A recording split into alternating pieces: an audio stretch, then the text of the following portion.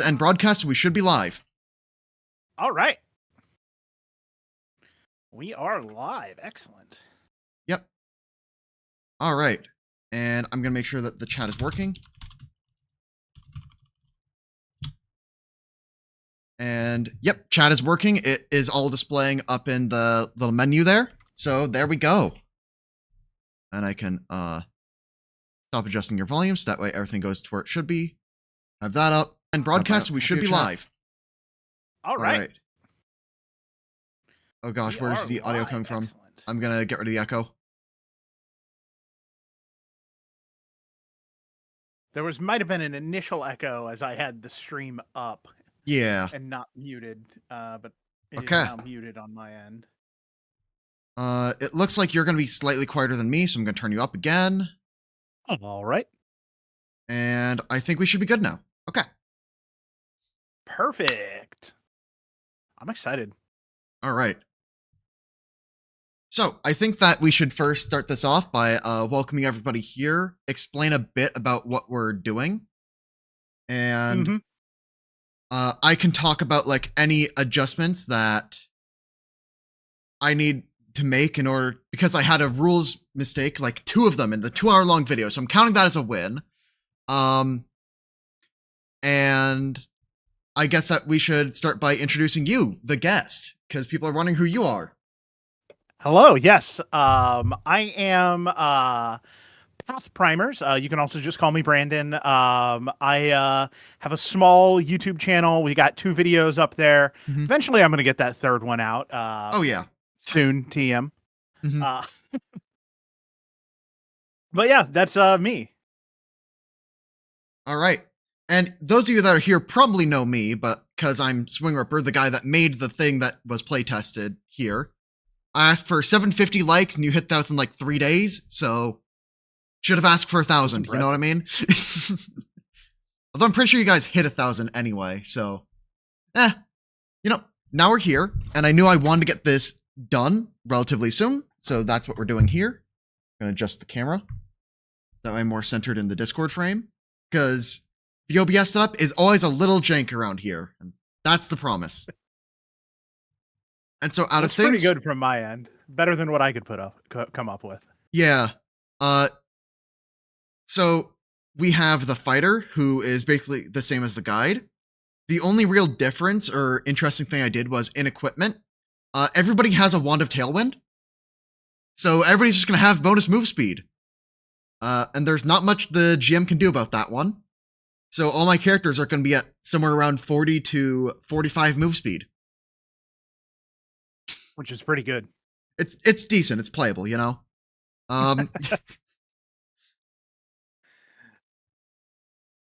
And yeah, so I had to adjust the witch because you cannot do a spell shape on an amped psychic cantrip, so I decided to go with wizard instead.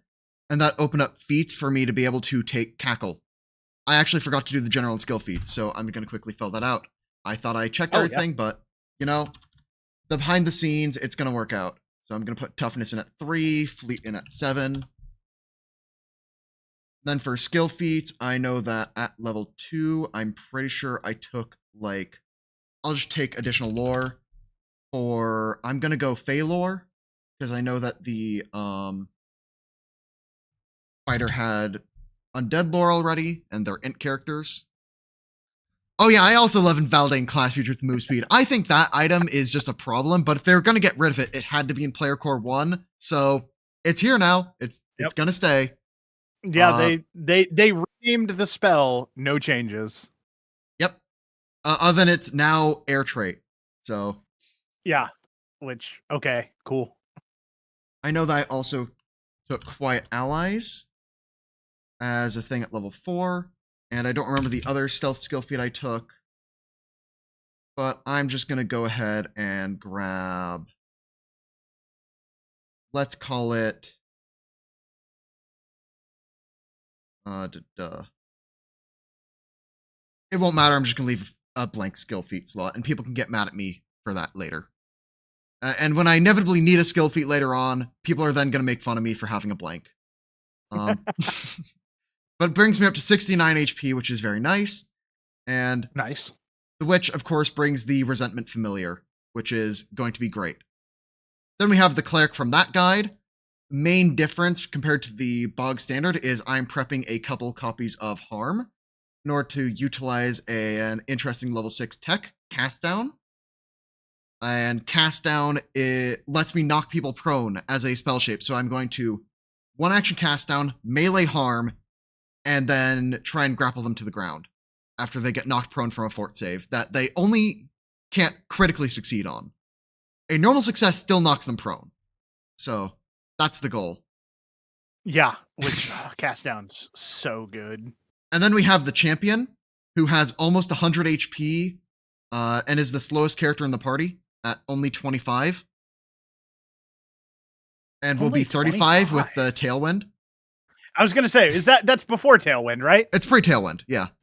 Okay. But has an AC of 28 before raising shield. That's going to be real nice. It's going to be real balanced is what it's going to be. And then skills are standard. Then I did have to splash a point into Int to get nature training so I can then trick magic item Wands of Tailwind.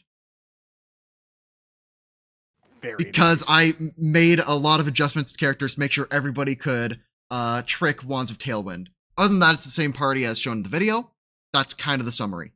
I apply statuses. Resentment Witch does funny things. Boss fights are handled.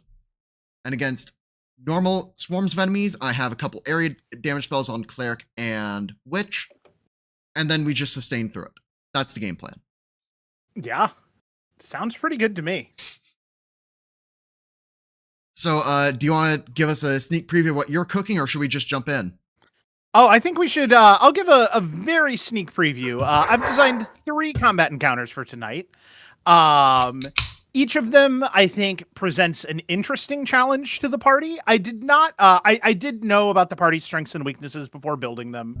I did not build any encounters specifically as a hard counter to the party. I wasn't focusing on, all right, what is the absolute worst matchup? But all 3 encounters are extreme difficulty rating. So all 3 of these fights are fights really you should only be seeing in the last, the last book of a campaign, maybe once or twice extra. Throughout the course of an entire campaign. And all 3 of these fights will be run in the same adventuring day. So even without specifically trying to find the absolute 3 hardest encounters for this party, it's going to be a hell of a challenge to get through all 3 of these alive. Yeah, and I'm going to try and do it in such a way that is so dominant, it looks like I can take a 4th. Yes. That's gonna be the real. I think the end of the stream looking at, well, what resources does the party have left after 3 is also kind of telling, because the fighter and the champion are gonna be a-okay, obviously, but the witch and the cleric, how many high level slots will I be able to force you to burn through tonight? I think that you're probably gonna get me to burn through all of my high rank slots on the witch. I'd be surprised if I don't end the adventuring day with 2 heals left on the cleric. All right, you've called your shot. 2 heals on the cleric. That is like, I have played this cleric in an unoptimized party, like this basically exact build, and it put in massive work. And now it has a champion to protect it. Yeah, I'm excited. I love this cleric. I've played actually something very similar. Not this exact build, but similar. And it's an absolute blast to play. It's great. So yeah, and I'm going to be piloting 4 characters at once. And this will actually be my first time playing the new witch. So there we go. Heck yes. And also, did we say that it's at level 7? Yes. Level 7. It's a nice level. It has a lot of things going on, but if we were to do like a 15th level combat demo, I think the game actually kind of gets easier. Yes. For characters in extreme encounters once you get past level 7 and so. But at this level, and you don't have as many things to manage and forget about as one person trying to be 4 characters. And also, this being level 7 is actually a big hurt for the champion because I kept the builds very accurate. which means I basically have a dead feat in my 6th level slot being Shield Warden, because Champion Reaction is just kind of better in most cases, because I don't have the quick shield block, and I don't have the one that lets me shield block with a Champion Reaction. Which, by the way, in the remaster was errated, so that your quick shield block reaction can actually be used to get that extra Champion Reaction off. So at level 10, I'd be throwing off 2 Champion Reactions a turn. And at level 12, good. I add a third. That's just 3 reactions on a champion is absurd. And then the fighter would also be spamming out several reactive strikes a turn. Because they're getting knocked prone all the time. So it would become... This is like surprisingly a weak point in this party's rotation. Despite the cleric having expert attack. The builds are in a video somewhere. I think I linked in the description of the stream. And then the builds themselves are linked in the description of that video because I was too lazy. So yeah, it should be a good time. I will note that level 7 is big because that is Champion's armor upgrade. Champion has expert armor now and is going to be in heavy armor, hovering that Champion reaction with a raised shield. You're gonna While need the enemies it, are prone and enfeebled and having resentment, which extend all of it, and like it's not going to be touchable, is the goal. Yeah. The cleric has expert in strikes, which means I have martial accuracy combat grabs coming off the cleric. Ooh, let's go. The fighter, I'm going to be honest, doesn't get that much from level 7, but you know, getting that weapon specialization, the flat damage, is +3 damage on all the fighter strikes. Yeah, and you know, they're already just fine. And the witch, of course, gets expert in spellcasting. All spellcasting. And 4th level spells. And 4th level spells, which will have me have my funniest tech, Tortoise and the Hare. This common spell that applies slowed to an enemy and quickens an ally. But the slow duration is shorter than true slow. But as I mentioned before, 1 round is infinite duration with the Resentment Witch. Oh my goodness. What is this? What book is this is one I thought I knew most of the spells in the game. This is one spell I don't recognize. Yeah, no, isn't this great? I'm pulling out all the stops. From? I would need to look it up. Like I don't remember. You're looking up. Yes, like maybe the Makambaya book? That makes sense. Based on thematics. No, Secrets of Magic. Okay, yeah, so it's an older spell. Yeah, no, it's common. I'm allowed. Yeah, no, absolutely. I just don't remember that. Chad is asking about the gear setup. So other things that are very interesting is I have Phantasmal Doorknob to try and dazzle people whenever the fighter crits.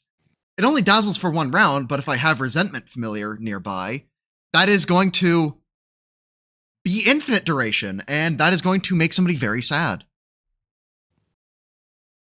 Yeah, that's really good. And then we have, of course, Doorknob is so good. On the cleric and the champion, they actually have an on-level item, because all these characters were actually built with the starting at a higher level items, which is actually a little bit undertuned compared to what you have in normal campaign. So they both have sturdy shields of lesser variety, which is an on-level sturdy shield. And they all have lifting belts, so that way they have the bonus to athletics. So both of them have +18 athletics by default, +20 with athletic rush. That's so good. And all the defenses combined and everything together. The familiar will get attacked, but that's why we have the champion reaction, the cleric to heal, the witch to give it fast healing, and then also give it further resistance, and like... Yeah, no, I'm planning around the familiar trying to be attacked, but good luck. I am excited. If everything goes right, I inflict... If somebody tries to attack that familiar, they're attacking at -5.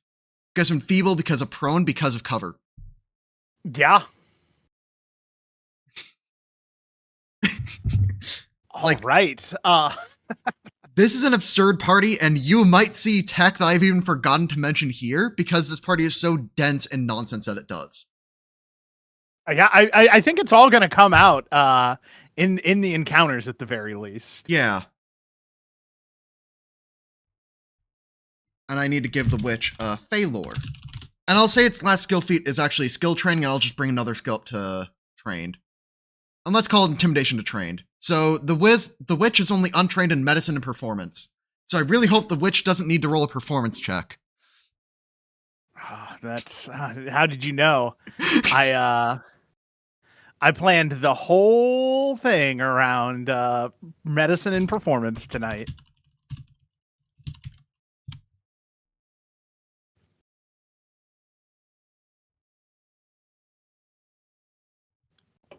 All right. Are anything else to clarify before we kind of jump into some combat encounters?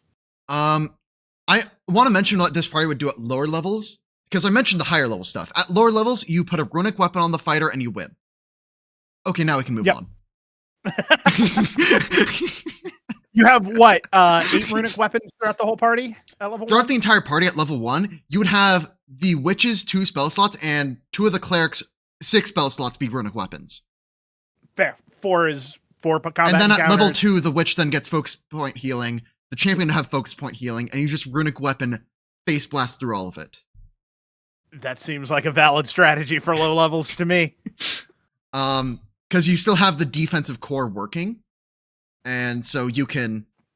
The only thing that really scared me was Ghost, so I made sure the fighter's polearm is Ghost Touch. That's my one answer to Ghosts. Very valid. It think may or may that's not it. come in handy. Mm-hmm. All right. So I'll go ahead and get us started here. There's not much of a story here tonight. Sorry for those expecting a beautiful tapestry and me painting you mind pictures. The story is it's 1986 and you're out there adventuring. Why? The love of the game. So let me go ahead and pause the game. You've entered an old library that has long been since abandoned. It is nearing sunset. The last few rays of light are streaking through the western windows. So the party will need light setups, which you've already gotten on. Awesome. And don't worry, they're 120-foot range. Yep. Excellent. What is the party's exploration activities, and what kind of what would they be doing to explore this area to kind of get where your actual starting positions would be for the characters? So generally how this party would approach exploration, if you could unpause, if that's yes. allowed. So generally the champion will be decently far ahead, just defending and raising their shield, and the entire party will be going behind. The fighter will actually be repeating a spell of shield, so they're going to have the shield thing up.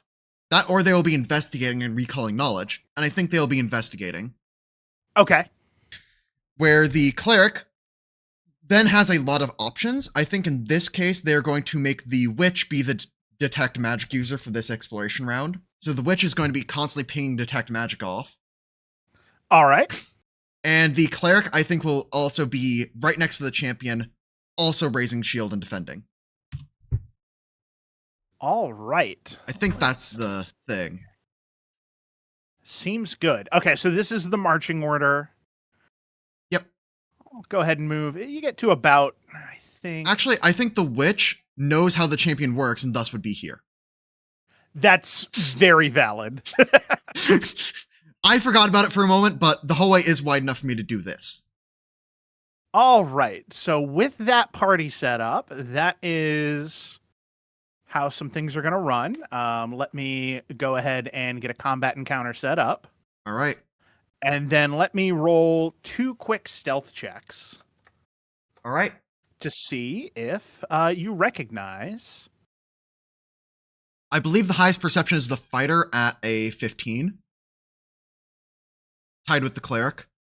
Oh, never mind. These things are not proficient in stealth. So you do hear, as you approach, some skittering behind the bookshelves. Ooh. But before you can investigate what that is, the first jape of the night is going to happen right after we roll initiative. First I'm gonna just quickly drag the spell effect Tailwind 8 hours onto every character.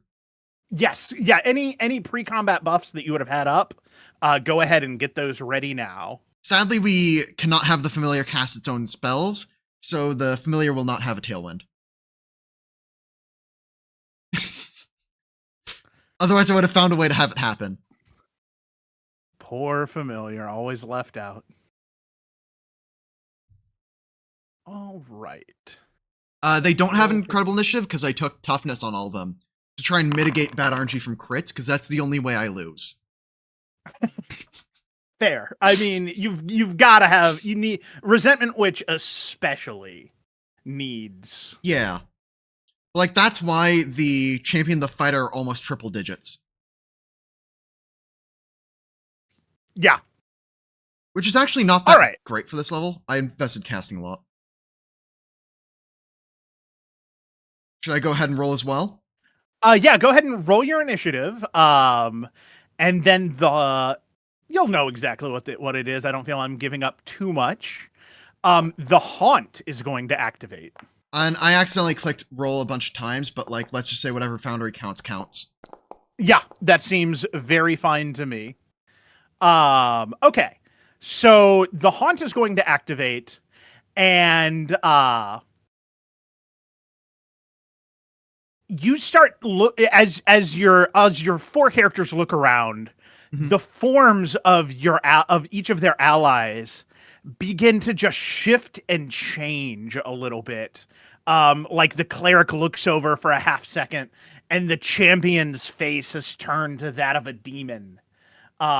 Things are appearing very terrifying to each of them. Your allies have shed their disguises to reveal themselves as malevolent monsters. I need every creature in the area to make a will save. All right. I'm going to throw will save out from champion. That is a low roll. Also, for hero points, do you think that everybody starts with 1 and we can give out hero points 1 per encounter? That was exactly my plan. Would you like to hero point this? I'll let you have your fun. The cleric will get... Are you sure? Absolutely not, but I'll let you have your fun. All right. I'm going to get a low roll from the fighter, which happens. Because, like, I'm going to roll some dice that are lower than average. I have to accept that. Yeah, that is very fair.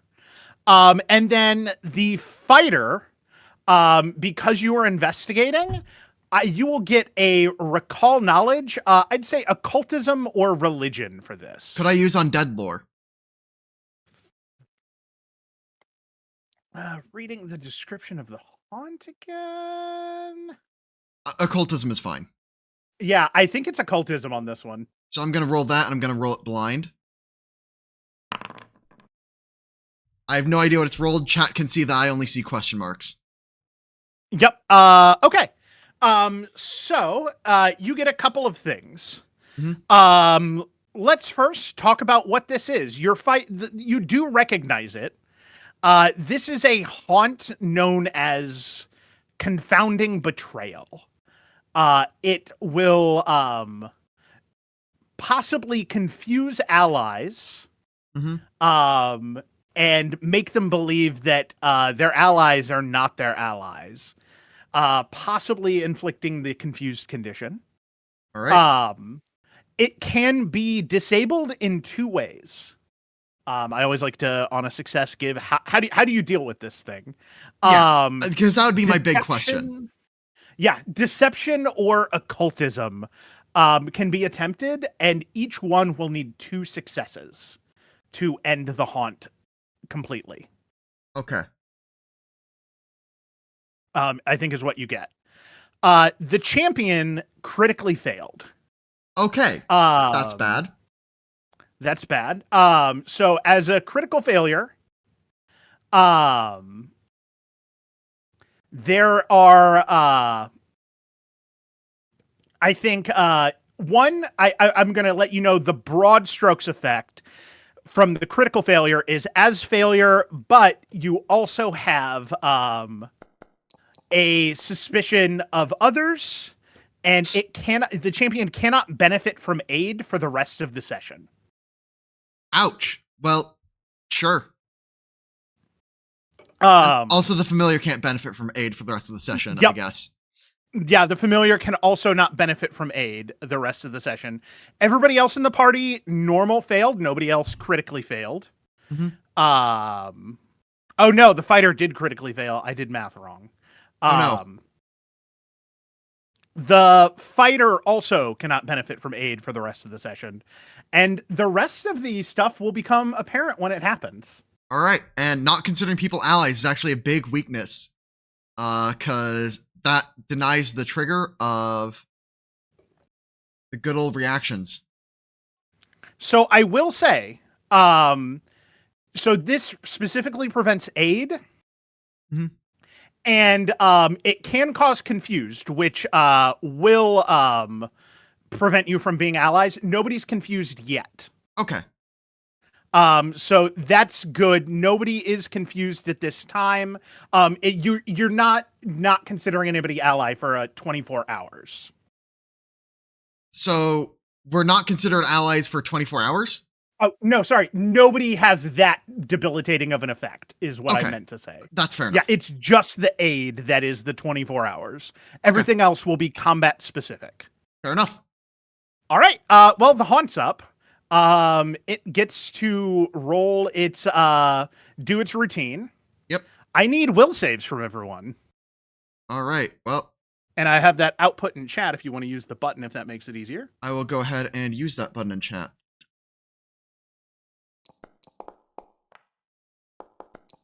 I just clicked through the menus. I may hero point that nat 1, depending on who got it. The cleric got it. Yeah.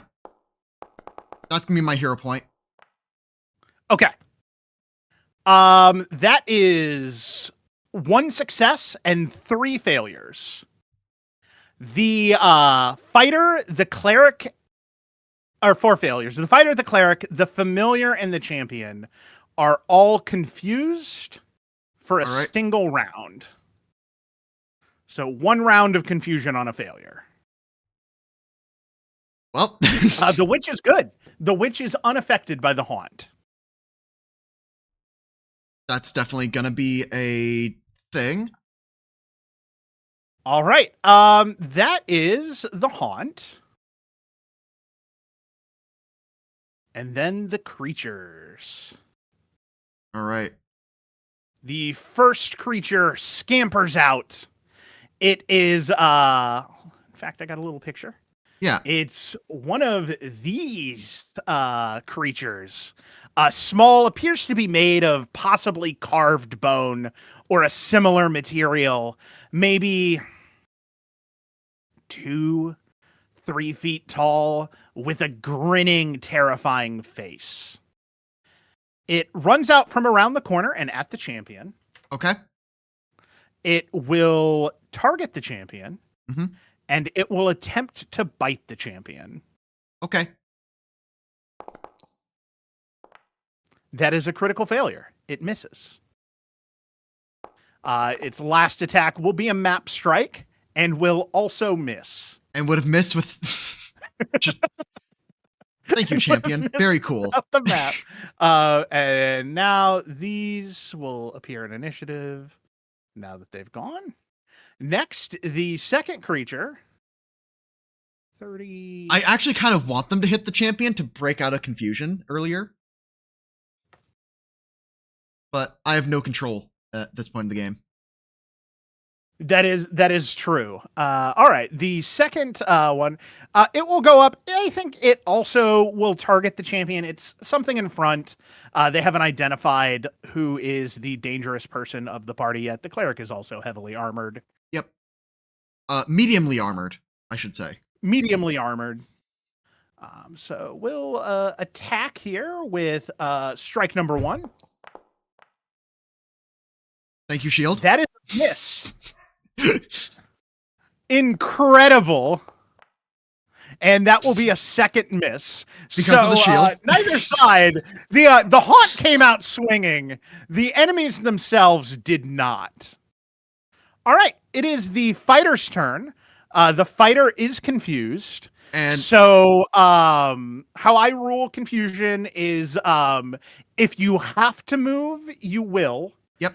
If you don't need to move, you're going to prioritize attacking if you have targets within range. Yep. Your fighter has a reach weapon, correct? He does. So I will roll here for you. 1, 2, 3, 4, 5. One will be the enemy. Mm-hmm. 2 will be the champion. Should be just 4 targets. Familiar. I keep forgetting about that familiar. Yeah. Starting with the creature, champion, cleric, witch, familiar. Familiar on a 5. I'll roll a d5. And All really, right. I'll just roll 3 d5. Speed our process up. Absolutely. All right. So the first attack will go to the familiar, and the second 2 will go to the champion. All right. So I'm going to target the familiar. And I'm going to use my striking ghost touch halberd to strike. I saw that 20. I saw that 20. I saw the world. Incredible luck. Which, it's balanced out by the will save luck. Yeah. And then the other 2 go at the champion? Yes. All right. Let me quickly read my advantageous assault. Nope, not prone, grabbed, or restrained, so it's just going to be basic strikes all the way down. Excellent. And That's it's a champion. And I need to roll nat 20 to hit. Cool. And that's a miss. All right. That went fairly well. The fighter is no longer confused this round. All right. The fighter has reactions back. All right. The cleric has, again, 5. I'm going to go with the same order, just swapping out. Cleric for fighter. Starting with the creature. Champion is 2.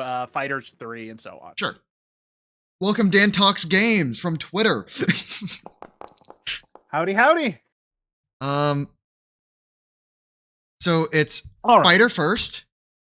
Fighter first, then champion, then creature. And so with how this character works, it will always be a fist strike.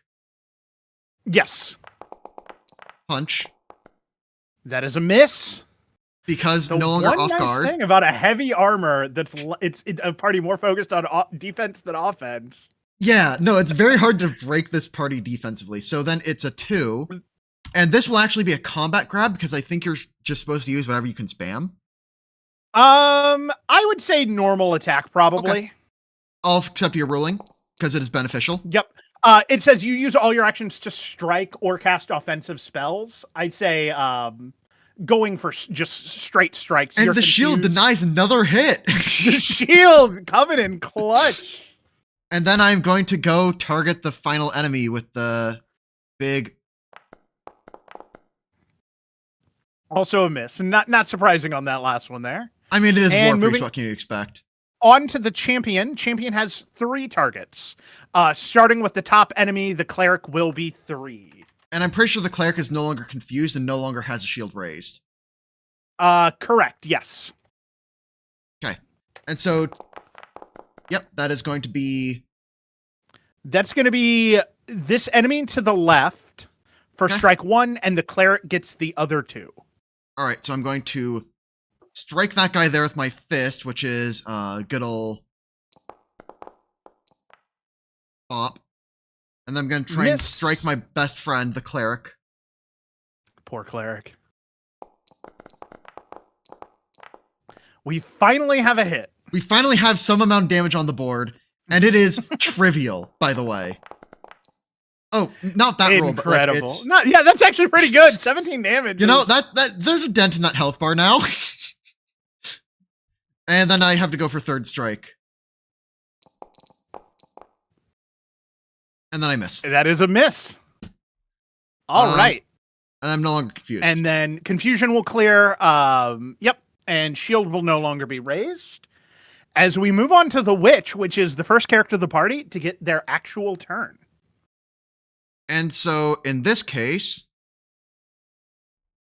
I'm debating how silly I want to get with it. I'd prefer if you unpause the game. Just like Oh, I didn't realize it was there because I had no nobody's decisions had to to move make. yet. I'm thinking because I have a lot of spells, and I don't think any of my spells are like good yet. Because like I don't want to burn my like actual good spells, and Albatross Curse isn't good here yet. So I think that I'm not gonna let like the bird get more action since one independent while it's confused. Oh god, it's confused. Where does it go? I believe it is independent. Yep. But it can't strike. It has no attacks. Yeah, it has no attacks. So looking at the confused condition, I'm gonna say you hit yourself, but you can't do that. I'm gonna say it just can't do anything this turn. That's fair. I respect that ruling. That if it cannot strike, then it just if it's impossible for you to attack or cast spells, you babble incoherently. Oh, chat That's is what right. it I is. do have Bless. I'll cast Bless. Bless will be very good. And so the witch has a Bless up. And then I have one action left, which I'm going to use to cast a shield cantrip. Awesome. There we go. All right. Moving back around to the top of the round, the haunt will do its action, which will ask for will saves from the party. I'm going to highlight the entire party, and I'm going to go ahead and click that. And I'm going to click through all the rolls, and we'll see all the results at once. I see another nat 1 happening. And the nat 1 is from Cleric, who burned the hero point last time on a natural 1. Oof. All right. Any other hero points would you like to use on anybody? I think the witch can't do much harm, so I'm going to say I leave the dice as they land. Okay. The results are the cleric has critically failed. They are confused for a minute. That's fine. They're going to get hit. The familiar is still confused, which I see you already have on there. The witch is now confused. Yep. The fighter has succeeded, and the champion is also confused. Ah, the classic. So the fighter is the character that's unlocked this round. Yep. To activate full potential. The creatures are up. They are not incredibly bright. I think they're going to go for the champion this round again. Just based on their low intelligence, it's the first creature they see. So they continue to attack the champion. Mm-hmm. That is a hit. Oh no! I will take some damage. 8 damage. And I get to make a save against confusion again, right? Actually, the one of the effects that you didn't know about yet, taking damage does not offer a flat check on confusion if you failed the initial save against the haunt. I see. Okay. This haunt is a nasty haunt. Yeah, no, this is gonna be awful. All right. So that is a hit. That is a miss. Make sure that I was correct. Yeah, end confused condition when they take damage. And then finally, the last strike. Also a miss. There we go. The second creature, they are smart enough, I think, to gang up, not realizing the creature is flat-footed from the confusion already. Yep. 2 quick attacks. We have our first crit of the night, and followed up by a hit. Ouch. Critical damage for 34. Ouch. Followed up by regular damage for 20. Ouch. Ooh. Dice are hot. I'm done. All right, so now it's the fighter's go.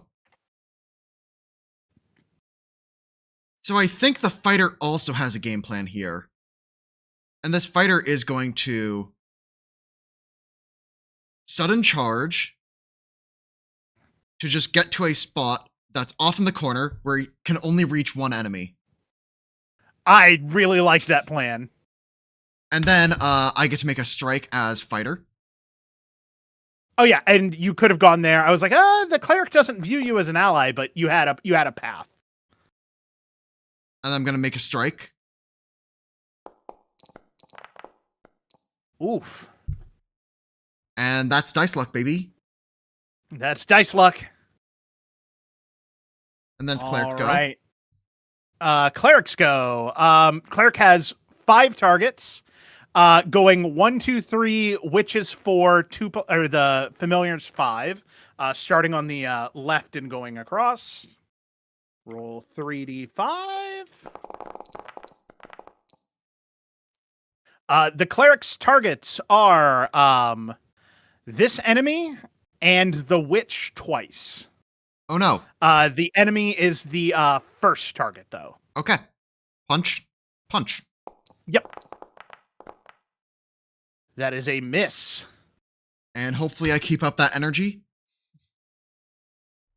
as I strike. You have. And I strike. Come on, War Priest. Memes.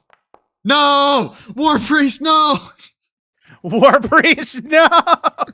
That is a critical hit. And I guess that's acceptable. All right. The witch can't take and reactions. I guess the witch needs to make a fortitude save. Oh yeah, I do have crits back.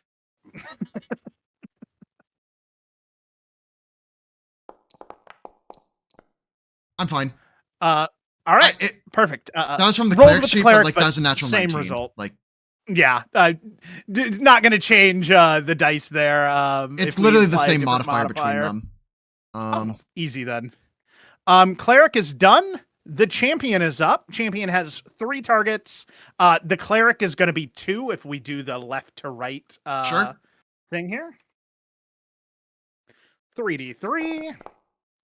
All right, two at the first enemy, and then the cleric gets the final map attack. All right, so I'm gonna punch the guy in front. Yep. Punch, punch, punch, punch.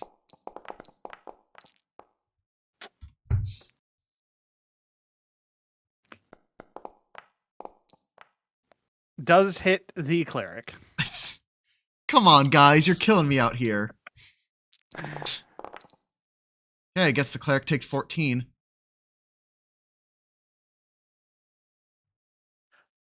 All right. And Dan Talks game, that normally would happen. But this specific haunt, if you fail the initial save, damage does not knock you out of the haunt confusion. It's a nasty haunt. All right. Witch is up. The witch Has electric arc. Yeah, electric arc.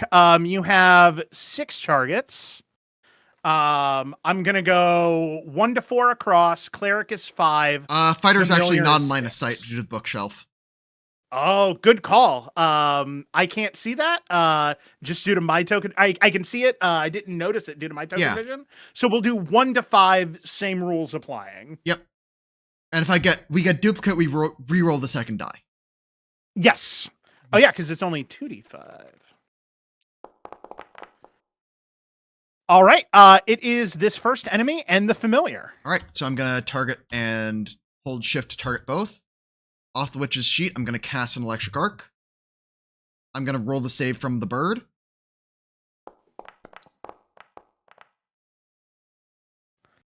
And if you roll the Bird save for fails, your guy, and I'm then pretty sure I need it'll to pop. roll for this creature.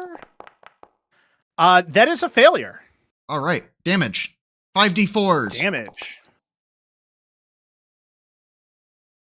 The creature appears to have some amount of resistance to this. And then the witch has an action remaining and will probably throw an unarmed strike. Probably, I guess, Either the the cleric bird or the or familiar. cleric. So I'll say the cleric is 1. Yep. The familiar, which Which hates their familiar. I never liked you anyway. As you just hear some like horrible squawks come from the bird. All right. And then Bless will, I believe, go down. Bless Or doesn't no, have just duration Bless. sustained. Bless doesn't have to be sustained. Bless is just hanging out. Yeah, you can sustain Bless. Yep. That is going to be clutch. I was thinking Bless was going to leave. All right. It is Haunt action. All right. The champion and the Will witch both saves. lose their confusion, right? Yeah, everybody is no longer confused except the cleric. The cleric is just going to be confused the rest of the fight. Yeah, don't worry about rolling for the cleric. You can't do... Yeah. Actually, let me read the haunt. No, the way it's worded, the cleric just no longer needs to roll. All right.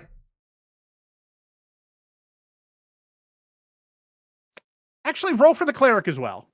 I will roll for the cleric as well. Just let me do that.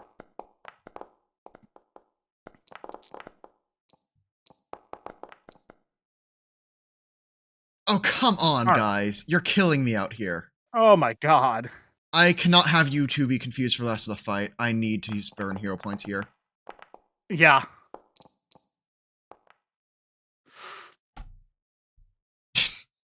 All right. That's how it goes. Oh, the fighter also does need to roll. Of course.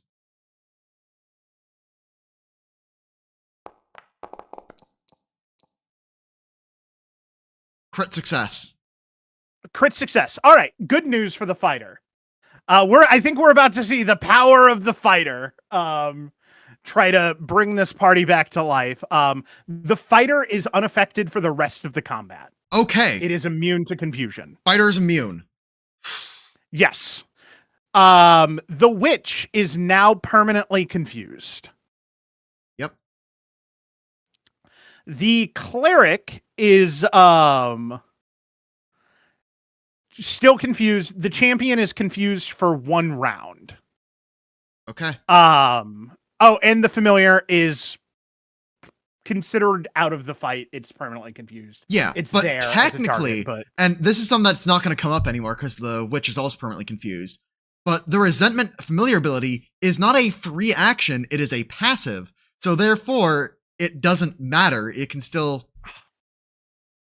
incredible rules lawyering. That's not going to matter, by the way. But technically, that's how it's worded. Yep. Oh. All right. Okay. It's done. Let's see here. Are they going to continue to go for the champion, or is one has a fighter swinging at him? They're not smart. I don't think they understand. Take out one, move on to the next, move on to the next. Okay. Fighter's attacking. It's going for the fighter. All right. Strike fighter, attempt to bite. That is a critical hit. All right. Dice are on fire. For 30 damage. Ouch. And then its final action is going to be used to attempt to grab the fighter. With the grab action on the jaw strike. Unfortunately, this is one of my few non-wrestler characters, so I don't get a +2 bonus here. Restrained. You don't need to tell me what restrained does. Dice. I'm very aware. Yep. And she, of all the conditions, this is fitting in a way. this is so it's chomped on.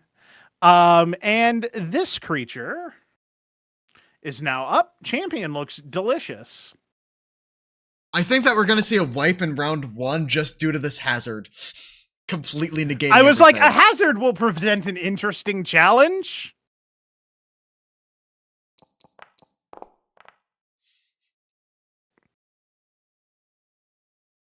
Yeah, I think that's the end of you. Yep. All right.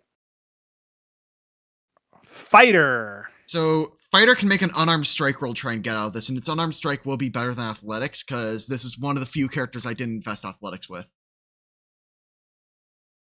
So I'm gonna have to beat their athletics DC with this unarmed strike roll. Yep, which is very good for the fighter. Yeah, you do it. That's a critical success. All right, so I am out of the restrain, and that also lets me take a step potentially. Yes. So the fighter will take one step back. Yeah, seems really good to me. And then I will point my pole arm that way, and I'm going to swing. Absolutely. And then I'm going to have the fighter say some kind of curse in Elvish as I raise up a magical shield. All right. Up next is the cleric. The Four cleric targets. now has 4 targets. Champion is 1, enemy is 2, witch is 3, familiar is 4. Yep. Looks like it is champion, champion, enemy. All right. Cleric goes striking, and striking, and striking. Damage on champion.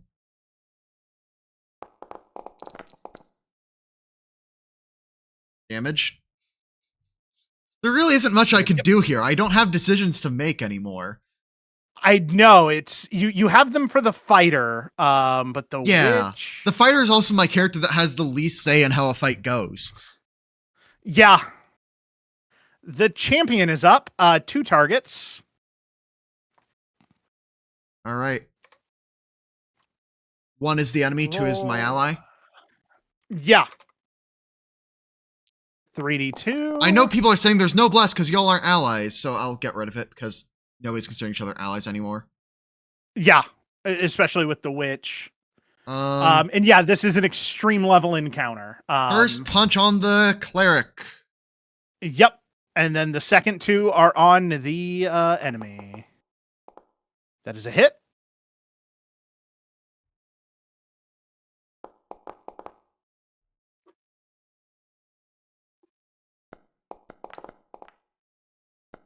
Hey, there's some good luck. Got a crit. Okay. Bang. For 28 damage. Oh, I can't apply it to you. I forgot. It's all good. Okay, I was about to say I will revert it. Again, it appears to resist some of this. But it still takes a chunk of damage after that hit. You're listening, which gets the blast. I'm not going to track the damage to the familiar that heavily. Like, let's just get rid of the blast to make things easier. The witch would get the blessed to the bonus to saves, which will matter based on how I'm reading this hazard. Bless doesn't really give bonus to saves. Oh, yeah, I'm blanking. I've got addition brain. Yeah. So I just have +1 to my attack bonuses here. So who am I electric arcing and then who am I basic striking? I can still see both 1, 2, 3, 4, 5. Both. Yeah. I'll roll 2d5. I mean, in reference to Dan Talks Games, I think any party would break down here because you're relying on marshals to do damage. The marshals hitting each other is going to kill you much quicker. I just kind of need to roll crit successes. It's definitely a. There's all right. So the familiar gets electric arced, and this enemy here. And at least I'm making some forward progress. Reflex save. Reflex save. That is another failure. And that's going to be a critical failure. Okay.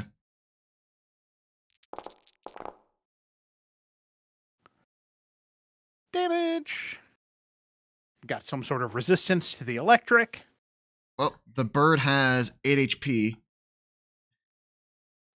All right. The witch has 1 basic strike to make at +1 accuracy. I'll flip my coin. I'll roll the D2. 1 is the cleric. You're gonna do the coin. Okay. Yep. It's the. I can't see the roll in chat. It's the bird. Okay, I trust you.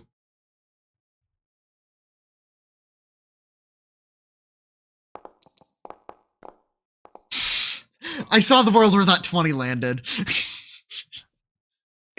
Bird survives. Bird survives one more round. The bird will remember this as a being of resentment. All right, everybody but the fighter make will saves.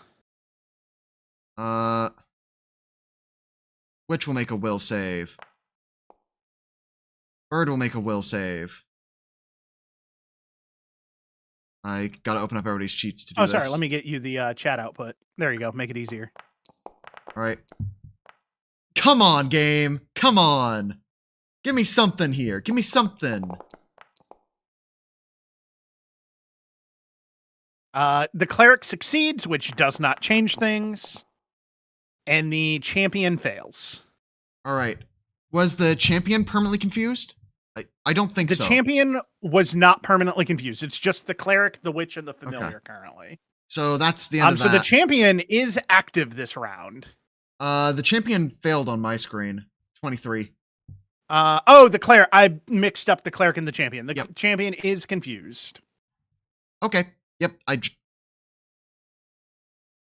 The fighter right, is reasonable at a cult, but like I kind of need to get rid of the enemies that are actively killing me before I get to deal with the haunt. It's a real bad situation where I'm not even sure what the I don't think there's correct move is. That is a hit on the fighter. All right. Show me the damage. 12. I'll take it. Second action will be the grab action. All right, my fort DC is 23.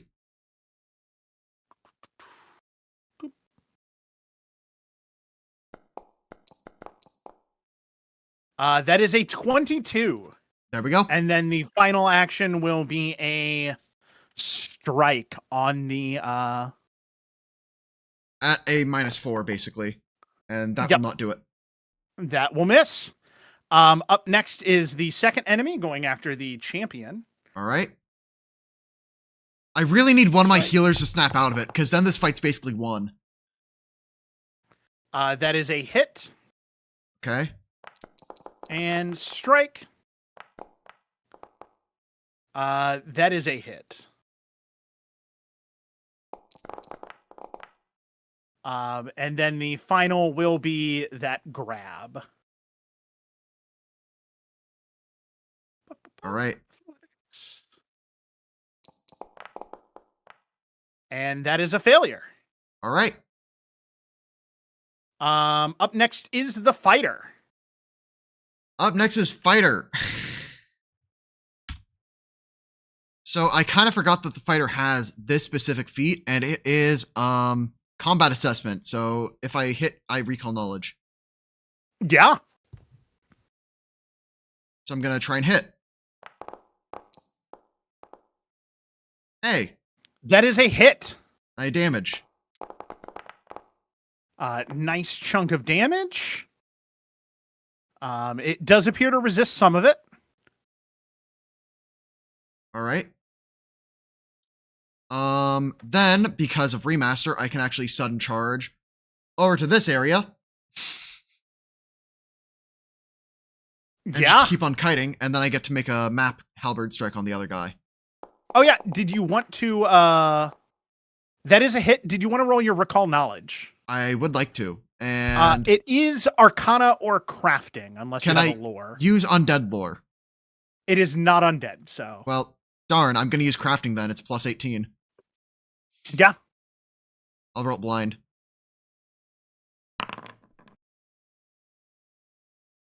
That is a normal failure. Unfortunate. Well, there goes my assessment. That is damage. All right. It is checking something. All right.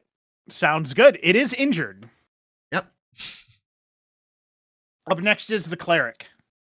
Cleric has 4 targets. Yep.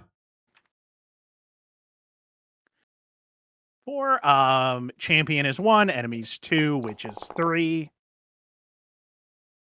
Familiar witch. So, thankfully my fist is non-lethal. Yeah. Let's go.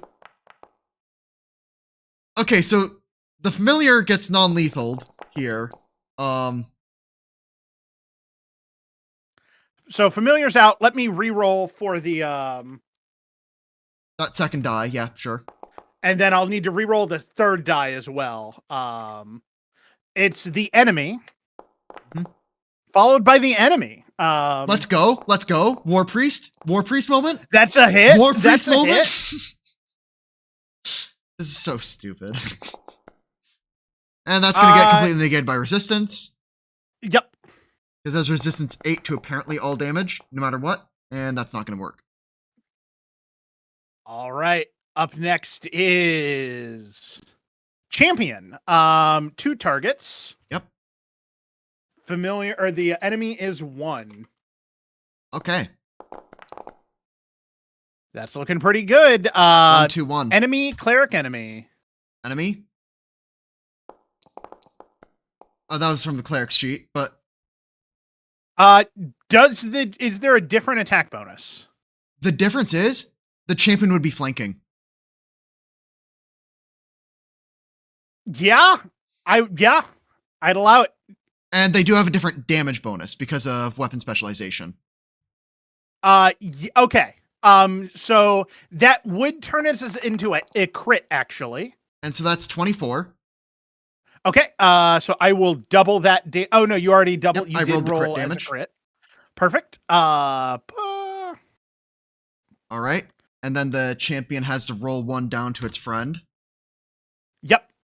And I will say, when that happens, the construct, this creature here, its body begins to visibly crack and start to break apart. It's one of those you get the crit and then they start falling apart and the resistance goes away. Okay, good. Possibly. It does appear that its AC is significantly lower. Good. That means that I have a chance now. And I only need a chance to win. The fighter still considers the champion an ally, so you are attacking with an ally on the other side. Yeah, yep. All right. And then okay, perfect. And in any case, we feel this makes sense. We feel it makes sense, so we're gonna let the crit stand. Yeah, it's 2 enemy. It's 2 enemies of this creature. It makes sense that it would be distracted, being attacked from both sides. Yep. So we're saying because it makes sense for it to happen, which is, according to how shield block is ruled, the only thing that matters. So there we go. All right. I believe I have a third strike into the enemy now. Third strike on the enemy. Bang. Dan Talks Games, this is the same daily resources. Yep. And so far, only 1 blessed spell slot has been spent in terms of dailies, because I physically can't do anything else. That's the real tech to this fight. So it appears to do full damage. Yay! All right. Thank you, the Fighter Man. witch is up. I see 4 targets now. The cleric is 4. 1, 2, 3, 4. Enemies are the odd numbers. 3d4. That is just. I should have rolled 2d4. But the champion's getting 1. The champion's getting hit. And then let me roll the d3 for the other one, with the cleric being 3. This enemy here. All right, and because it's non-area of effect ability, cover should. All right, let's see here. And I will reflex go ahead and add in my bulwark. Oh, come the fuck on. Oof. Okay. Champion doesn't have a hero point, right? Nope. And champion goes down. At dying 2. Oof. All right. Creature takes some amount of damage. Mm-hmm. I've got good news. The champion doesn't need to make a will save this round. Oh, and also, the witch has an action left, and the only valid target is cleric. Strikes the cleric, yeah. If one of the casters wakes up, hits due to off guard. Yep. Deals 2 damage. 2 damage. All right. I need 2 will saves from the witch and the cleric. You're crit fishing here. Yep. You got the crit. So two. They essentially stay the same. Yep. And the creatures are up. Moving in on the fighter. Reactive strike. Yep.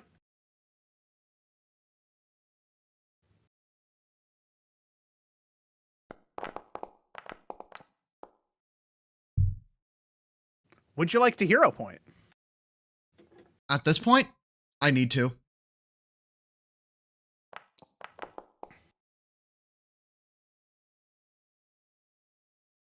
Two D10 plus 7. 25.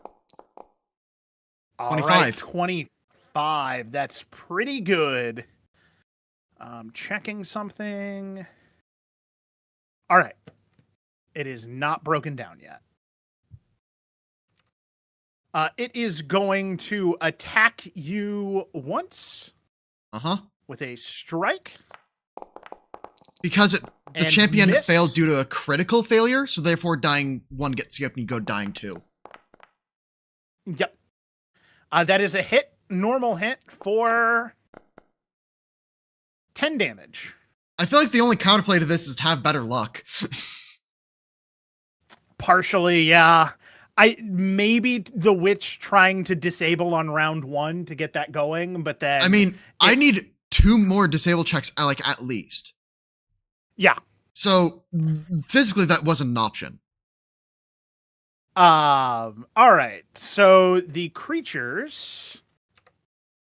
This one is done. The next creature is up. It is going to try. Actually, it's not. Because its skills are garbage. It's not even going to try to tumble through. Just gonna start fighting the cleric. Yeah, I think it's just going to start fighting the cleric because it can't get in on the fighter. So chomp the cleric. That is a hit. Yep. Nothing I can do about this one. 11 damage, Sure. athletics to grab. That does grab, but it's not a critical grab. Yep. I'll become grabbed. Applying. Oh, you've already got it. Perfect. Thank you. And then finally, a strike. Your guy's not grabbed though. How did that apply? I don't know. Probably hadn't Pull that selected. off. That's a miss. Yeah. There we go. Fighter's up. I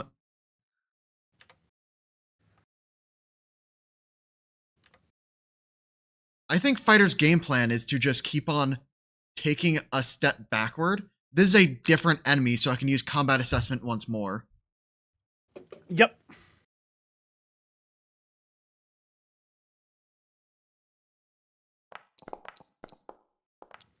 That is a hit. And I'll get to do my damage, as little as it is. That's 7. That damage will matter, though. And then the fighter will go for strike 2. Before you... The grab was just a normal grab. It did have the AC applied. That is a hit. All right. And it is in its broken state now. Okay. The fighter is also in a broken state, but for game balance reasons. Yep. All right. So it takes the full 9 there. The cleric is up. Cleric confused. Cleric is grabbed. But as 2 valid per the targets. text of the confused condition, it's attacking 3 valid targets. Yep. The enemy is 2. Champion is 1. Champion's knocked out. I think you mean 2 witch is valid 2, targets. Yeah, enemy is champion's- 1. Yeah. Enemy is the lower number because it's higher on the screen in reading order. Yep. Oh no. Which enemy. All right, well, the dice landed.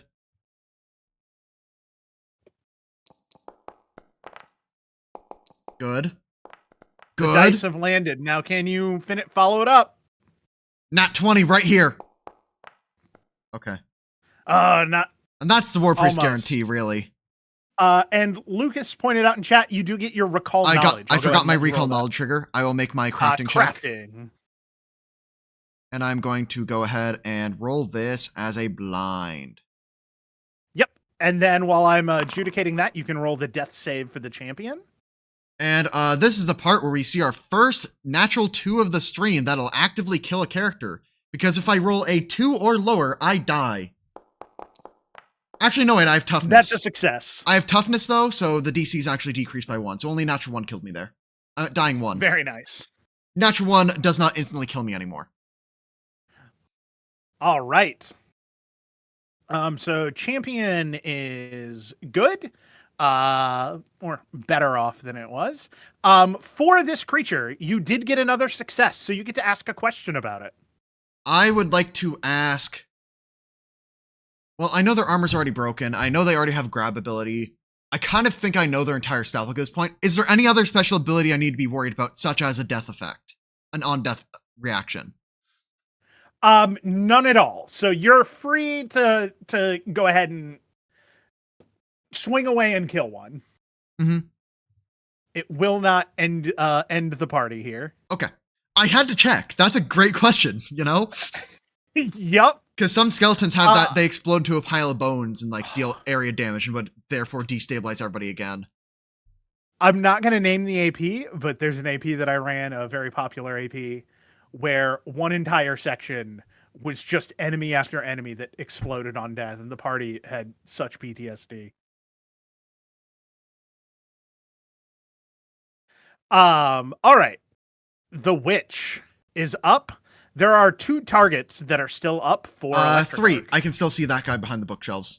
Oh, you can see that guy behind the bookshelf. All right. I will roll 2d3. Okay.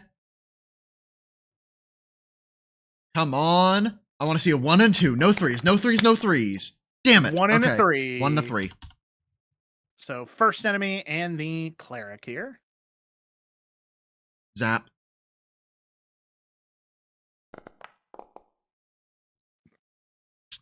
The enemy critically succeeds. Come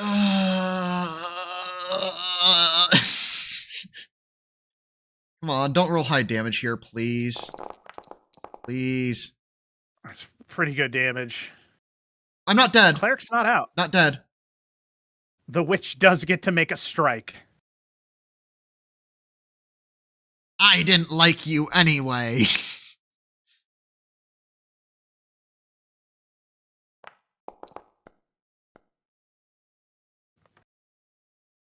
That is a hit. Do I get a 1? That is a 4. And the cleric gets knocked out. And is just unconscious, not dying. Fist is non-lethal. Yep. All right. Continuing on. The witch should roll a will save. Which will roll a will save.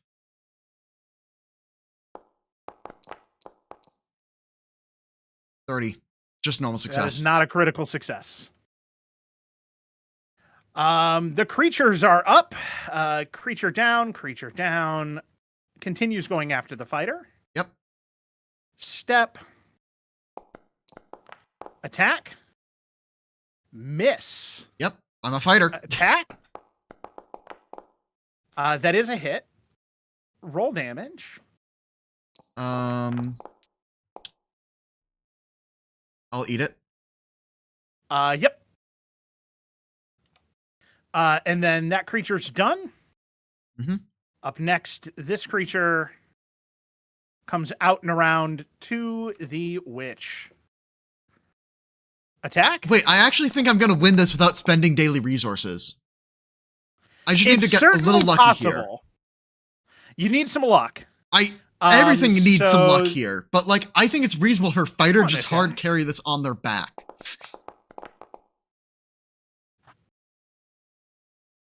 I'll take that. The cleric health, 13 damage. All right. Up next is the fighter. All right, fighter will see the guy in front of them, and the fighter will go, "Oh, fucking Christ!" Because this is not the first time this happened. Apparently, in the headcanon. That's a hit.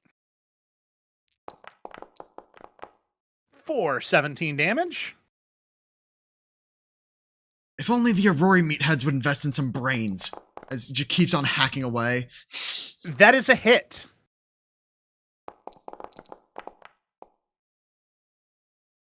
The first enemy goes down.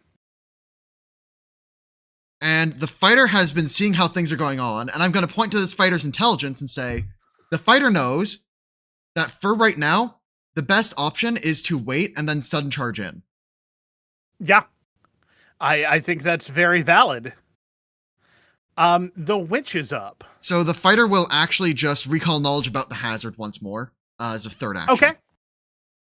And I believe you said occultism was a fine skill. Am I allowed to do that again? Yes. Okay. Adam, I'll be the -2 for the recall knowledge again on the same. Okay. Blind.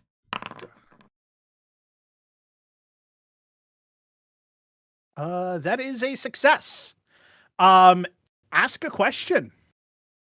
If somebody critically succeeds, how long is that immunity lasting again? A minute. Okay. Because now the fighter's game plan is pick up cleric, drag him outside. After this is all said and done. And then we'll go in with rescue missions to pick up unconscious people and drag them out so you don't actually need to disable the hazard. Yeah. Let's go. All right. Alternate win condition. Does the witch have a single target cantrip? The witch has let me go. I know the witch has needle darts. I think the witch would use needle darts here. Yeah, the witch has needle darts. Because the fighter is not visible due to the bookshelves. And I don't think I actually gave the witch a bunch of different metal items on the belt. I do that for normal long campaigns, but I forgot to, so that's that. Oh, I also forgot to have the witch hold the staff, but the witch would have punched because that's finesse. So, needle darts, attack roll, and that's going to be damage. That is a hit. 18 damage. That's very respectable damage. And then I go for a punch. Go for it. There's a chance. Guess what? I didn't like you anyway. Oh wait, there's that multi-attack penalty. But it doesn't matter, it's a crit! Yeah, even applying map. Okay, fine. Oh. It would have been so funny. Such a perfect bookend. Theoretically could have.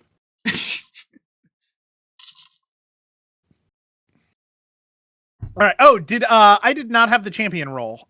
Roll your death save. I skipped over that in the interest of keeping things moving, but I forgot the champion was not stable yet. The champion is now stable, in fact. And is unconscious again. There we go. Go. Haunt. Which roll for Haunt? Which will make a will save.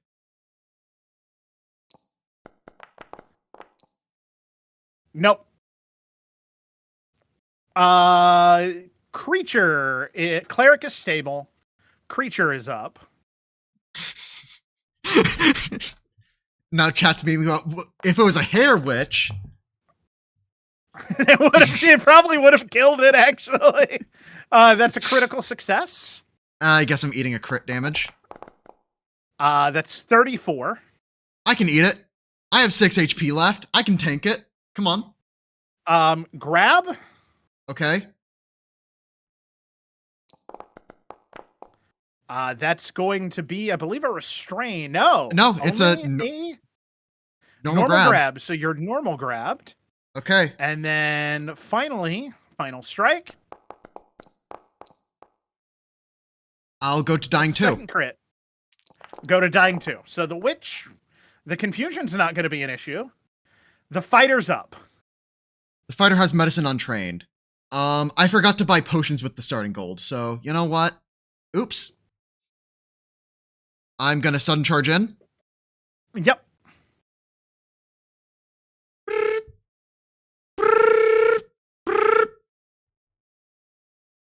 Target acquired. Strike engaged. Target acquired. That is a hit. And then I get to It's deal dead. my death blow. Yep. It had 5 health left. All right. So you have now taken out the enemies in the area. You have 1 action left. What are you planning to do with that action? The fighter actually had some leftover gold. Can we say that I bought healing potions even though I forgot to drag them on the sheet? Yes. Okay, then I will use the swap action to pull out a healing potion. Okay. Perfect. And I'm just gonna go quickly find one in the compendium. All right. Because I believe this party would have minor healing potions. And the witch needs to roll a death save. All right, the witch does have toughness, so only a nat 1 kills me here. But chat, it was an honor playing with you. I rolled a fort save and said, hey, that's a success. Dying 1. Yeah, I'll just go by the die roll on that. Success, which is good. The fighter will dump a healing potion down the witch. And then we'll use his follow-up action to punch her out, just so that she doesn't destabilize the rest of the group. Sounds good. And then the fighter will sling the witch over the shoulder, carry her out of the room. Okay. And is probably just going to pull another healing potion, wake her up, have her come in, use healing to bring... They're just going to figure out a way to get everybody out of the room.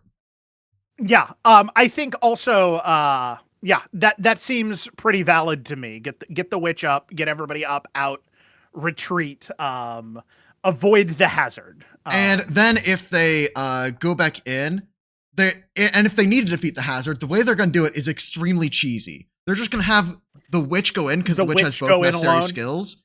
And if needed, they then have the champion run in, knock out the witch, come out, lay on hands a few times, wait 30 minutes, go back in. Yeah, that's entirely valid. I don't see a way where you can screw that up through rolls. Yep. In the interest of saving time and moving on to the next encounters, I think that does overcome it. Okay, so I'm going to take a quick bathroom break. And now we're still unkillable. We still haven't lost yet. Let's go. Yep. And the only resource spent were a couple healing potions. Like, let's go.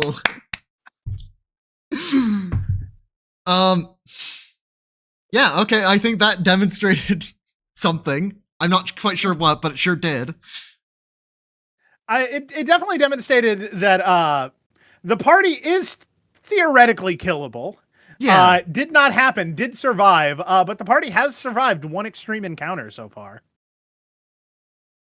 Yep. I'm gonna go quickly run off to the restroom. Yeah. Sounds good. Fighter OP. This certainly does not help the argument that fighter is not OP. And yes, this was the first encounter. We have 2 more encounters planned for this evening.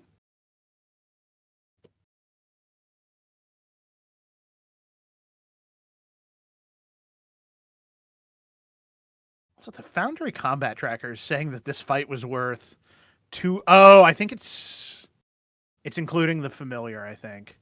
I was like, why does it say this encounter was worth 274 experience?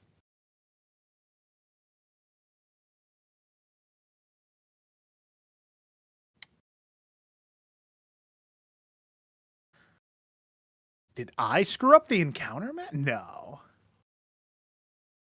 No, the encounter math was correct. It's Foundry who's wrong.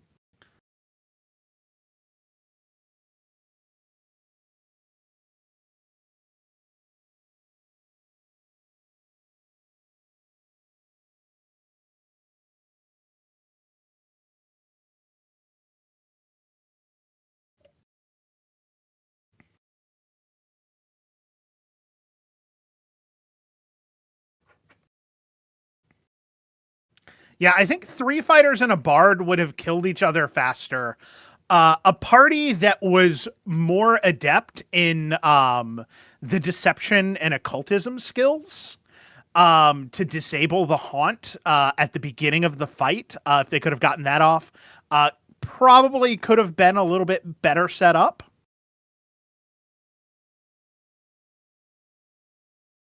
All right, I'm back. And I do think I that was. Oh, go ahead. I think that this demonstrated the fact that this party has durability. Yeah, the party does have durability. Even without the champion reactions getting fired off. Yeah.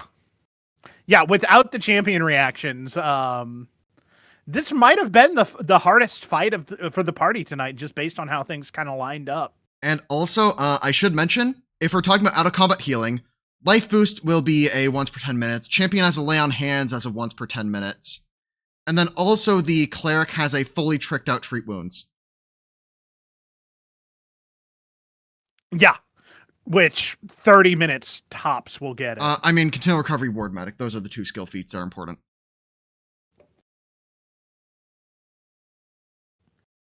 All right. I just saw one of my players in the chat say they can't wait to see if any of the encounters have frog-based creatures. My personal home game, just the track record for frog-based creatures: 2 frog-based encounters, 2 player deaths. They're rare, but frogs are terrifying. All right. So, is there anything we need to talk about before moving on to the next encounter? I just want to say that the party will be full health because they have so much out of combat healing.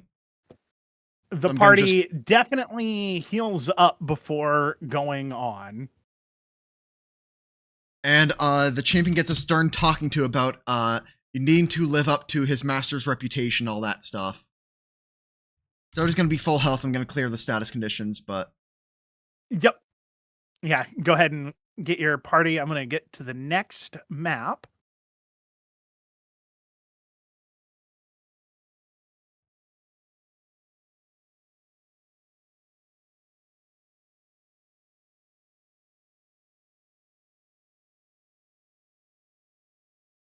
And you too, Bird. You're alive.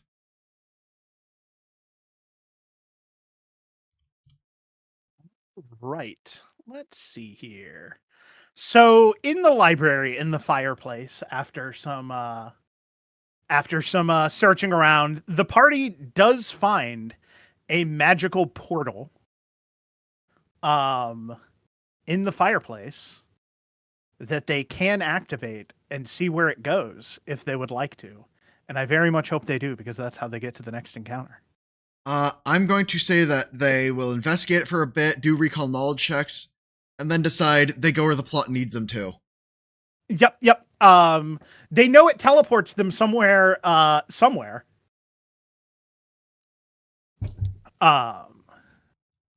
eventually they go through. The portal activates, and they step through to the next map.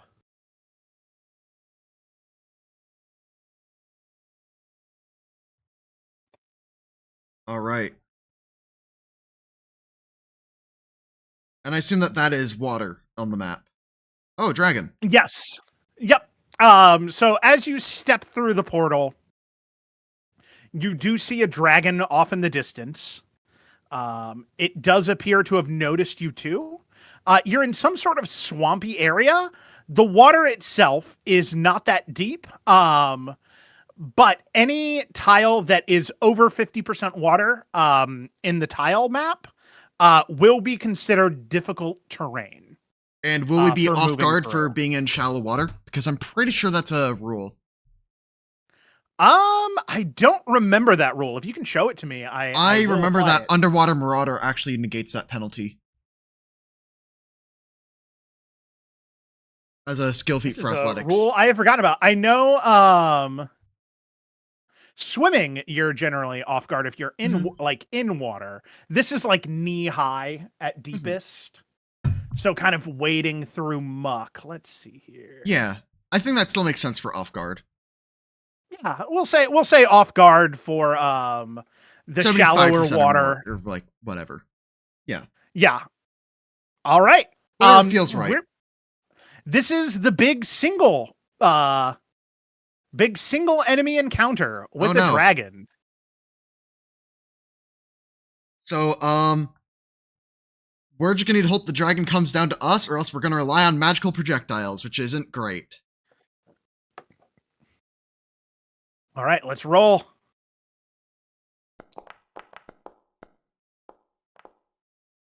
All right, I'm then going to go ahead and click, click, click, click, click, click, click, click.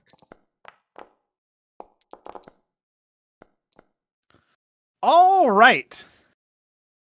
The cleric is up. And so what the cleric will, and also I think the fighter deserves a hero point from that encounter. Yeah, I agree. Fighter gets the hero point for sure. I'm gonna cast a bless. Yeah, seems really good.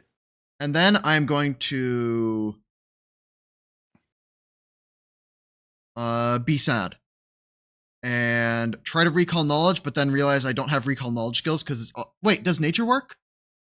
Nature religion? Um I have the It should be nature should work. Okay. I will try and do it with nature. And I'm going to roll this blind. There you go. I had to think about it with the new dragons. I'm like, yeah, nature will work on this, but you do not know anything about this. That is a normal failure on the recall knowledge check. All right. All the right. cleric just knows dragon that's time. a dragon. All right. When do I make my will saves against frightful presence? Because I haven't made enough will saves tonight. Let me make sure I read frightful presence correctly. Yep. As it flies in, frightful presence should kick on here. Okay. Dragons can you ping frightful presence into chat? Because I know exactly what that ability does, word for word. But it makes it a lot easier. Yeah. To there we go. Because then I can just click on it, and then I can just like kind of click all the buttons. Oh wow! Actually, good rolls on a will save for once in my life. Yeah, 3 successes, 1 critical, or 2 successes, 1 critical success on the fighter. The cleric does fail. Yeah. There's nothing I can do about any of this, so I guess that cleric champion are both going to be frightened too at the start. Yep. And then resentment witch familiar is frightened 1. Yep. Witch is frightened 1. Fighter is great. Fighters are a balanced class, so they get to have the balanced class benefit. I'm going to also move the bird there so I can better target both these. Give them a friend 1 stack and then move the bird back. Quick napkin math. Hold on. I mean, hopefully that first encounter burned all the bad luck. It sure didn't work on the Slay the Spire stream where I couldn't make it out of Act 1. Oh. And then when I did make it out of Act 1, I had some of the most hilarious bad RNG I've ever seen in that game. All right. So the dragon takes off and flies in a slow ascent at a rapid pace. As it flies around kind of to the side, and it will breathe out a cone of poison breath. I need fortitude saves from the party. There we go. Some good rolls.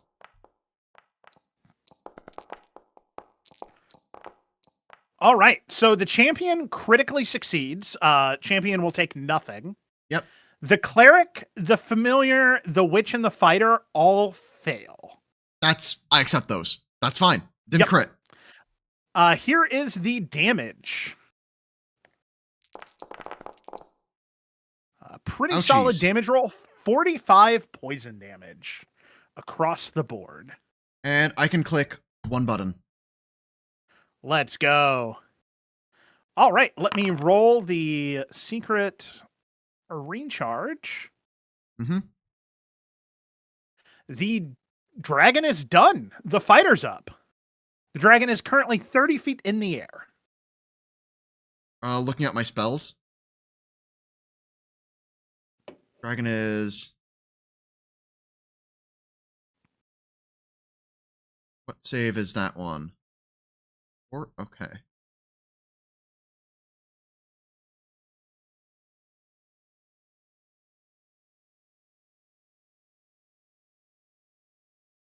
I know what I'm going to do with the fighter.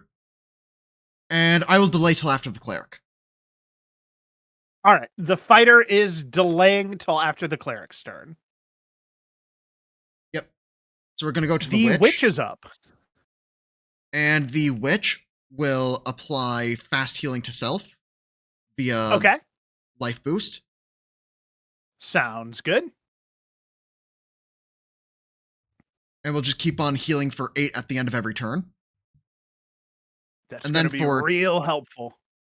2 actions, I'm then going to do something really annoying to this dragon.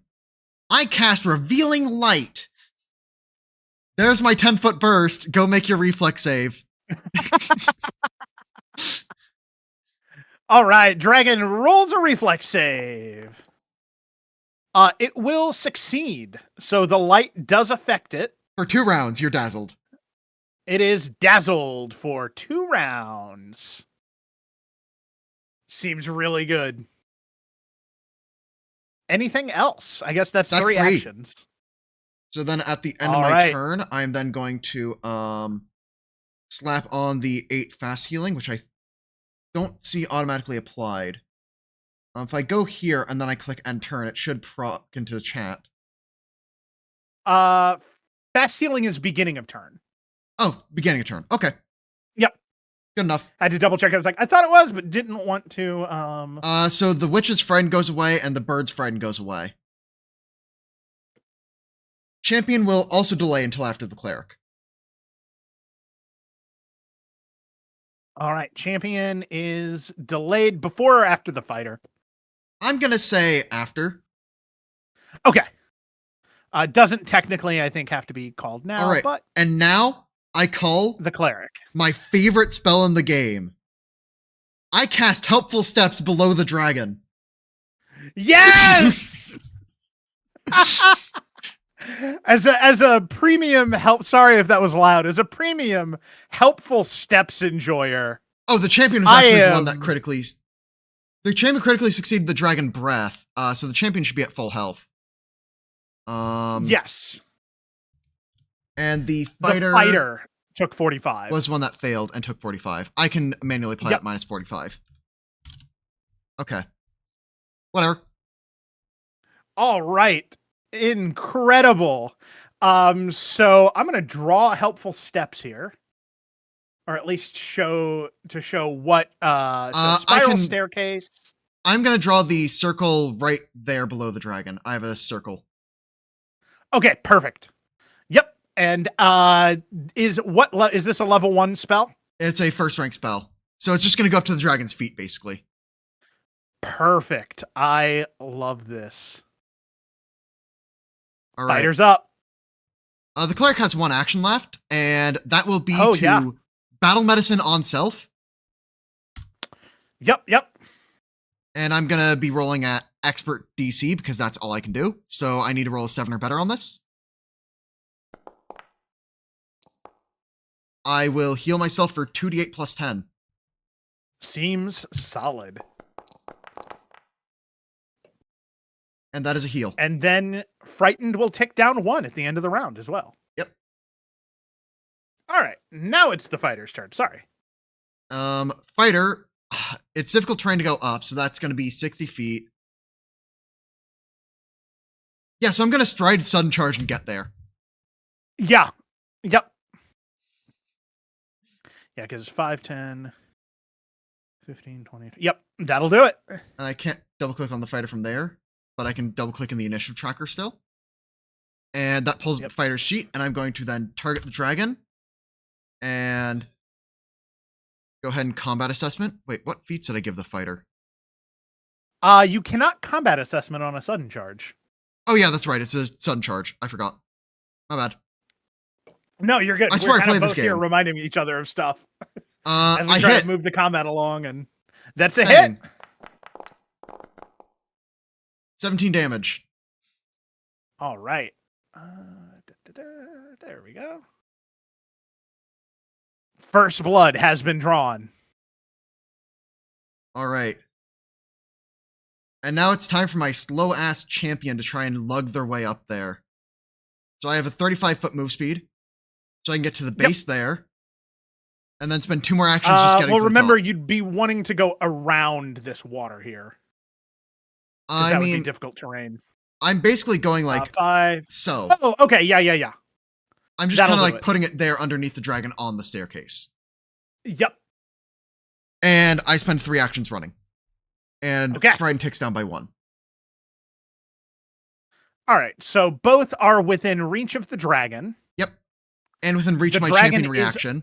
Up. The dragon is going to continue flying. Reactive strike. Yep. Absolutely.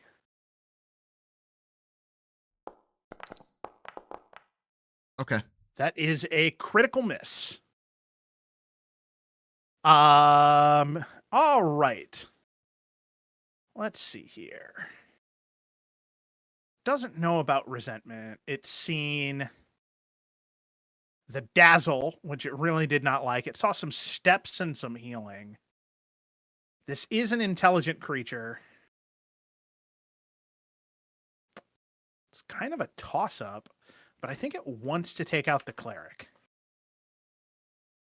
All right. Well, it split the group. It split the group. All right. So it is going to use... Let's see here.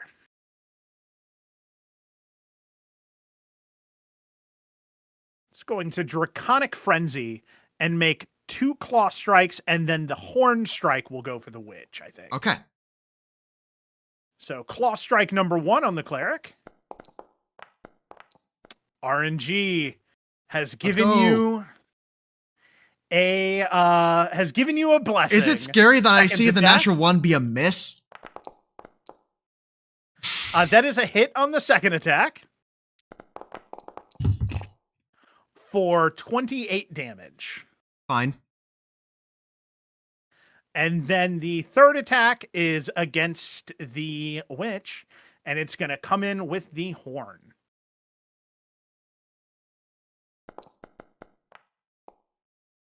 And hit. Ouch.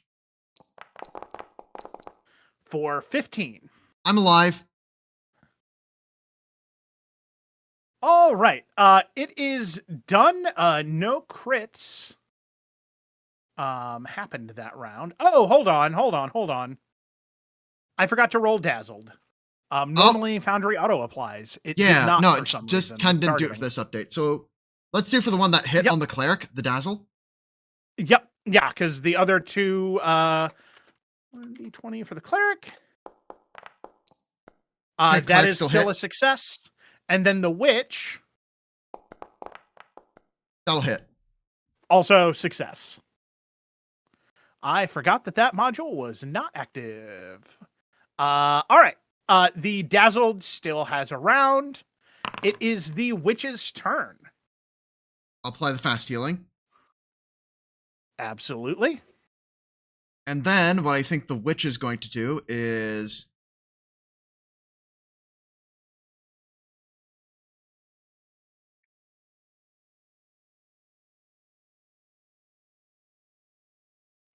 I'm going to have...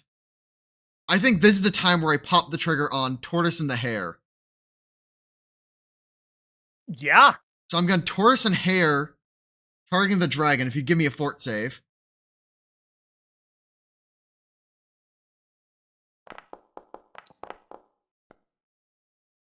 Okay, normal success, so you are slowed 1.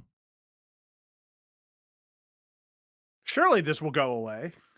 And then I'm going to use the Resentment Witch to apply fast healing to the cleric. which will extend the duration of all the debuffs.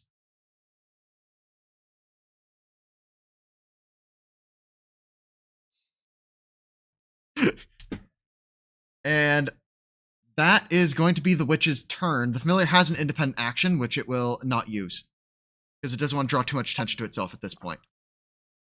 That is fair. So you've cast the hex.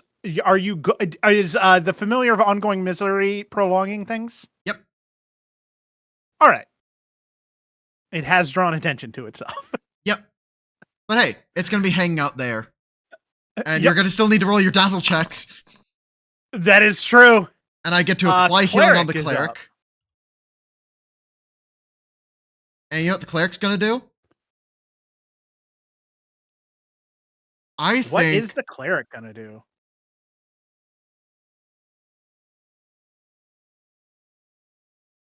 I think you haven't had enough obnoxious crap happen to you yet, so we're going to roaring applause.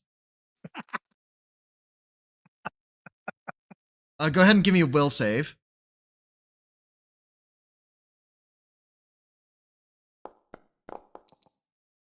That is a critical success. Okay, well that's going to then do nothing. And I'm then going to try and trip you. All right, let's go. And I have Titan let me- Wrestler from the Wrestler archetype. Yeah, that'll make it possible. I kind of figured Ouch. that you did. No, the frightened, no! The frightened. Okay, I'll fall over. The cleric falls prone. I'm no longer frightened. Yes. All right. Cleric is done. Fighter is up. Run down the staircase, which isn't difficult terrain. I have enough move speed to get here in like one swift speed. And Yep. I can sudden charge over. Just boop boop, 2 strides. Absolutely. And then it is time for me to make a strike. That is a hit. I'm going to go ahead and deal my damage.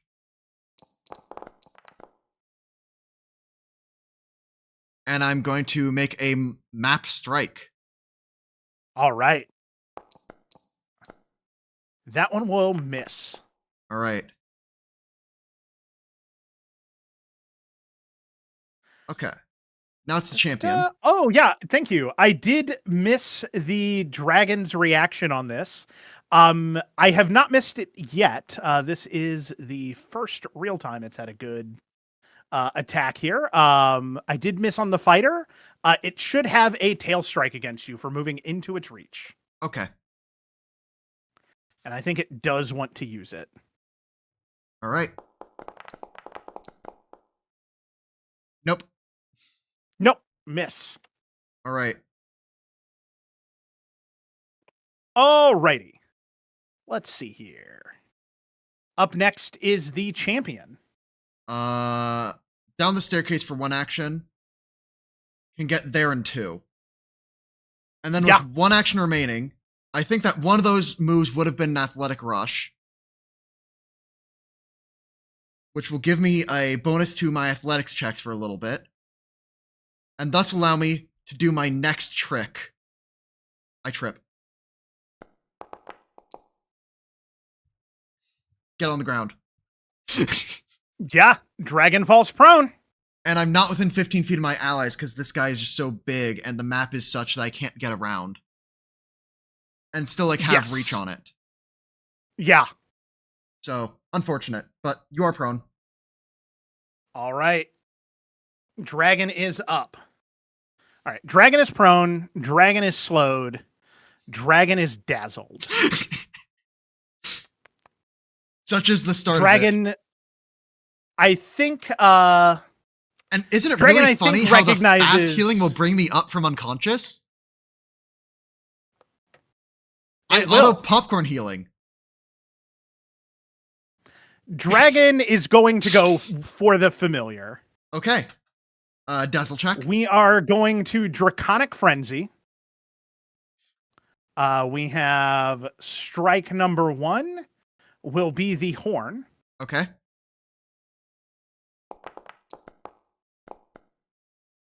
That it would be a hit, but I need to roll the dazzled. Yep. That is a success. That's a successful dazzle. All right. So damage on the familiar. All right. How much damage are you doing? 24. That is, if I look at my phase familiar reaction, yeah, that's gonna go through no matter what. The familiar gets knocked out. It's dying 1. All right. Dragon is going to continue targeting the familiar. It has seen multiple instances of healing in the party. Yeah. Okay. Give me that dazzle check. I think it knows what's up here. Claw on the familiar. Let's roll the dazzle comes in clutch. Dazzle miss. Let's go. Dazzle comes miss. in clutch. Are you ready for a miracle? I think this familiar is coming back. All right. So Dragon has used all 3 of its attacks for its 2 actions. It is still slowed, still dazzled. I'm trying to think if there's anything else that I need to remember about it. No. Okay. Which is up. And we'll gain some healing. Yes. And if I apply my fast healing to the bird with life boost, that won't like revive. Wait, it's not an action, it's a passive.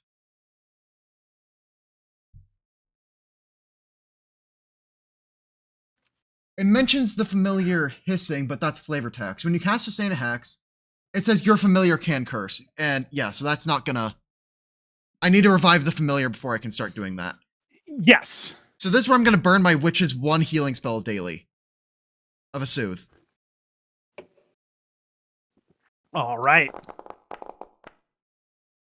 And hey, look, guys, the familiar's back up. The familiar is back up. And then the witch is going to go and cast an evil eye on the dragon. Yeah. Which will thus extend all of its debuffs, give me a will save. Incredible.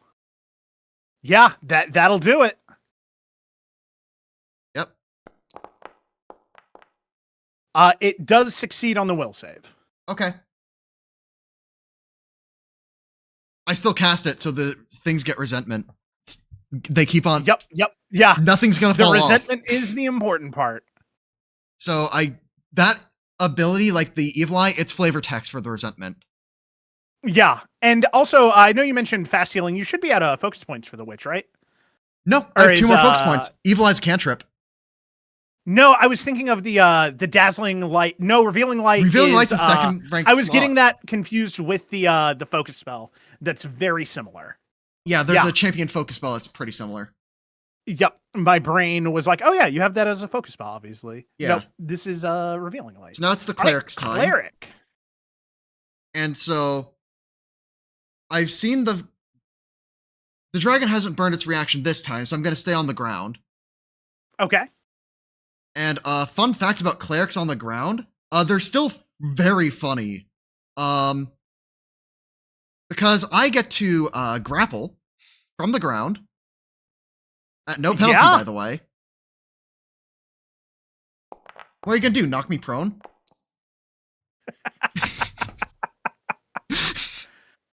You failed to grab your target if you had already grabbed the target. Okay, so then I'm going to go ahead and target the witch. And I'm going to go ahead and cast a heal. Yeah. And it's going to be a 2-action heal versus living. Yep. I'm going to roll healing. 4d8 plus 32 healing. And hey, look. The witch is full health. Incredible. The stall engine is a go. All right. And that is one of my 5 heals for the day. I have 4 left, guys.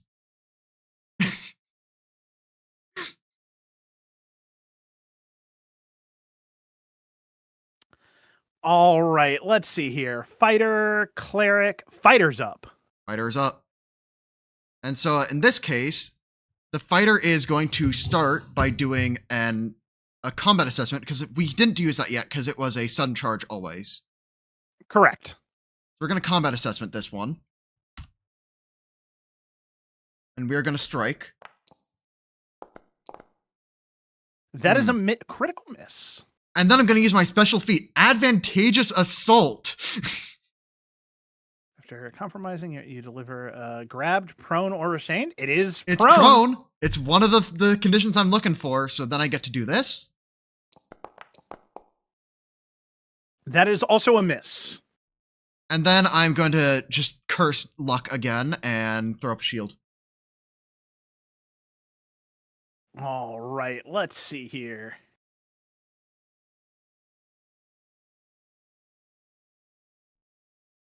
Actually, because the champion's tall, could he reach the dragon fuse on this tile instead?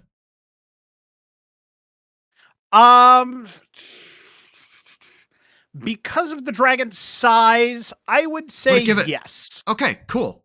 Yeah. Yeah, because that would still be within. This is like a little bit down, but yeah. All right. I think I didn't tick down the champion's fear last round. Let me double check. Yeah, the champion started last turn with Frightened 1, so it should start this turn with Frightened 0. So I'm going to end my turn on Fighter. I'm going to move to the champion's go. The champion's Athletic Rush expired, but that does not stop second Athletic Rush. That does not. Thank you, Aurori. And so I'm going to use that Athletic Rush to then stride around the circle. And then I'm going to grapple this dragon. With the champion's movement, it's gonna twisting tail you. Okay.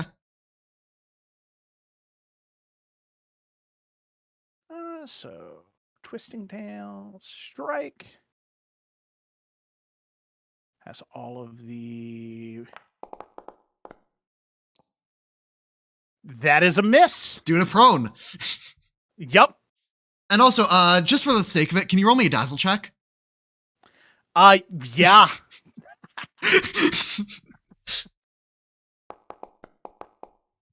Okay, the dazzle check has passed. But anyway, so I get to there, and then I get to make a grapple. So I'm going to click on champion, target the dragon, roll plus 20 grapple attempt. Oh, man, unfortunate. That is a failure. But now that I have multi-attack penalty, I'm going to go ahead and make a combat grab attempt. By making an attack roll. That's unfortunate. But now I'm within 15 feet of the familiar, according to foundering measurements. If I'm not, I'll actually kind of like hang out here. I would say 15 feet. Okay. That'll be fine where you were. All right. Fine where I was? That's fun. That's fair enough. Because I can still see it, like, pretty clearly. Yeah. Okay. Let's see here. Up next is the dragon. Yep. This is bad. The lock is starting to come out. No, it is going to stand. Reactive strike. Yep. I don't have advantageous assault for my reactive strike, sadly. But I do get to hit you with the flanking. Yes.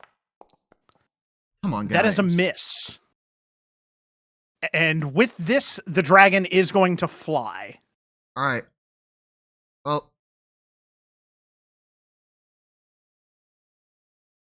Get out here, and it will now be another 30 feet up.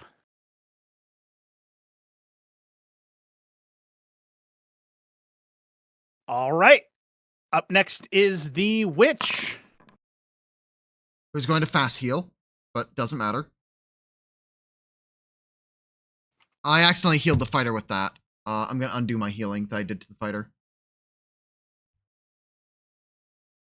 So what the witch is going to do is the witch will go into its spell list and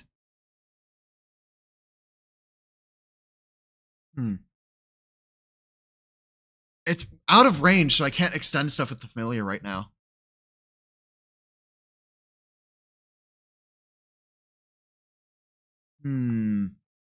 Familiar's still riding around on the witch.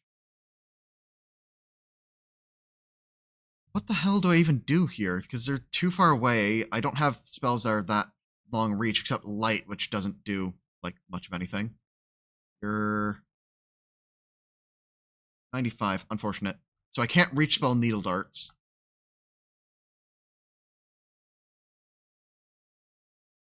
I'm just digging for anything that can really be done here. I'm going to, yeah, I think my last thing I can do is recall knowledge. Yeah. And I'm going to go ahead and do that with, I think Arcana works on all dragons. Yeah, Arcana or Nature for this, I'd allow. Yep. So I'm going to roll blind. It's just trained. All right. That is, let's see here. Yeah, you get one question about it. Are there any abilities I haven't seen yet that I need to be scared of?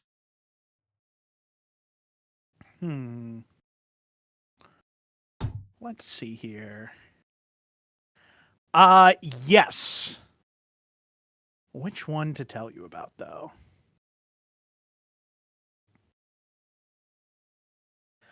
When the dragon gets to half health, it does get a rage bonus to damage. Good to know. Good to know. Then the witch is going to command the familiar to go ahead and stand up and go on and stand on the head and go caca caca, and that's going to be that.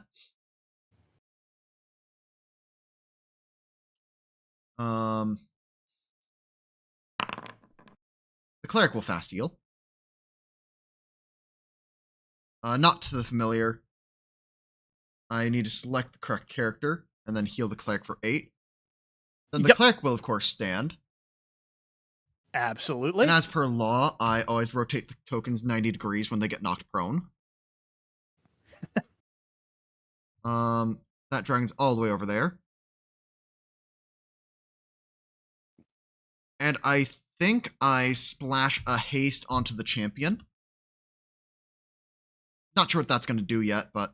And I knew that I should have prepped a fly instead of Divine Wrath, but I was worried that you're going to send really nasty swarms at me several times in a row. So, little mistake in spell preparation, but I'm going to throw a haste onto the champion.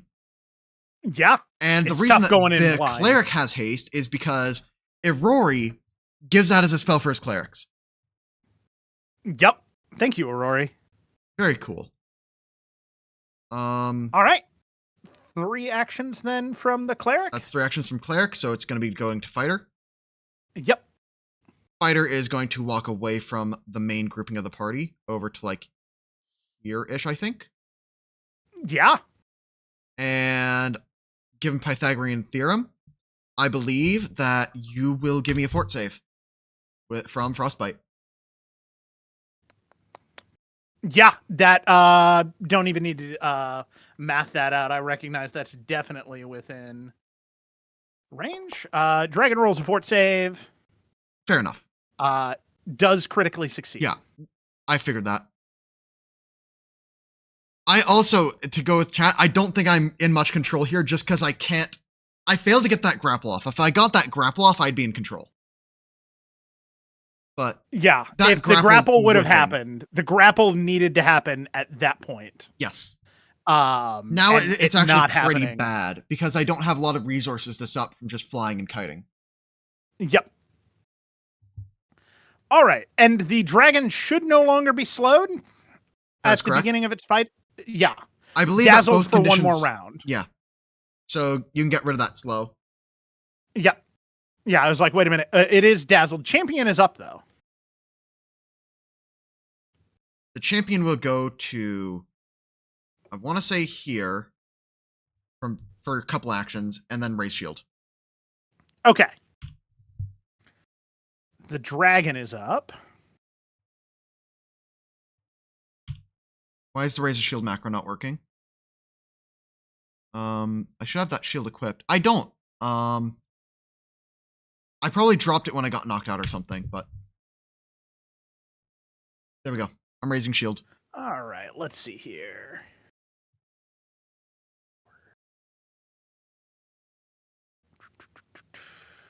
All right.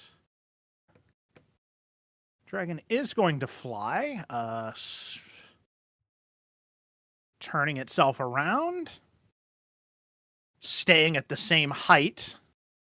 Mm-hmm. And it is going to get itself in range for a breath weapon. Yeah, I don't see how I win from here. Because if it's going to kite me out, I just can't win. Dragons kind of be that way, though. Dragons are definitely one of the tougher fights here. Like, I always say you so should evaluate dragons as one level higher than the book states. Yeah, that's not a bad thought. So I do need a fortitude save. Because I think dragons are the dual class of normal characters. You know? It almost feels like it. That's pretty good. The cleric succeeds. The witch and the familiar fail. By one each. By one. Yeah. I think the by one is important for the story. Damage 47. So the cleric will take half, be alive. These guys will take the full damage. And the bird will now be at dying 2. Yes. The dragon is done. The witch is up. The witch will use a final focus point after getting self-healing to then apply another life boost on the familiar.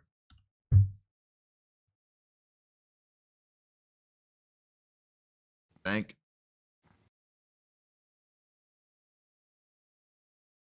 Why is the witch dying too? Oh, I must have the most selected, but the witch is not dying or prone or any of that. Yeah, no. And apparently life boost expired, so that's going away. And then from here, how elevated is this platform, by the way? It's about 5 feet off the ground. Okay. And then a slow ramp out from it. Well, the only thing I can really do, unless I want to move, which is just a waste of time for me, is try and launch needle darts at it. Fair.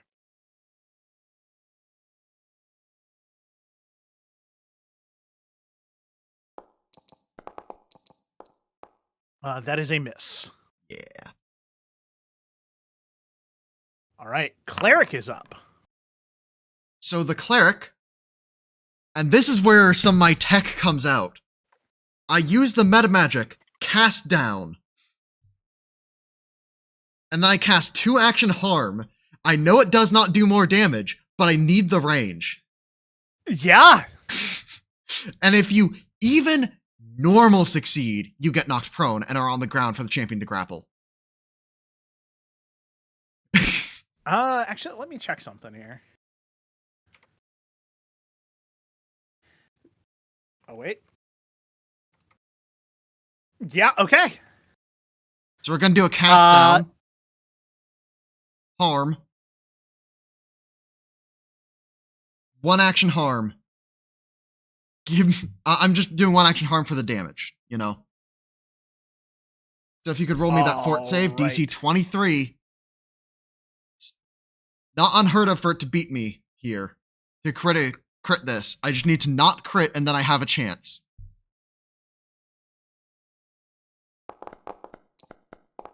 It does crit succeed. The platform is on 5 feet elevation if we measure from the head. But yeah, it doesn't matter. Yeah. That's 3 actions. Alrighty. All right. Well, I can go 45 feet here. And from the fighter's sheet,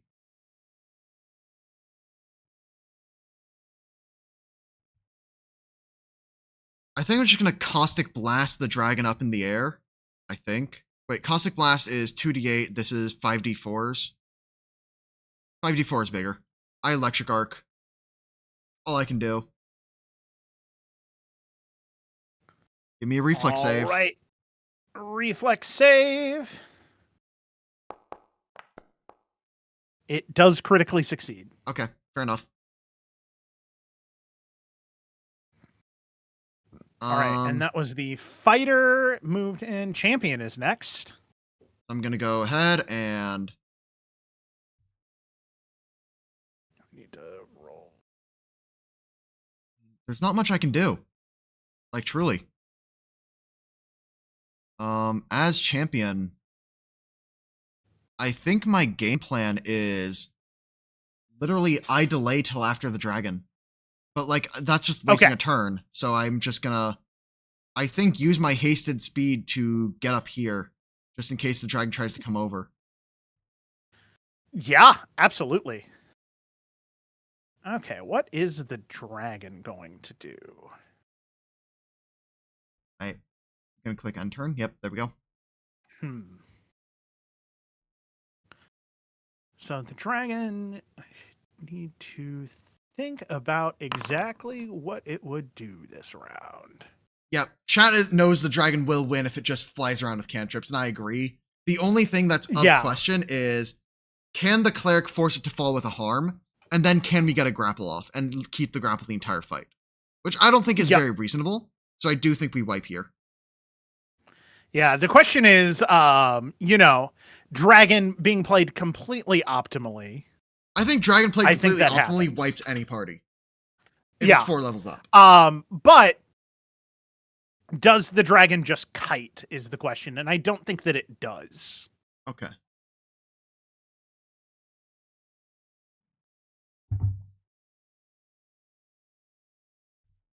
And chat's saying, oh, a backup bow would solve this issue. No, it wouldn't. You need to rune up that bow, which costs the other items. You need to invest in dexterity instead of mental stats. Cantrips are just as good as a bow you're not investing runes on, if not better. And cantrips only take like 1 feat to get access to.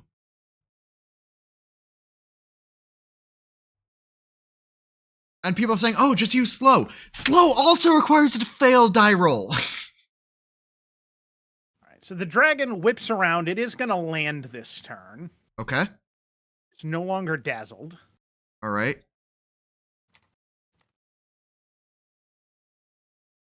And it will land, and it's going to jaw the fighter.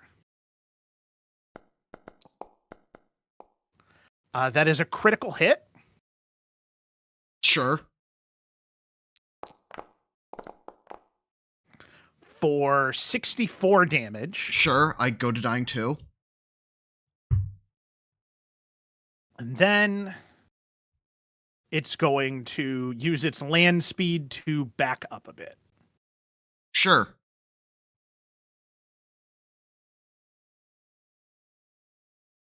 Get itself out of range of nastiness. The witch is up.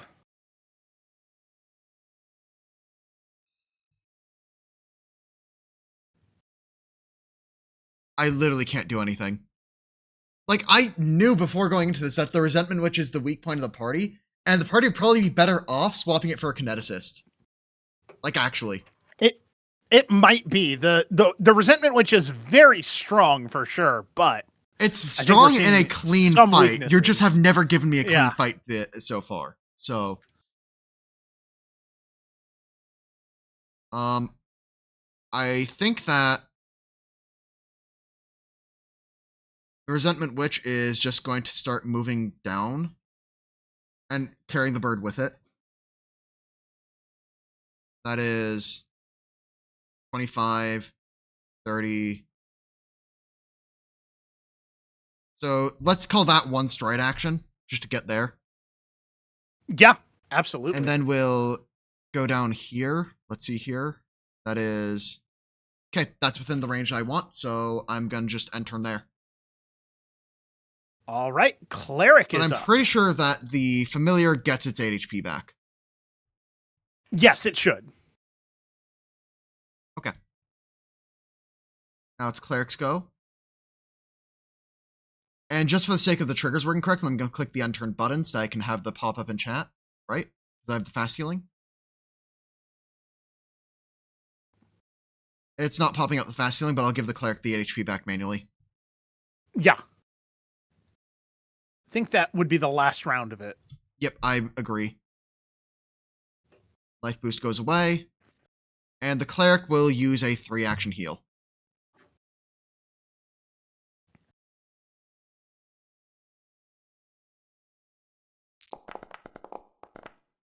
And so all of these guys will heal. Doop. Plus 20. All right. That is the Up cleric's next turn. is the champion.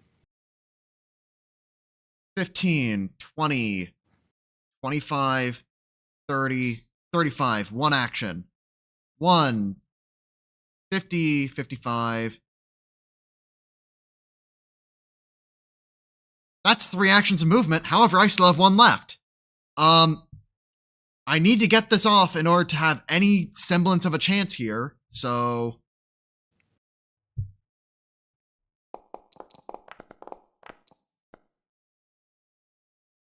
Oof. okay.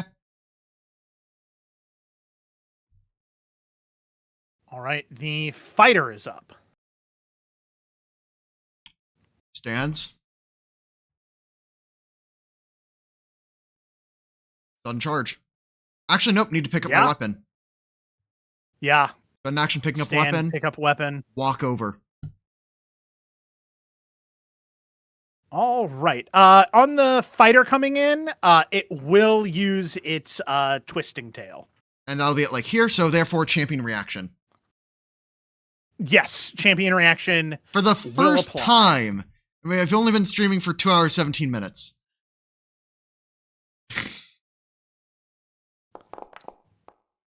Let's see here. 35 does hit. Okay. And let me Will you make sure choose to that do this 0 damage? only- Or will you become enfeebled? Let's see. The fighter looks near death. I think that it's going to choose to become. You get to decide after you see the damage output. Yeah. Okay. Yeah. I think it's going to choose. Let's see how good this roll is. That's a really good roll. It's going to choose to become enfeebled. Okay. I'm still alive. The movement is disrupted from the fighter. Okay, so the movement the fire's gonna hang out there then. Yeah. And you are going to become enfeebled too for a round. Yep. Oh, fighter is still up. End of your next turn. So fighter's still alive at 2 health. And champion resistance goes away. It's your go. Yep. All right. Dragon is up. If I got that 1 grapple off earlier, I think we would have won. Like, at that point, I think it would have changed the entire course of the fight for sure. No, this is not perfect in terms of like. I think this party still wins easily if the fight is clean. It's just that if a dragon is played optimally, it's never clean. Yeah.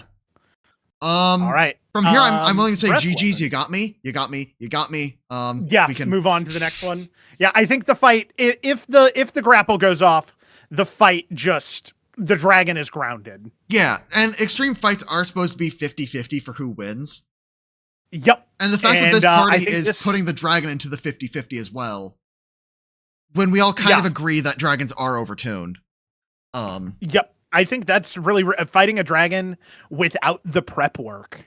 Fighting a dragon without prep work as one of many encounters in a day is. Yeah, no, I'm gonna just throw in the towel here for the sake of time. Because this party can stall out effectively, I just don't see a win con anymore.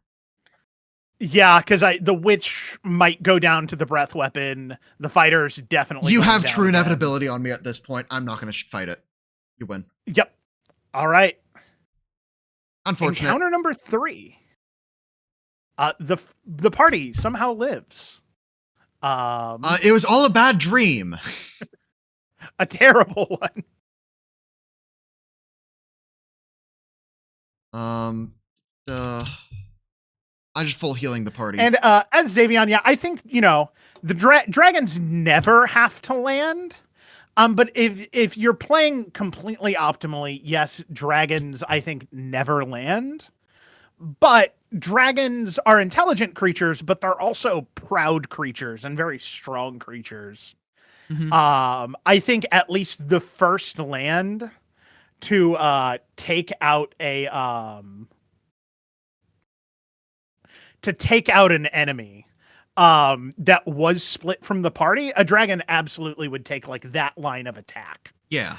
Especially because it doesn't know the party's necessarily a clump party, because the dragon also goes in blind. Yeah. But after seeing the horseshit that it was being put through, It saw the that's line when where the it dragon lost. says, "Nope, fly away. Get my stuff back. Regroup. Come in with a breath weapon." Mm-hmm. Yeah, I need to figure out Because how the to actually gift the channel memberships because I did promise. I just tried to look up how to do it and I couldn't find the button, but I will try and find the button when we're wrapping up the stream. So stick around for the end. heck yeah. I'll give off 5 members because that was a TPK. So that's 1 per character that died, including the familiar. Yeah, I guess the familiar. I think that the only party comp that would have had a better chance of winning would be, oops, all pure range damage characters, which has so many other issues against more common things. Yeah. The HP left on Dragon does not matter. It's too much. But the idea is, if we get our crowd control locks in place, the fight is over, period. Yeah. And so it's just a matter of, we needed to get like a few more good dice rolls, and then the fight would have been over the other way because we crowd control it out. And then we sustain it and we keep it locked down. We have 2 grapples getting infinitely sustained.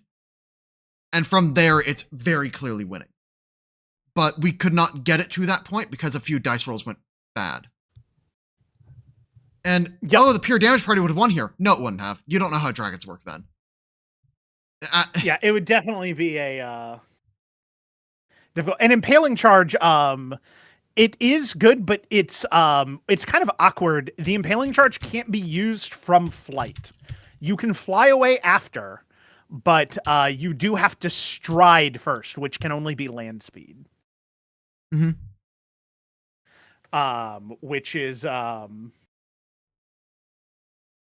makes it difficult actually to use impaling charge, especially against a party where it realized it wants to land for quick hits and then fly off.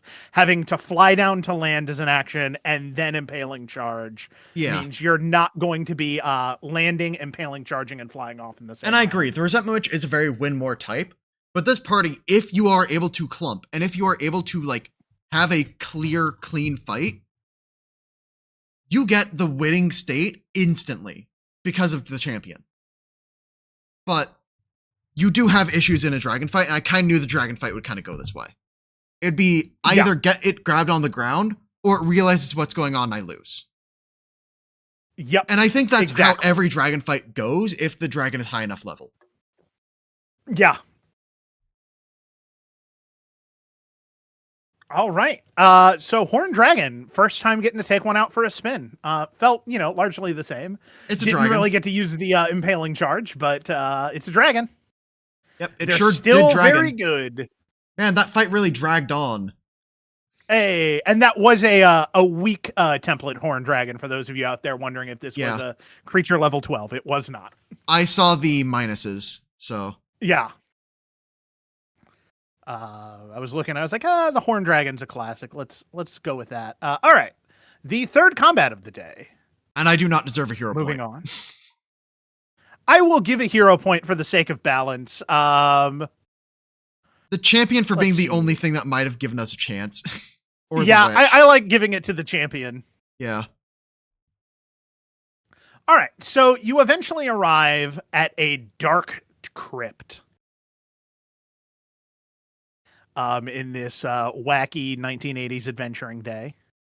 I will move us to another scene. You'll need to set up your light sources, but I assume that you do have them. We have it on Cleric and Witch, and so marching order-wise, it'll be kind of like so.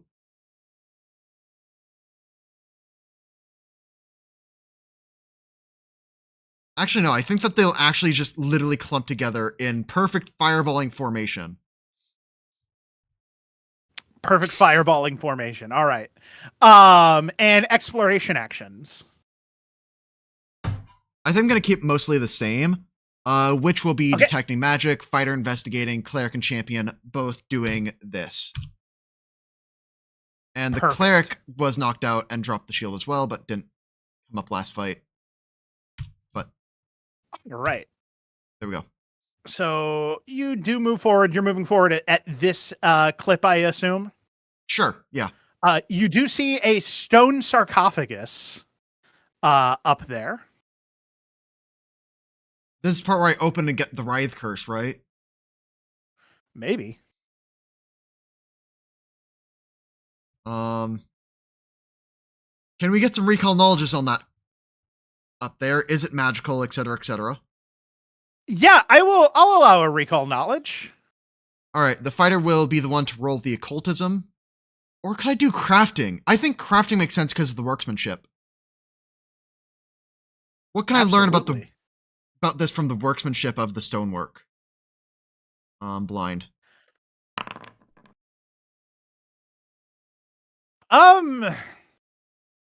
It's definitely old. More than several hundred. Beyond that, not really much that you can ascertain with that roll. All right. And can I try an arcana or occultism to religion, any of those, undead lore, to try and figure out anything else? I'd allow, I certainly would allow religion or undead lore. I'll roll an undead lore because, you know, it hasn't come up yet. Yeah. Yeah, the reason that I bring stuff like undead lore on my intelligence characters is it lets me swap out that wisdom stat for the higher int. Yep. And when I'm recall knowledge against that like enemy group. And undead lore is the classic because undead tend to be very common in campaigns. And they tend to have very big weaknesses you need to hit. So these types of sarcophagi are often used to inter rulers of some sort. What it's doing out here, you're not quite sure. But it is in something some respected creature was probably buried here. Oh no, Dan Talks Games is saying that this is probably going to be something awful. Well, I guess I need to brace myself. Is the armor going to come alive? Next recall knowledge check from the fighter. Yeah.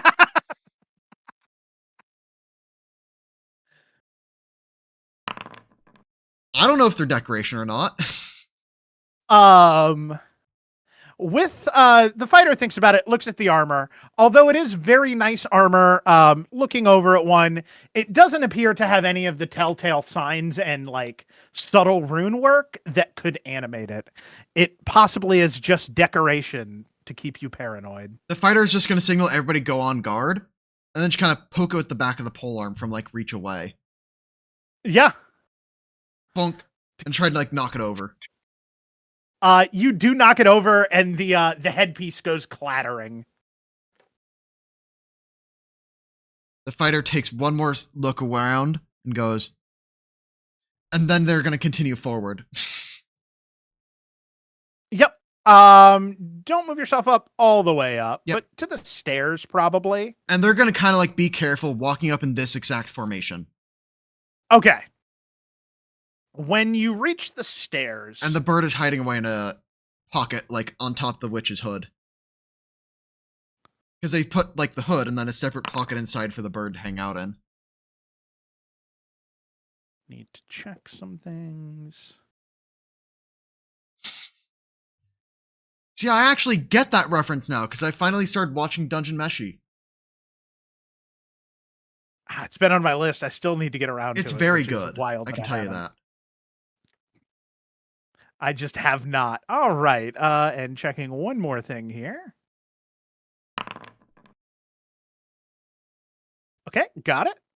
Mm-hmm. As you get close, the sarcophagus shifts and the stone covering slides away. And rising out of it is this creature. All right. What could it be? What could it Nobody be? knows. Oh no. All right. That did pop up for you, I'm It did. assuming. Yeah. Okay, perfect. All right. We're gonna go to initiative. All right. Oh nope, wrong thing. There we go.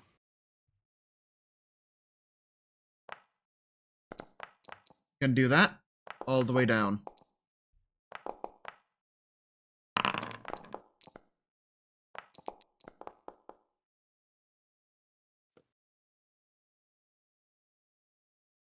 All right, let's begin the encounter.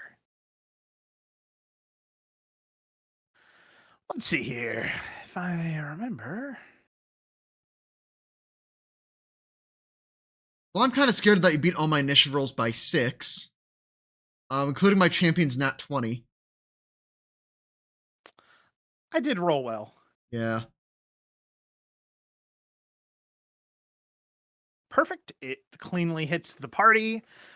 It's going to exhale a blast of superheated sand. I assume that I'm gonna make sure that bulwark is being applied properly. Okay, it will. Yes, So now I'm gonna this is a reflex save.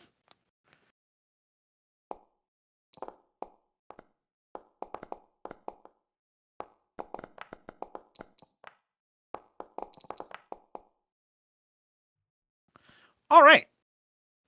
The champion. Is hero pointing. Oof. Thank you, hero point. Very cool. The champion and the familiar have critically failed. Yep. The fighter and the cleric normal fail. Yep. And the witch succeeds. This ability is nothing but damage. Okay. Which I am rolling now. It's a mixture of fire and slashing.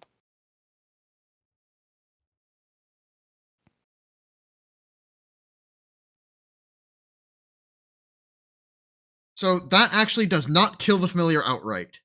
Via massive It's still damage. alive. And the champion is on his feet. All right. And then the fighter and the then cleric take it's- normal damage.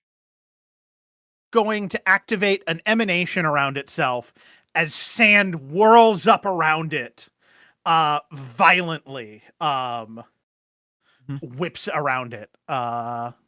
It is finished. All right. But the cleric is not up. Ah. I need to plug in my headset. Because there were 2 creatures that I had rolled stealth checks for. Oh no. That were hiding behind the pillars. Of course they were.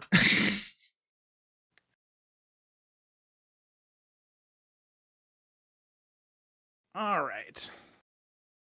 So let's see here. And I want to argue that the party was on guard, so they should have reactions. Yeah, I think that's perfectly legitimate.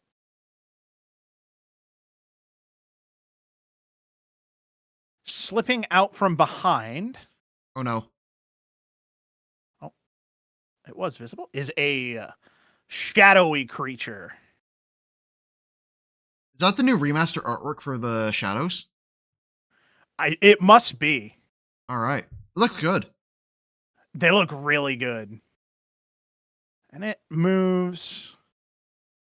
Look at its intelligence. It doesn't have a... And you know what's really funny about undead with a cleric in the party? They're going to get shredded. They're going to get 3 action healed on. I think it recognizes the fighter and a witch, and I'm just going to roll randomly. The witch. Oh no. As it slips over, it took 2 actions because it came around the back side. So it has 1 action left. Is the witch off guard? Wait. The witch is not off guard. Do the shadows have still have a sensitivity to bright light? They never actually had a sensitivity to bright light. Oh, funny enough. Okay. I'll believe you. There is something possibly involved in light. Yeah, no, I don't remember if it was sunlight or bright light. But it will attack the witch. Mhm. Fascinating. Miss. Um, It is done. Cleric is up. so I And three yes, action Dan Talks healed. Games. I did choose violence. Target, and target. They did make a good call in the thing. The fighter would have gotten reactive strike. Oh yeah, the fighter would be able to reactive strike here. Yeah, the shadow doesn't have a place where it can sneak through. And you know what's funny? Ghost touch, baby. Ghost touch. Ghost touch moment. That's a critical hit. And because I crit you, I get to force move you. And yeah, go ahead and slide one to the right. Boop. There we go. Good call, chat. Sorry, I'm just tracking too much in my head. So thank you, chat. But it would actually end up here. Yeah. Because the reactive strike would have taken place during the movement. Yep. And then it's just gonna it effectively didn't roll against the witch, which is fine. All right. Cleric. So I'm going to 3-action heal.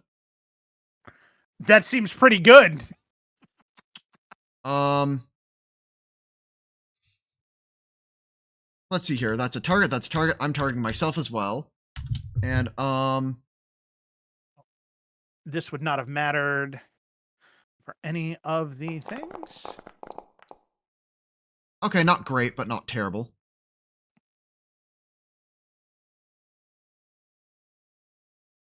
Right, and then we need fortitude saves for... Oh no, I didn't want to apply the wound to everybody. So I'm gonna untick the wounded from the main 4.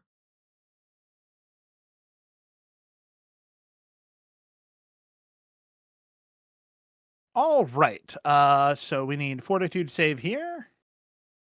Mm-hmm.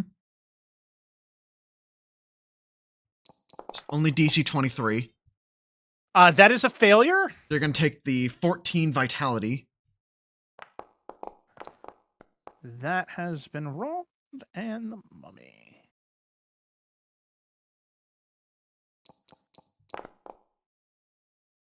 That is a success for the mummy, so it will take half. Yep.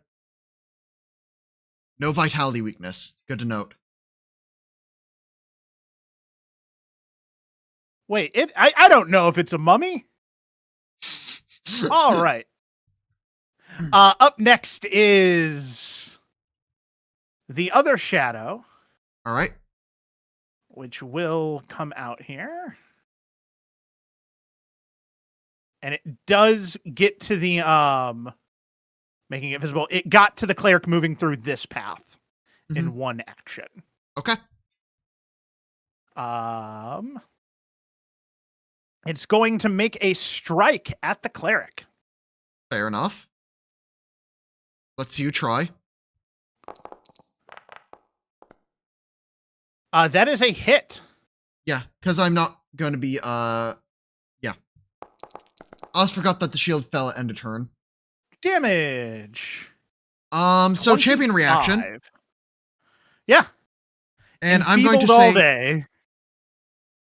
I think that the champion would know about shadows and would go, intangible creature, probably best to target their will. So I'm going to say you're going to be stupefied if you choose the other thing.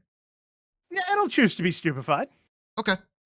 In that case, I'm just going to give the resistance out, and then I'm going to take the damage. Take the damage? Yeah. And I'm going to ping glimpse into chat. I'm actually going to put the champion resistance into my hotbar, so I can easily do that and then have all the math done for me. Seems solid. Yep. All right. With that, The enfeebled ticks, or the shadow will finally, it's going to pull on the cleric shadow. All right. And it will make the cleric enfeebled 3. Or enfeebled 2. That's kind of gross. Okay. All right. It is done. Hmm. The champion is And I up. think you should reveal it in initiative order at this point. Oh, yes. It is revealed in initiative order.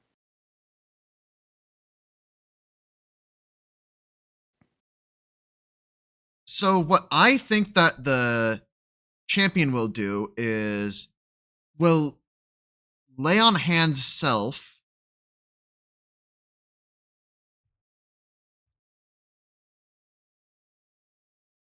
Because I can just quickly slap myself on the forehead. To just bring myself back up to a usable health point total. Then I can go ahead and provide flanking for the fighter. Yeah. Actually, wait, before I move on, I'm going to target that guy back there, and I'm going to call him a big old dum-dum using my demoralize action. Yeah, targeting the mummy one. I'll target with common, because I think that's the most likely to work. Boo! Damn it. And you can click that little thing down there, and it'll remind yeah, that you is about a the failure. immunity. Ping something in Making chat sure- that'll apply wait. immunity. Okay, it was implying an unintelligible penalty, but even with that, Yeah. taking that away, it would succeed. Because common would have, it would speak it. Okay. It's just not on the sheet. It's any languages it knew while it was alive. Common would have been one. Yep. All right. Champion is done. Or no, Champion's going to then now. slide over here. Okay. Okay. All right. Up next is the fighter. And so the fighter will target this thing, and it is going to... Hey, have you heard of this thing called Ghost Touch? Seems pretty good. That is a hit. And then that is going to be 2d10 plus 7 damage.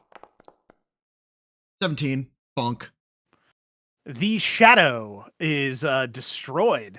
And then the champion is going to... Or the fighter is going to slide over here. And then I'm going to target this shadow here. Actually, no, I think the fighter will choke up. And we'll target this shadow, and then we'll hit with the Ghost Touch.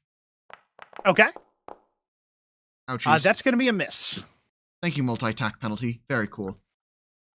That's my go. All right. Up next is the witch. And, before we go any further, do you mind making me a quick will save? Due to, laughing fit. Oh, for the witch? Or for the ferret? Or for the mummy? Yep. That seems pretty good. Make sure, just a quick review of everything that it has. Make sure I have not missed anything. And I should have combat assessment, but I kind of know what shadows do at this point, and so I don't care. They're going to go down. I'm not going to bother with us needing to roll that die. Yeah, that is fair. Let's see here. Okay. Just making sure I wasn't missing any traits. Chat is saying the mummy will be concealed, but I'm fine with rolling the targeting check if I need to. Yes, they are correct. Because that still would be up. That got deleted. Fuck. Okay, never mind. That is a failure. All right. So then the witch, for her third action, is going to go ahead and throw up the life boost on the cleric, so the cleric will always wake up at the start of their turn. I have automatic popcorn healing. Seems good. Just remember, each time you go down. All right. All righty. Up Back next to the top of the round. Is the mummy. And the fighter's threat range is this box. Okay. Good to know. Just so you can visualize it. Right? What? 10 foot? It's This 10 from- foot, so it does miss the corners of the box. It does not, because Reach has a special condition for that. It has special line Yep. text. I always forget that. Let's see here. So this is the box of So I think threatened it will area. move that way then. It does see the pole arm. Yep, and And with its own pole arm. and it saw me reactive strike earlier. So Yes. With its own pole arm, it's going after the cleric. life boost is, I'm not sure if it's available for summoner. I know it's like a witch hex. This is the witch hex. I don't know what summoner has. Summoner was not printed in remaster, so however it worked before is how it works now.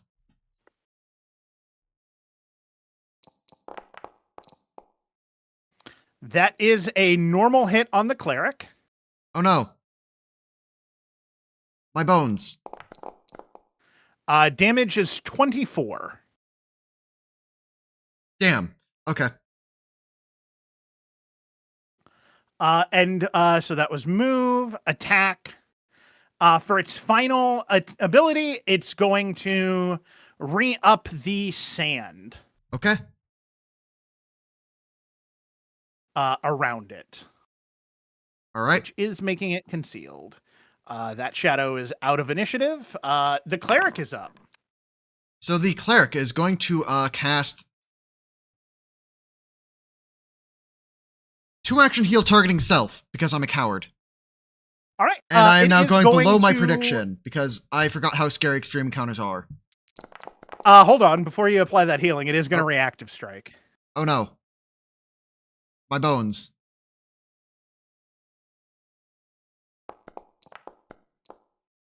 Oh no. That is All of a my bones. critical hit. My So bones that are will destroyed. disrupt the heal. And it will do 34 damage. My bones are destroyed. I have no bones left. Well, you still got bones for the heal. Mhm. Greater Shadow number 2. Let's see here.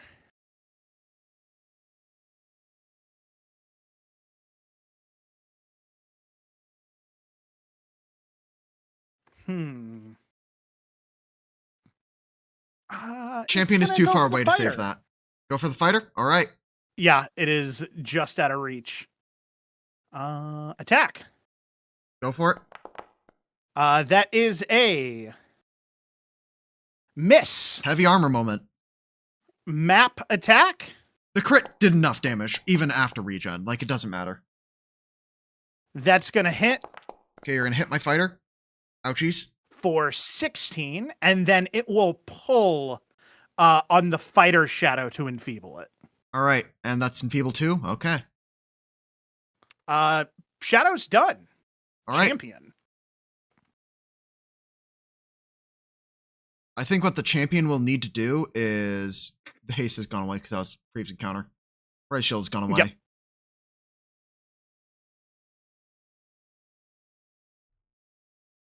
I think the champion is going to walk up to over here. Uh-huh. And... Actually, no. The champion's going to athletic rush right in because I don't care. You're going to have to respect me.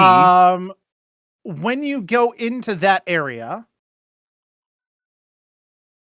the sand whipped around it. Never mind. Continue on. The sand it feels like if you stay here, it will hurt. The champion, I think, would know going into it now. The champion would absolutely know and then not care. We Yeah. ball. Then I'm going to do this. That is a success. Do I need been to tripped. conceal check? No, you do not. And then, now that you are on the ground, I'm willing to bet it's better for me to do this because I have Athletic Rush going. And I'm just going to apply a -4 multi-attack penalty. Okay.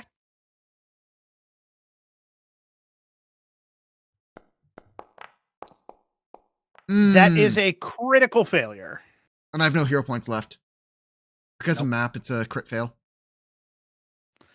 All right. Natural 3. Ouch. Yep. All right, so That means it would have worked on a 14, so I doesn't think that's still want to correct. grab you. No, it's gonna just make you land prone. All right.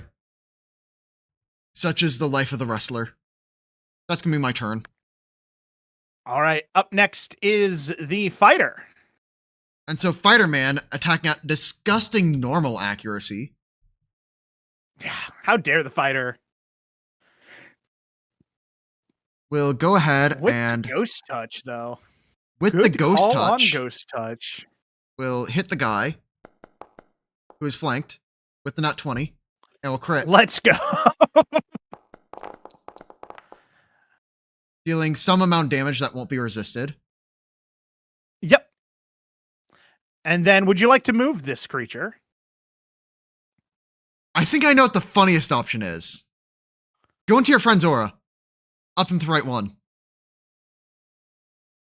Yeah. And then I will step in. And I have a game plan here. So I will say, you see that the shadow is concealed in here now. Yeah, but I'm not going for the shadow. I'm doing something very, very stupid that I shouldn't do. Okay. Oh yeah, and I do need to roll for the champion at the end of its round. Fortitude save. We'll do it after this turn. It will not take the champion down. Unfortunate. I see. I'm All trying right. to advantageous assault. For the fail, go ahead and roll me this fortitude save for the champion. Okay. Fortitude. Fortitude. That is a failure. All right. So you'll take this amount of damage. Thankfully, I resist 3 slashing due to my armor. Nice. The witch is up. So the witch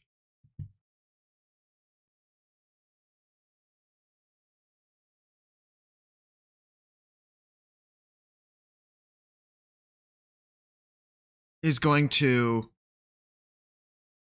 I think the witch is going to bait out its reaction. You have to strike through the champion while through an ally, so you have a -3 right now, and it'll trigger champion reaction anyway.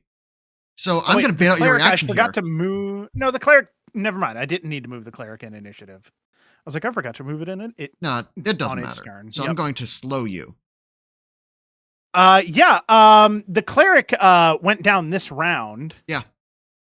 So it does not have a reaction. Okay. Well, in any case, I'm going to slow you. Yeah. Do roll for concealment. I can do that. Come on, don't screw me here. Okay, good. You're good. And it needs to make a fortitude save. Yep. A failure. That is a Slowed failure. for a minute. Don't even need to be resentment. The mummy is slowed. The mummy is slow. What do I do with a slowed mummy? Champion is concealed to me, right? The champion is concealed to you, yes. Well, in any case, I'm gonna throw a life boost onto my bird. Yeah, keep that going. Keep that up. And the bird will resentment onto the stupefied condition on the shadow. Yeah. And let's just make sure resentment doesn't say the word target in ongoing misery. Can curse a creature within 15 feet of it. It never says target. Yeah, I am a strict reader of how things go on it, so. There we go. All right. This creature is up. Let's see here. It's got 2 actions. I think it does want to stand. Okay. That'll trigger a reactor strike. Yep. Roll for concealment. Or no. It does not, because that went down at the beginning of its turn. All right, so I'm going to go ahead and try to ghost touch you. Yeah. That is a hit. Good job, fighter. You got it. And I don't think it would have re-upped concealment when it slowed. Yeah. So, yep. There we go. Takes damage. Uh-huh. All They're right. standing. Let's see here. Who is the biggest threat? Which slowed it? The champion is on the ground. Cleric is down. I think it will try to... the champion's on the ground. It's going to go for the witch. Okay. You may try. It sees the caster. It attacks the caster. Okay. That's a critical hit. So, would you like to do damage with your critical hit? Yes. So go ahead and roll damage, then you get enfeebled after. Yeah, unless I roll all ones. Actually, huh? That's actually a choice. Does it want to be enfeebled or take this, like, the sorriest crit I've ever seen? People are saying the fighter needs to make a will save because it dealt physical damage. That is correct. It's an ability it's got a lot of abilities. Make a will save. Good call, everybody. Okay. It's good. Yeah. We get to ignore it. It does no longer has to make will saves. All right. Enfeebled or... Lose 30 damage and basically pass your turn. Yeah, that's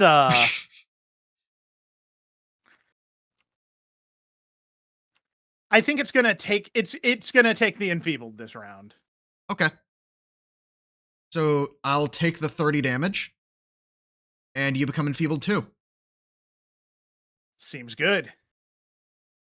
Or wait, hold on.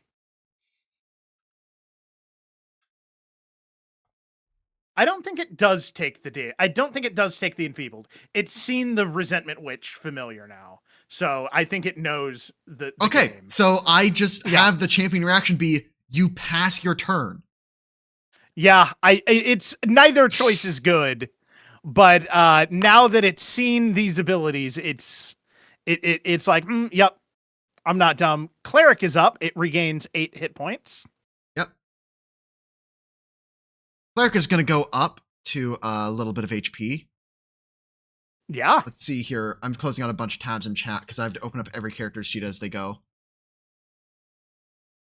I'm only near death. I'm not dead.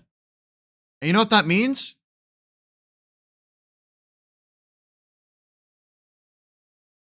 I think I'm going to raise shield while I'm on the ground. Okay. Just trying to avoid that crit. Oh, right. Remaster rules say that I can strap the shield to my arm. All the characters have strapped shields because this happens a lot. Yeah, it should be strapped to the arm for sure. Yeah. So Cleric is going to get up. Actually, will Cleric get up? Cleric is going to get up. All right, that will trigger the reactive strike. All right. And I have the shield raised. Not the spell effect shield, but I have shield raised. That is a hit. Okay. Not a crit. Deal your damage. 24. Damn. I was hoping that I could block it. I'll go back down. All right. I'll go dying 2. All right. The reactive strike. I can't do anything without clutch. like needing to trigger that. But yeah, it's a very unfortunate. And I can't delay placement. because I need the start of my turn to wake me back up. Because I have to ignore all beneficial conditions and I can't really delay while unconscious. So yeah. Wait, hold on. Ignore that. I had the wrong stat block open. Let's strike with the shadow. All right. It's the shadow's turn, not the mummy. That is a miss. I allow it. That one is a hit. Who are you attacking there? The champion. Okay, the champion will take that. Yep, 17 void. And then the champion is going to finally use its a steel shadow to enfeeble 2 the champion. Oh no, I'm not supposed to be the one enfeebled. Shadows are done. Champion is up. Or the fighter. Oh, champion is up. Okay, so with it being champion's go and that guy no longer having his happy little reactive strike, Yeah, feel free to stand. what I'm going to do is I'm going to stand. Actually, no, from the ground. Before anything else, I'm going to bring that guy back to the ground.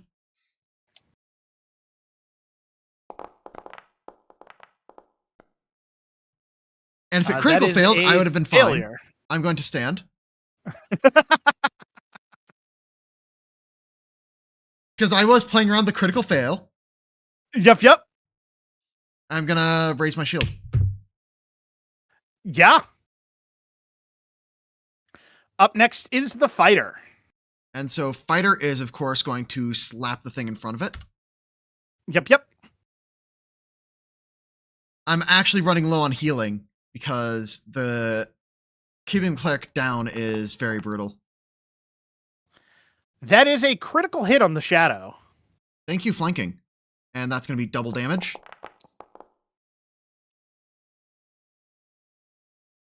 Would you like to move it? I'm going to say no. Okay. And I'm going to slap the shadow.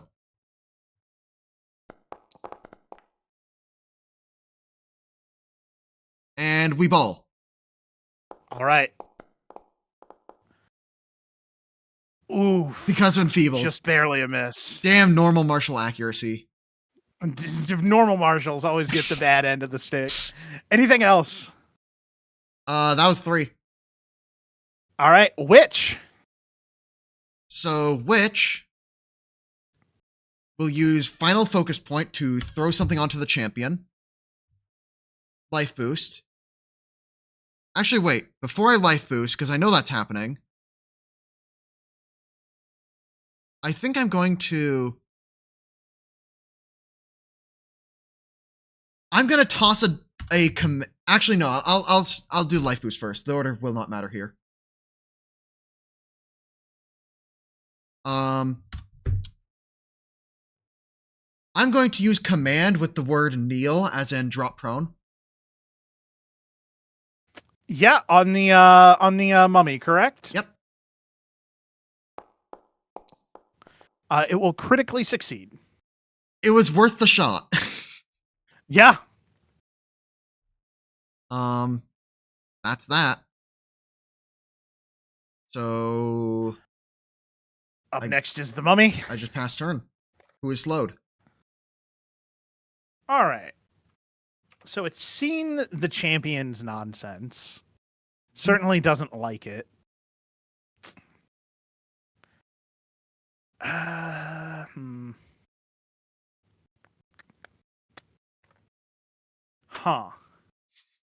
I think it's going to attack the champion. Okay.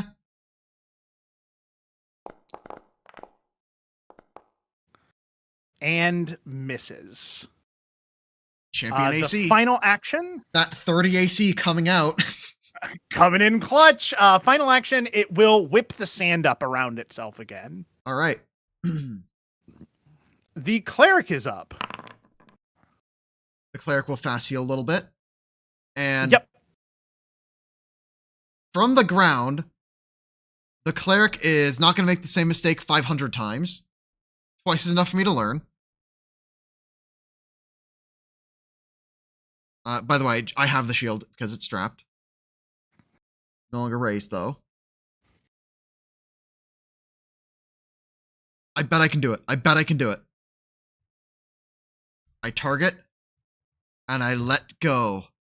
A punch from the ground, from enfeeble. I'm going to get the nat 20. Okay. I'm going to raise shield. Yep. And, Then I'm going to choose to pray to whatever god is still listening and pass my turn. I'll recall knowledge on the big guy, like Yeah, with absolutely. religion. And I'm going to ask a question of does it have how much weaker is its unarmed strike compared to its spear attack? That is a failure on the recall knowledge. Okay. Kind of figured. Yep. All right, Shadow's up. Yep. Fighter, champion, witch, cleric. The Shadow's gonna go for the fighter. All right. I think it wants that shadow. It would no longer be stupefied. That is a hit, but not a crit on the fighter. Okay. It will do 18 damage. Fighter will take it. Okay. It will attack again and hit for 25 damage. 25 more damage to the fighter. Okay. I'm still alive. And then its final action, it's going to steal Shadow. And it will be cumulative. Your fighter is now enfeebled 4. That checks. Yep. Fighter is now below Additionally- normal accuracy.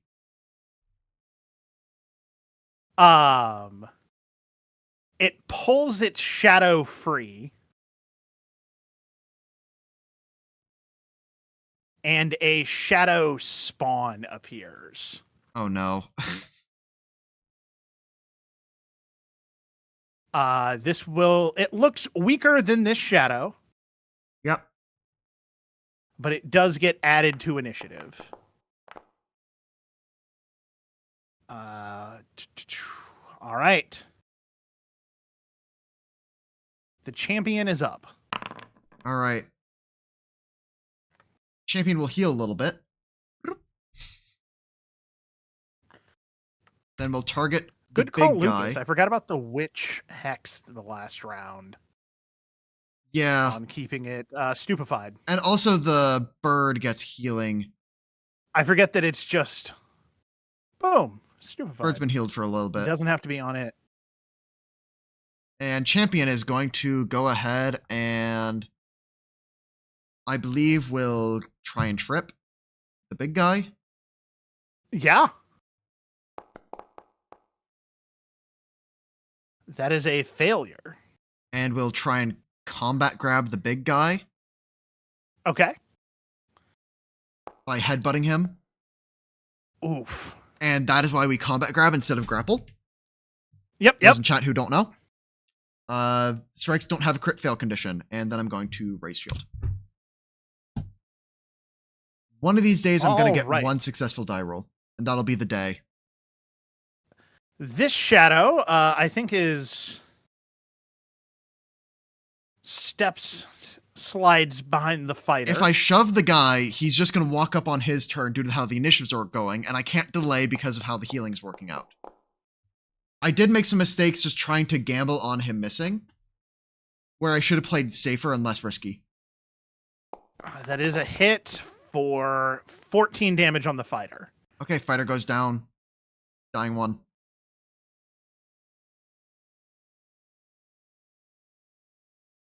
Fighter gets moved in initiative order. Okay. And it is the witch's turn.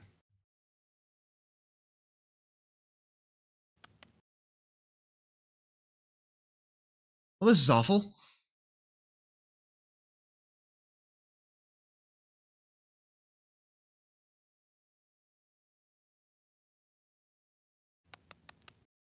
The witch will take a step back, with the familiar still riding.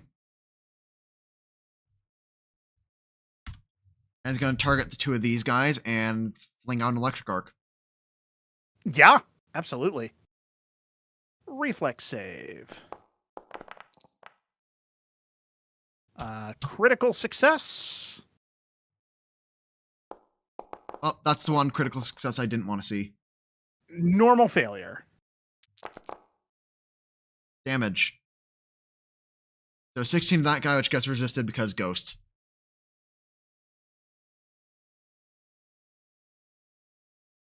Yes. There we go. And then final action. Extreme encounters will always kind of need dice luck anyway. I'm just not able to Yeah. get my thing going just because people are dying too fast. Yep. It's definitely extreme encounters are still extreme. And I still made a misplay with the exact tile the champion was standing on. Like, I could have played much cleaner. I'm going to call this a user error thing. Okay. And that's going to be Lich's turn because that was 3. Clumsy on the shadow spawn. It spawned as clumsy. I need to double check. Leave. No, the cleric keeps on just getting crit out, and I can't heal anything because of that. Yeah, it's a very the reactive strike on reach is and also where the cleric is on initiative order means that, and like there isn't much healing in the party after focus points are burned.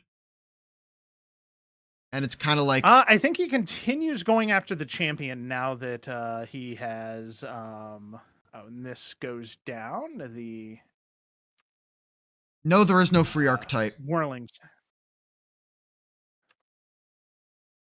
All right, so it will attack the champion. Okay. That is a hit. Cool.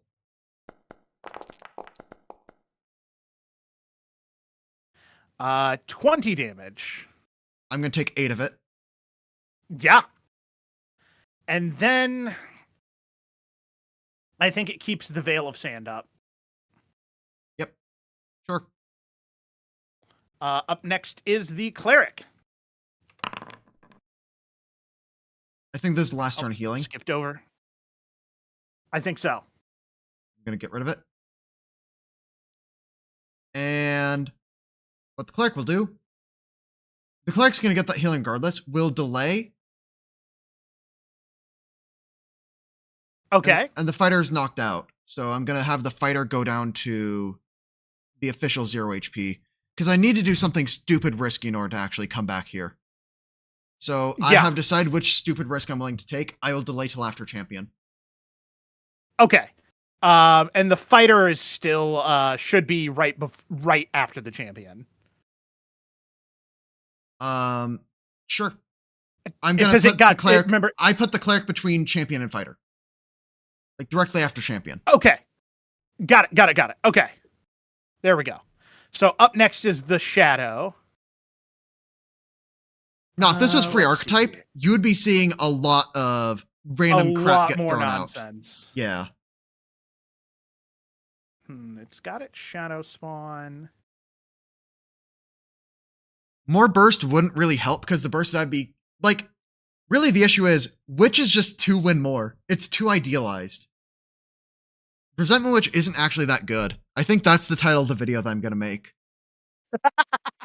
It's clickbait for sure. Yeah, no, because like, and now there's like evidence of like, hey, in the hardest fights, Resentment Witch was a liability basically every time.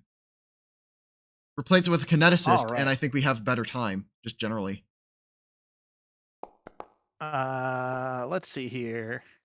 Attacks the witch for damage. Okay. 14. And enfeebles the witch. Okay. Up next is the champion. So the champion's shield raise expires. I'm going to raise shield. Oh, I did. I might have missed a turn of damage on the champion. I will not forget that this round. I'm going to go ahead and heal myself for 8. Then I'm going to stride. Have a response? Huh.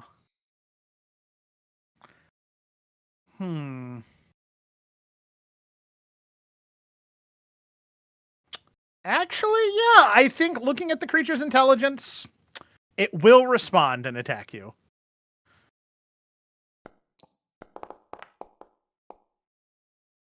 That is a hit Okay.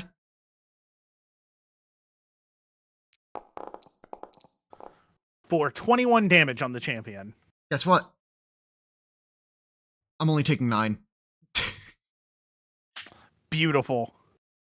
And now that I've done my thing, I'll go right back to where I was and trip you. Yep. That is a failure. I mean, Oh. All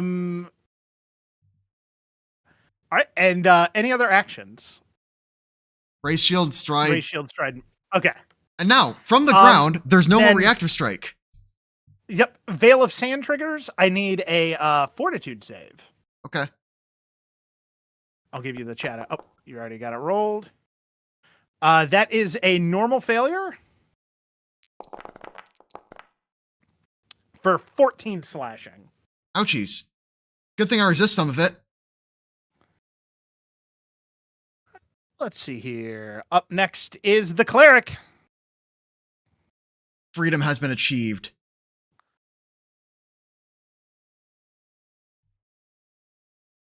Here we go. 3 action heal. Target, target, target, target, target, target, target, target. This is the die roll that'll actually determine the entire fight. All right. Mid. 14. Roll for the Lesser Shadow. Succeeds. Roll for the Greater Shadow. Fails. Rolls for the Mummy.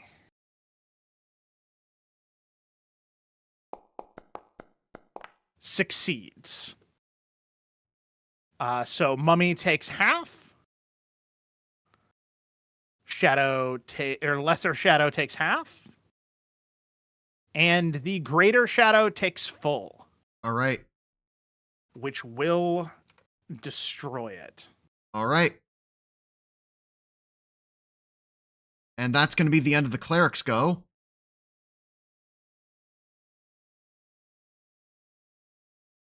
Let's roll dice.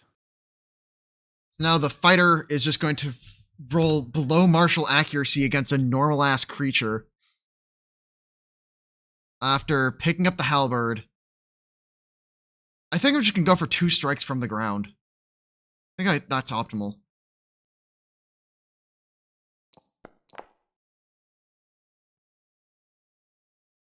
Gonna roll damage. Yeah. And I actually still up. Ah, fuck. You know, I changed my mind. The fighter does stand because this is one of the few turns where that guy doesn't have reactive strike up. Yeah. Good call. So now I just need you to miss my 26 AC, so it's your go. All right. The shadow is up. All right. Let's see here.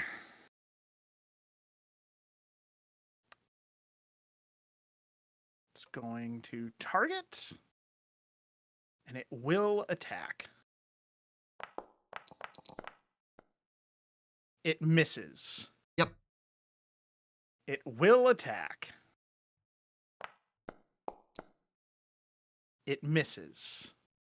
And it will attack. Oh, it's counting this as flanking. Weird. It's not a direct line, but like I see why Founder would count that as flanking. Like, yeah, sure. Yeah, like you can draw through the side. Yeah. I don't know. Feels weird to me.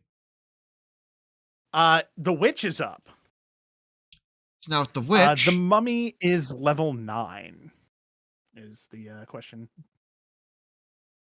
I think I need to do an albatross curse.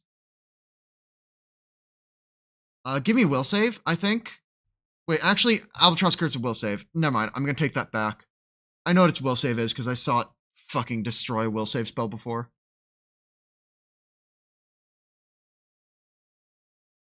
That's void damage. Yeah, no, that's my best play is to Albatross Curse it, or to Needle Darts the guy in the back.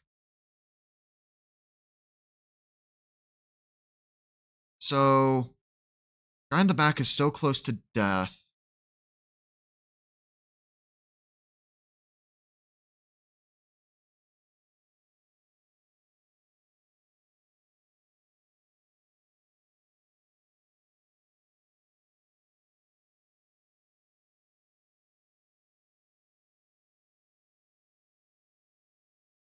Yeah, I think the play is actually, surprisingly, throw Needle Darts at the normal guy.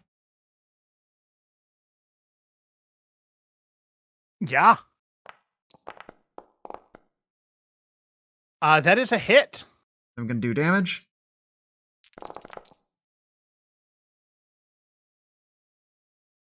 Okay. I was correct. And now I have one action remaining, which will be an Evil Eye on the big guy. Give me a will save.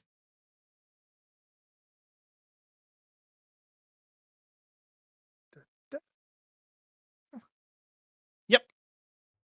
Double checking some things. Okay. It does critically succeed. That's fine. Slow continues. Which just in it was case going the to. fight goes to a minute. All right. Let's see here. So it knows about, I think it will spend a round sustaining. Okay. It doesn't like the cleric, but it's seen the I think it's going to try to take down the champion, because the champion reaction causes all sorts of problems. Yep.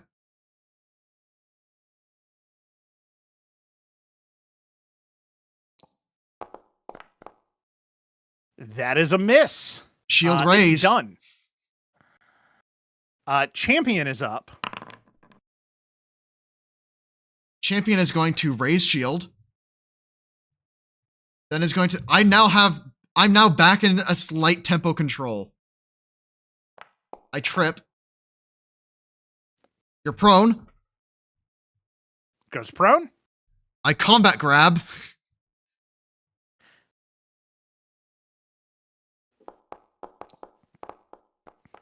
Okay, fair enough. But that's why we don't grapple, guys. That's why we don't. All right. Yep. Cleric is up. Delay until after the witch. All right. Fighter is up. And the game said that was the final round of life boost. So I'm going to apply the life boost. Yep. Oh, champion at the end of turn needs to make a fortitude save. Champion will make a fortitude save at the end of the turn. That is a normal failure. Okay.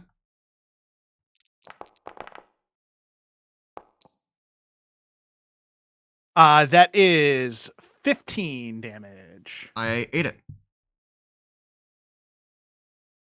Up next is the fighter. Delays until after the witch. After the cleric, After too. the witch. Okay. After the cleric as well. Yep. All right. Initiative has been reordered. Witch is up.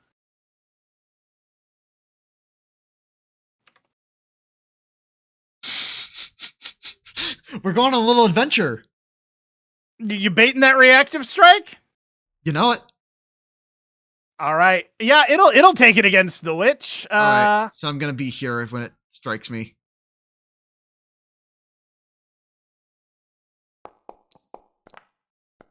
That is a critical hit.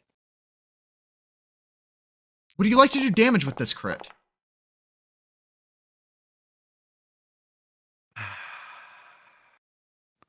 Yeah. Okay. That's just too much damage to ignore. Oh, nope. Revert that. Let me just quickly apply this. And then I can go ahead and do this. Taking 35 because damage resistance applies to each damage type separately. And you're a mixed damage type creature. And then you become enfeebled. Enfeebled 2 applied. Then the witch is going to slide here for... Actually, the witch is going to slide here for reasons you don't get to know yet. Okay, that's its second action, I'm assuming. And then for its third, it is going to throw an evil eye at him. Yeah, go ahead and roll the concealment first this time. Okay. Concealment passed. This only does something on a And failure. then will save. Succeeds, but familiar of ongoing misery adds 1 round of duration to enfeebled. Yep. Seems good. All right. Anything else? That's my go. Cleric. So the cleric will start off by attempting to target the champion with a battle medicine. Successfully targets the champion with a battle medicine. Will use a battle medicine. Expert DC. The battle medicine is on use on everybody except the cleric himself. Yep. And so I need to roll a 5 or better. That is a 5 or better. So that is going to be 2d8 plus 10 to the champion. Seems good. That's going to be 21. Or 20, which is healing to the champion. Still standing. Then I'm going to go ahead and battle medicine the fighter up. Yeah.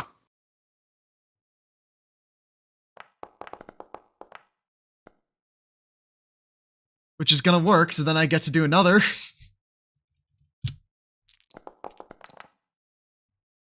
$20 healing to the fighter. Seems solid. And then I target the witch with a battle medicine. Yep.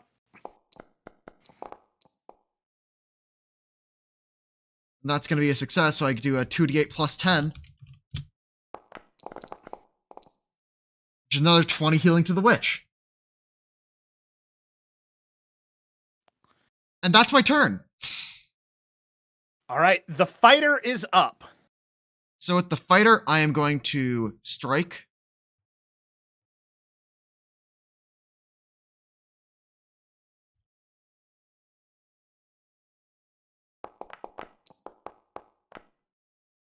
That is a hit. Damage.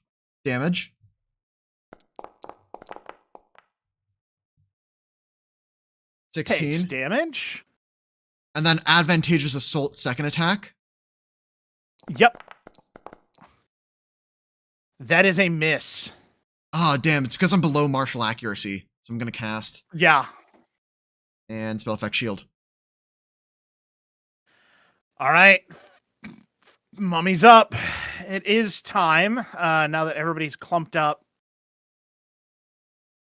And the witch has gotten a bad condition off on it. It will stay prone. Uh-huh.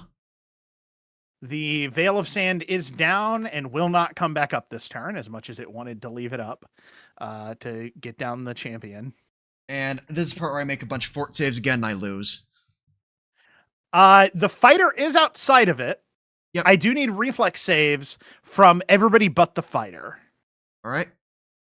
As it blasts its sandstorm wrath across. It chooses not to stand. Oh? What the? The dice luck!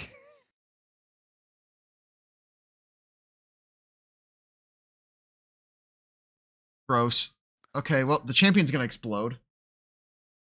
Yeah, the champion is going to take a bunch of damage. 35. And I have some bad news. Somebody in chat pointed it out. Make me a quick concealment check for the battle medicine on the champion. I did. Right? Oh, you did. Let me double check. If I did, I missed that. Yeah, I rolled a 17 on the concealment check. You did. I remembered my triggers. Yeah. You did. I saw you did that. Then I saw chat and I was like, "Oh, did I miss that?" No, you got it. That's why I started by targeting the champion. Yeah. Good call. All right. So the champion goes down, but that's its turn. That's not bad, and it's still on the ground. The witch is up and enfeebled. So the witch will pull a healing potion out of the bag because I think I said they just have minor healing potions. Yeah, I think on that it will trigger the reactive strike. Yep. Me pulling out the minor healing potion. I'll agree.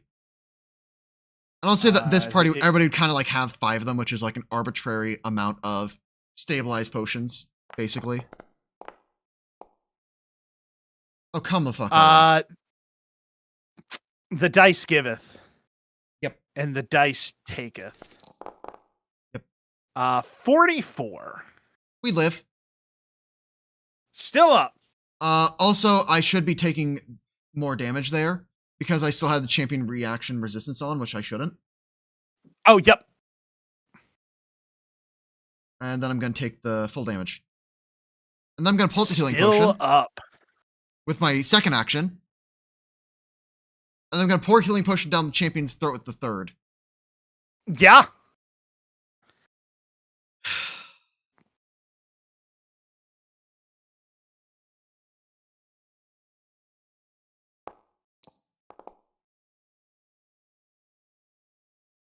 Apply the healing to the champion. Yep. And I'll say the shield is not raised because that makes sense. And the cleric is up. So the cleric can now cast spells freely for once.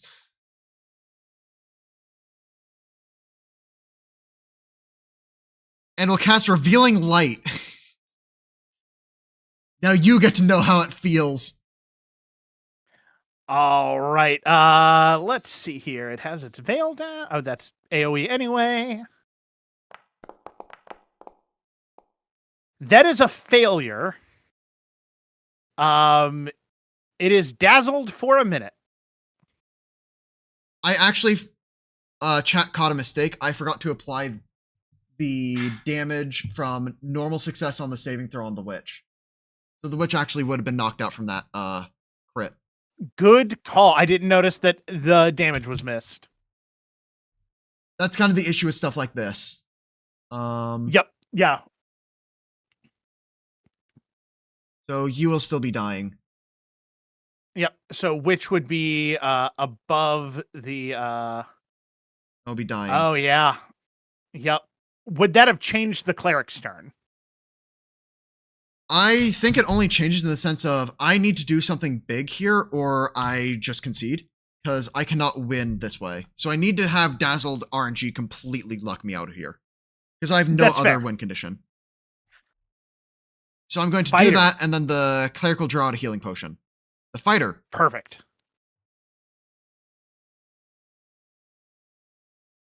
Walks up, draws a healing potion, shoves it down the champion's throat. Yep. So then I'm going to say that healing came from the fighter instead, like the art in chat says, so therefore champion's alive at 6.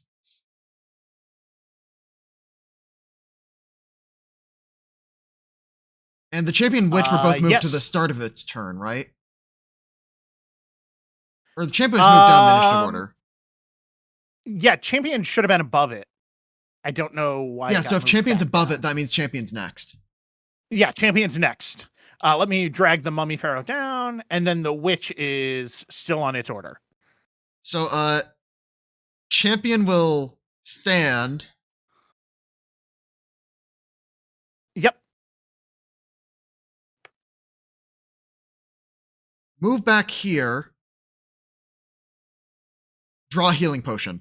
So now the cleric and the champion are both holding healing potions. Yes. All right. The mummy's up. Yep, and time to get its funny up. All right. What is it gonna do here? Hello. I think it'll go for the huh.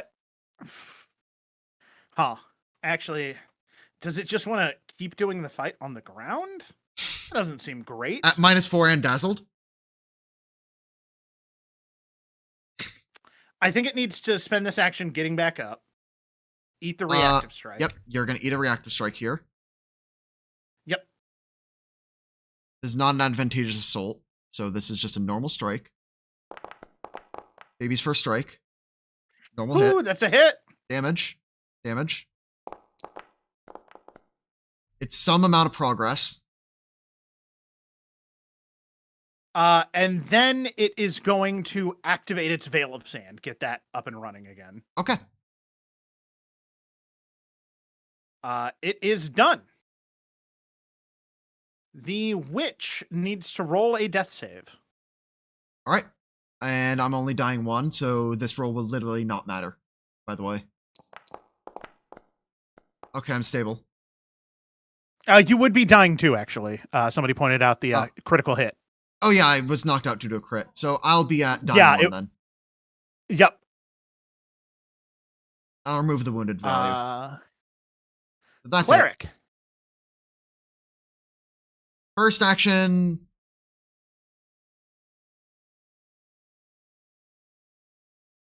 Cleric last turn did what? Did I stand last turn? I Revealing Light and drew a healing potion.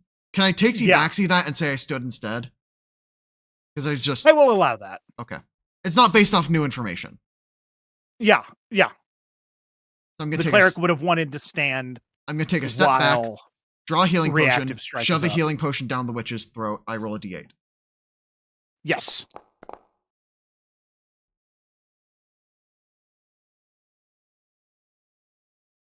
All right. And that's cleric's turn. All right. Fighter in this melee stance will strike. That is a miss. Oof. And walk away.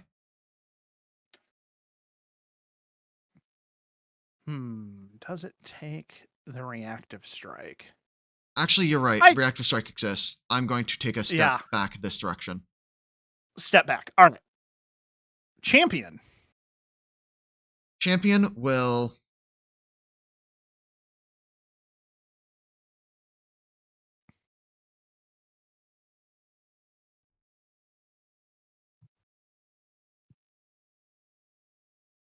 raise shield and then hold an action to trip. Okay.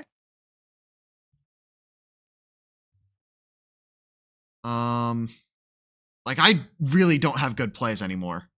I'm completely burnt out of resources. Several extreme fights in a day is still too much by a lot. Yeah. Which we're learning, and we're pushing the party to its limits though, and seeing what it can deal with. It doesn't have the hit point totals to really get the stuff set up, is what I'm learning. Yeah. So I think that I need to focus less on my magical range attacks and more on constitution, just to like not die. Because I think I had a lot of ideas that are very cute but aren't panning out. Veil of Sand goes down. I think it's going to attack the witch. Mm-hmm.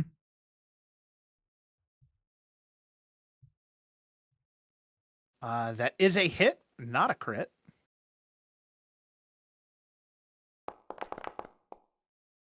For 26 damage. All right. On to the witch. I'm going to go ahead and champion reaction that for the stupefy.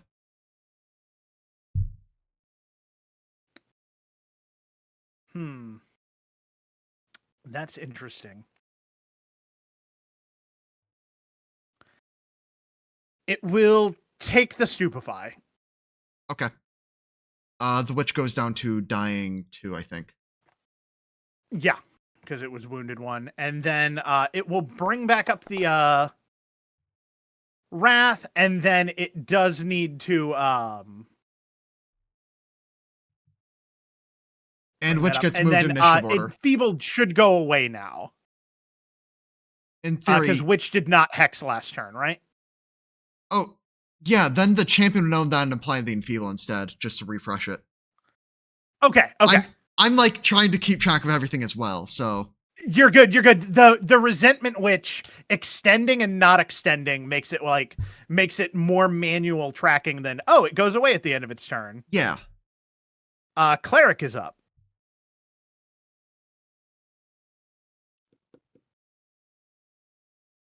I draw a healing potion, shove it down the witch's throat. Okay. So the witch will go back to a D8 HP because that's all we can do as a party right now. You know what? 1 is bigger than 0, so it's like still technically a thing that happened. The difference between 1 and 8 right now isn't a lot. It's 0 difference, honestly. Then I have 1 action left, which I think is simply raise shield and wait for its next AoE to come up to just finish the job. Yeah, that's possibly the case. Fighter is up. I'm also willing to throw in the towel for this one as well. Yeah, I think the inevitability sees it. You're kind of stuck in a doom loop of healing. Yep. And when you get stuck in the doom loop, that's when things spiral out of control. I'm actually going to go log in with my Game Master account for us to talk about the wrap up. Yeah, absolutely. Because we're at that point now. So when we learn, gonna go And the encounter.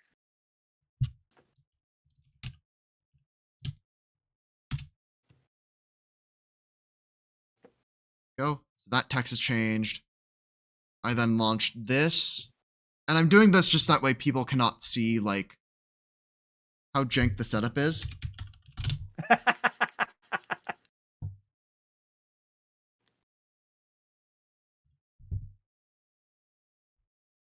And go back in full screen mode, but I'll load in. No, so the party's win rate is actually, like, negative. Yeah, it pulled out encounter 1. Mm-hmm. Encounter 2, I think, depends on does the grapple happen or not. Yeah, and it didn't. Yep. And then encounter 3, you were able to set up a pretty nasty death loop on me. Yeah. The death loop really spiraled things. Yeah. And I definitely think Mummy that pharaohs are nasty. I think that there's like really, really nasty extreme damage creatures. You lack damage and things don't go your way. I don't think damage would have really helped, is the thing. Like, if we replace the witch with something that has more durability generally, or like actually heals, or actually does something when stuff is going right, then we'd be winning. It's just that the witch relies on the witch. The witch was the weak witch link. Wants to set up its own doom loop. Yeah. And if I don't find the space to do that, I can't do that. Period. And the champion just simply didn't have the durability to tank entire extreme fights round 1. Yeah. Yep. Yeah, extreme fights are still extreme fights are at still this level, gross. Yeah. very gross. I think this is a party that in like hits level 10 takes off like a rocket. Yeah. Damage would have knocked out the shadows faster. Let me go ahead and look at the shadow stat blocks.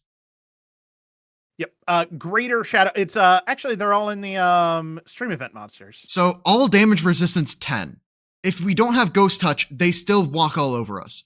You can't just say pick up a second damage character. That all damage 10, if you're like, oh, bring up some more area damage. No, that's not how it's going to work. And if the cleric had the ability to cast spells without the reach reactive strike screwing over, I had 2 4th rank area damage spells prepped for burst damage. Yep. We had just burst damage. It's just that the enemy having a reach reactive strike screws over caster. Tales old its time. Yep.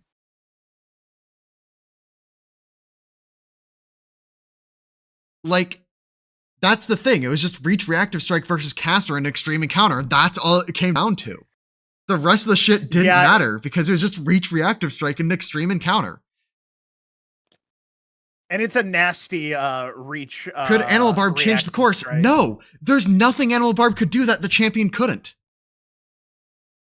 Yeah, I think the champion... The champion's the only reason that we got this far. The linchpin of the comp. The champion is actually the strong part of the comp. Everything, and then the cleric. I think that I need to stop being as cute with the reaction center or the status synergy and replace this with a kineticist. That brings actual consistent area damage to free up the cleric to be more heal and support focused, and thus balance out the party's composition more instead of trying to go for a wacky gimmick. Because I think that's what went wrong fundamentally. Could you not simply shove somebody did have a Did good you point, see the fighters shove. Did you see the champion's die rolls? No, I couldn't. Yeah, it definitely didn't help the that the your die rolls were very poor on the champion the entire night. My die rolls were very bad, and extreme things still need you to like do stuff well. I'm not saying Winter Sleep Kineticist, especially after its rework. I'm saying generally like a metal kineticist. Like a metal kineticist, or no, I think that actually water, wood, metal, or something along those lines. Or maybe water, wood, air. Yeah. To just provide even more healing in those short fights. Utility. Yeah, air is great utility things. And air water has like area healing in it. Is like it's dual. And with wood, you can get medium armor. So I think that you'd start wood, air, and splash into water, probably. Yeah, that seems really solid. And that'd probably cover up a lot of these weaknesses. Let's see here. I'm going to restore chat to the actual stream. If I click this button,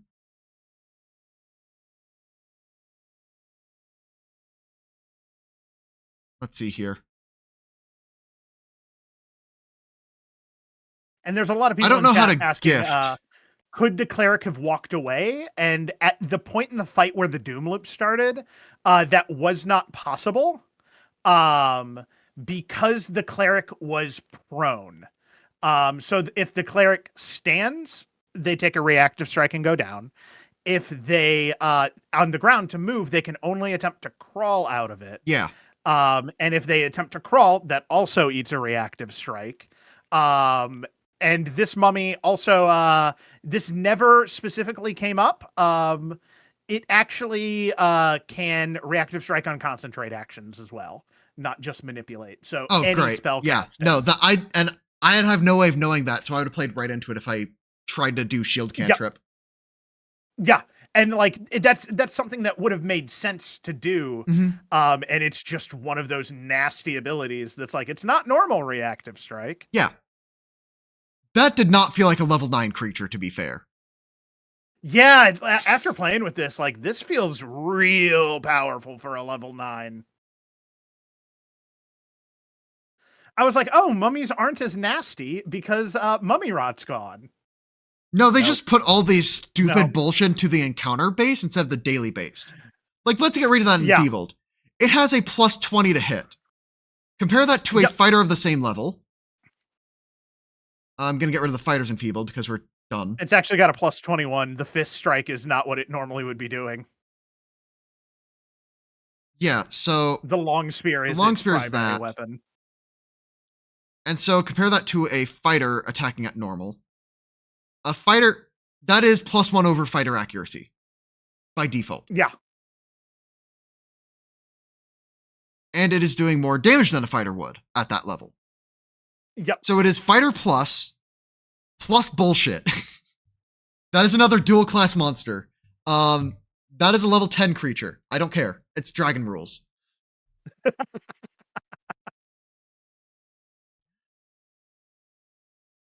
But now I have a ton of stuff to talk about in a wrap-up video that I make. Haha.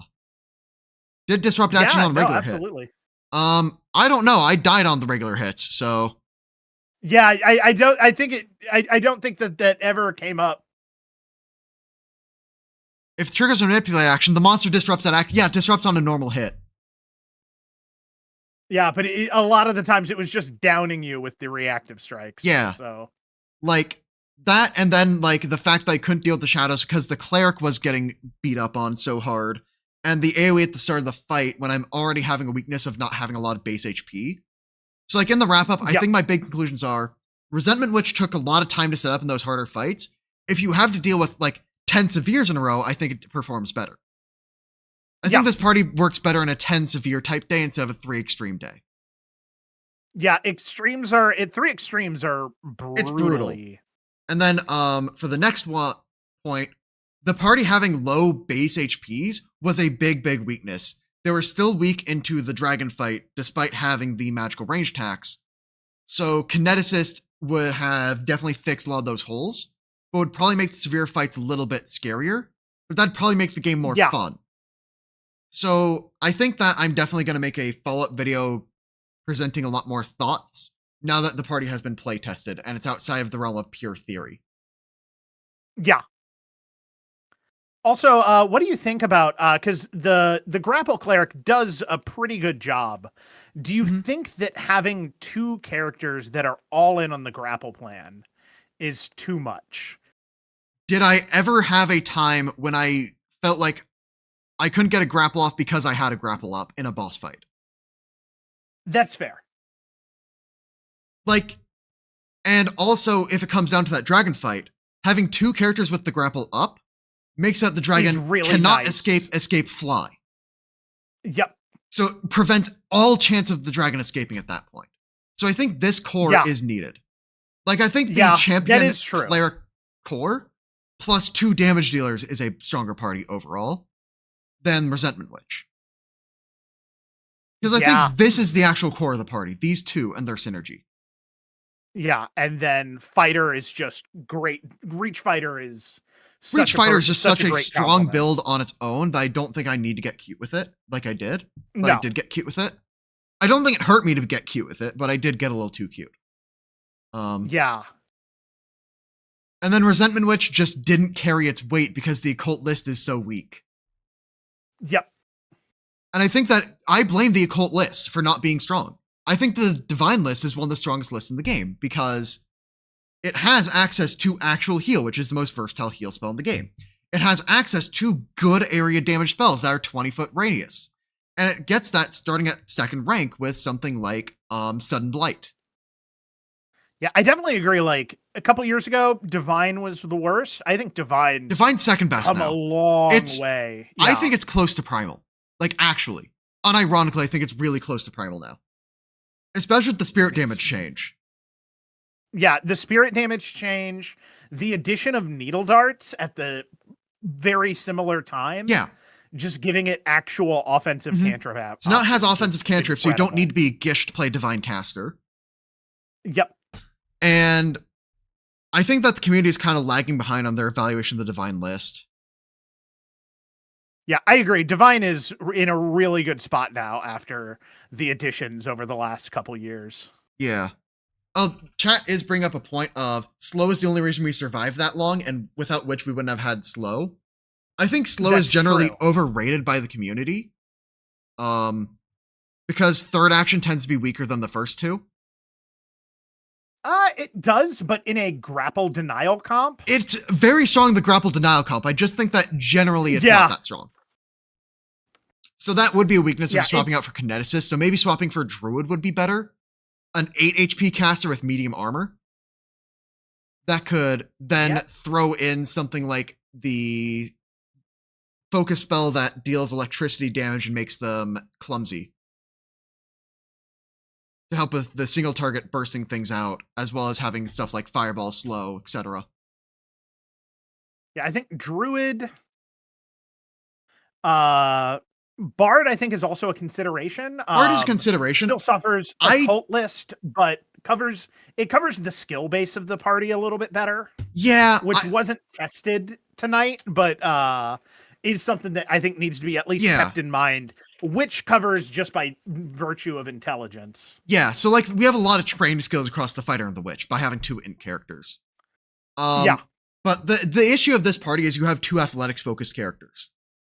In terms of skill variety, and like the cleric needs to pick up medicine for healing. But I think that if you have like a kineticist in the party, your out of combat healing is so busted, you no longer need to invest medicine at all beyond trained. Yeah, especially if you don't want the battle medicine, like. Yeah. And you just note to take shorter adventure days, rely more on the kineticist, rely more on the druid with a good berry or whatever. Cleric really was making use of combat grab. That's because we were losing all the time. In the winning scenario, where this comp is doing its thing, Combat Grab is the most broken feat in the game. And if we place the Witch with the Mosquito Witch, I think we win. Because Primalist is just stronger. Period. Unironically. Are there stabs that could have helped? Name 2 good stabs at this level. There's Staff of Healing, which the cleric doesn't have hands for, and I can't name a second. There's all of the level 6 staves are fine, but none of them really. None of them will help this party. No. Yeah. They're really staves at that level. I think are more covering a lot of out of combat utility. Yes, absolutely. Because you're at second level spells. Yeah, and I can't figure out how to gift subs. I'll figure out something else to do as a punishment. And you can come to my Discord and go tell me what I should do as a punishment. Put that in the content suggestions channel. And, you know.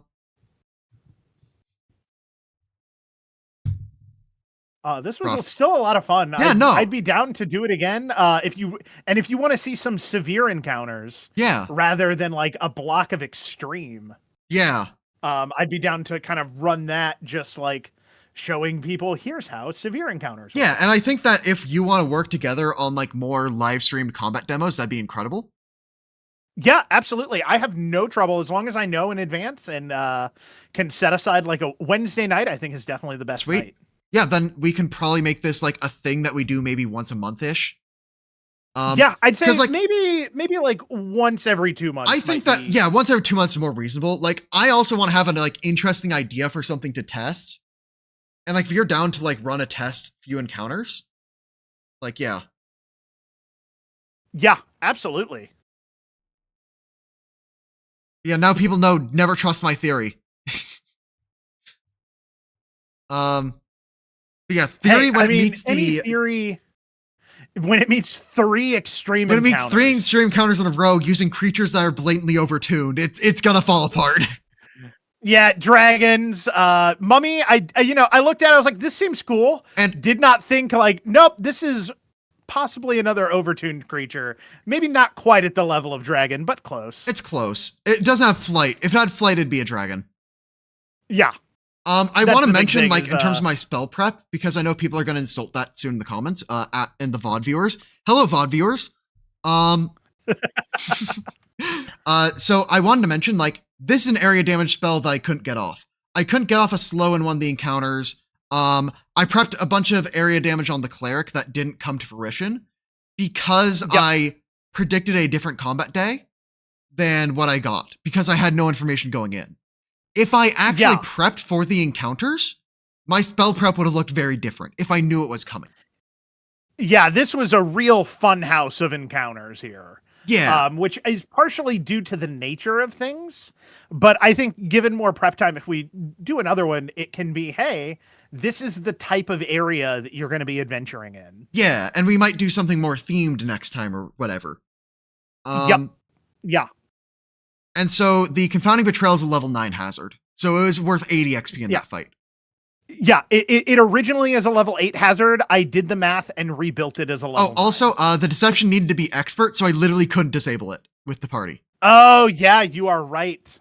It's literally impossible for me to disable it. The only character who has deception in the party is the witch at trained. Or occultism can disable it, but did you have any expert occultism? I think the witch was expert occultism. No, the witch had all the dexterity skills. So yeah, no, I had no way to disable it. Oh, yep. I totally missed that you only had the trained in the because I valued having occultism's trained. So you could disable it with occultism. Yeah, that's still like rough. It's still very difficult, yeah. And I need to roll a 17 or better twice. Yep. While not confused with the witch. But that's why I kind of said we're going to send in the witch. It's going to happen or it's not. Yep. Also kind of proves that hazards is part of encounters. The math works. It's rough though. Yeah. For a complex hazard. And I think that even having like a healing investigator would have been like a big boon instead of the witch. Because like that more HP is going to matter so much. And having that with like a medic dedication to just spam out the battle medicines every encounter. The medic dedication investigators, so Gross. so much healing. So much healing coming from that guy. But like, I think the witch is definitely the weakest part of this party, just because of the occult list. And I feel like that's the one thing I think I agree there. Holding resentment back is the occult list is terrible. And people say Bard is great, and I think that Bard has gotten power crept out in recent years. Because what are you bringing a Bard for? This is a real question. Fire courage is okay. I have bless. Yeah, you do have bless. So your Bard, the only thing Bard provides is like the inspired defense and the Dirge of Doom, depending on like which Bard you're playing. And that's really the only unique things that a Bard is bringing to the table. Slightly better armor proficiency. Yeah. And hit die than other casters. But then again, Druid, Oracle, Cleric. It also brings the healing like the Witch. Oracle, Cleric, Druid. That's true. I haven't gotten to delve into the new Oracle yet. I just got my PDF today. Oh, nice. New Oracle, people are still having the argument of 3 versus 4 slots. I think it makes sense as a 3-slot caster. Like, I'm willing to disbelieve the, I'm sorry, the person who said on Twitter, I'm forgetting your name now, Bad Luck Games, I think it was. I'm not sure how much I put faith in your anonymous source that it's a 4-slot caster. I'm not sure how much, because it just doesn't make sense. I know that shows the table in the book, but it's the same table as shown in the sorcerer section, and the text description reads that it's a 3-slot caster. So I'm not sure, but it'd be the first time we see an 8 HP caster with an arm efficiency that also gets more slots. Well, I mean, hopefully we get that day 1 errata. I think they've said have they said officially we're getting day 1 errata? They don't. In my opinion, they don't need to announce it. It's happening.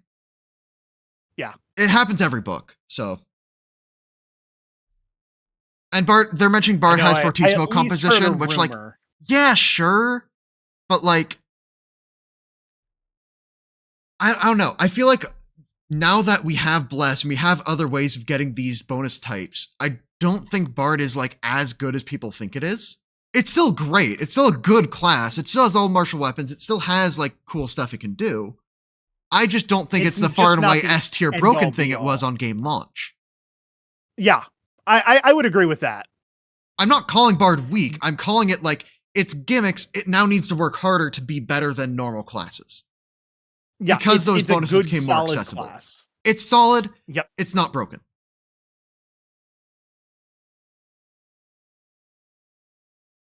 And I'm just going to keep on hanging out with chat. And we have reached our 4-hour mark, which is kind of where we agreed that we were hoping the stream would end. So yeah, we hit directly on time. For a little bit longer. I think that's partially because I'm ready to concede when I see that I have no win con.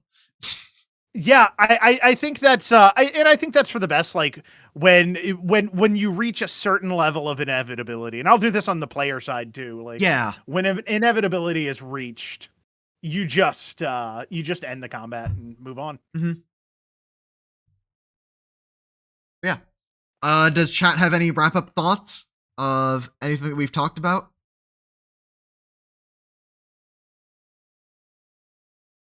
Yeah, people are saying that Bard does have gimmicks, but it's probably not the best for this comp. And I think that Bard really isn't that needed because the occult list is all about debuffing and buffing.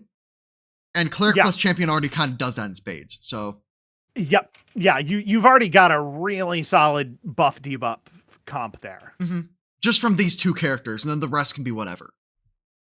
Yep. Because Champion plus something that likes to be protected is gross. Period. Like, and this is what Guardian should do. Like, Guardian should slot into this comp and also be providing its benefits. But it just doesn't have the numbers behind it, sadly. Yeah, I just really like the Champion, and depending on what all Remaster brings, the grapple comp, like the idea of grapple itself is a bit weaker, but you got to consider the enemies are only going to be free from that grapple for like 1 round. They're going to be prone during that, so they're going to be needing to like do all the crap to get out of it. And it's still a hard time. Yeah. And I don't think the grapple comp needs the resentment it witch. doesn't. It's a meme more than anything. That's kind of why I put that team together. I thought that it was a meme and I thought I was cooking, but apparently I burnt the kitchen down. So I cooked a little too hard. Unfortunate. I'm just, it's exciting seeing the Resentment Witch as somebody who looked at Resentment Witch and was like, yeah, that's really good. And it is good for it's sure. It's good. Yeah. It's just, it has its limits. And that's what we've proven here today.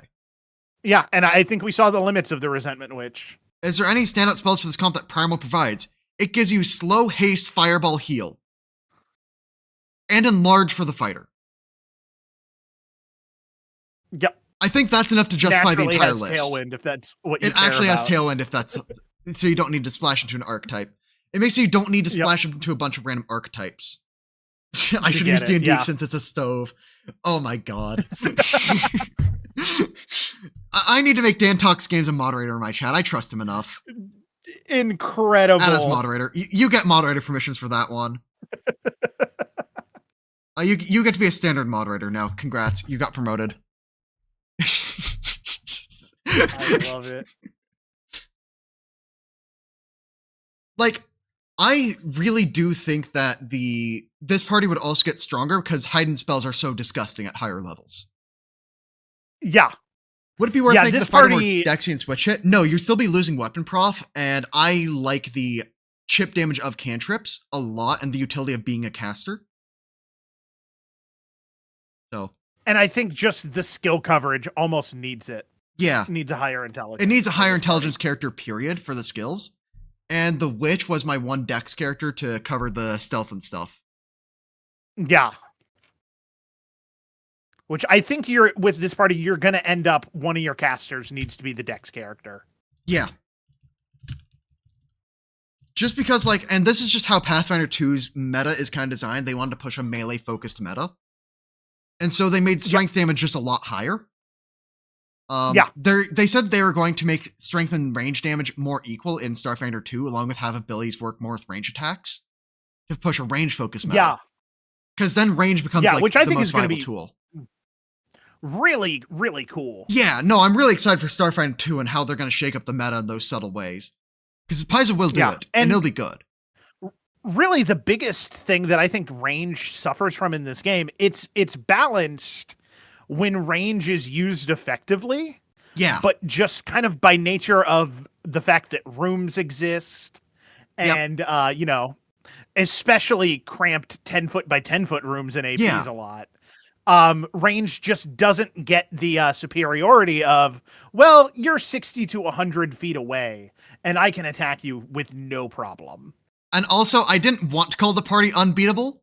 Ronald told me to put that in the title. True story, to make it more clickbaitable. You gotta have to go back after Ronald for setting you up. Yeah, no, now Ronald's created a meme in my chat forever. Oh, it's unbeatable. You can't lose, you say.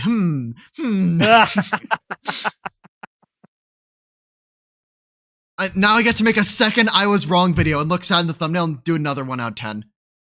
God, it's so easy. It's so easy being a YouTuber. This party is beatable. So I was wrong, but again, about something else this time, I swear. It's a good video. This party's good, but it's not unbeatable. Yeah. Maybe just title it, if you want to save a little face, No Party is Unbeatable. Oh, that's a great title. Switch hitting is good, and I think that generally I'd like switch hitting more if runes weren't a thing. I think runes really punish switch hitting. In automatic bonus progression games, switch hitting becomes incredible.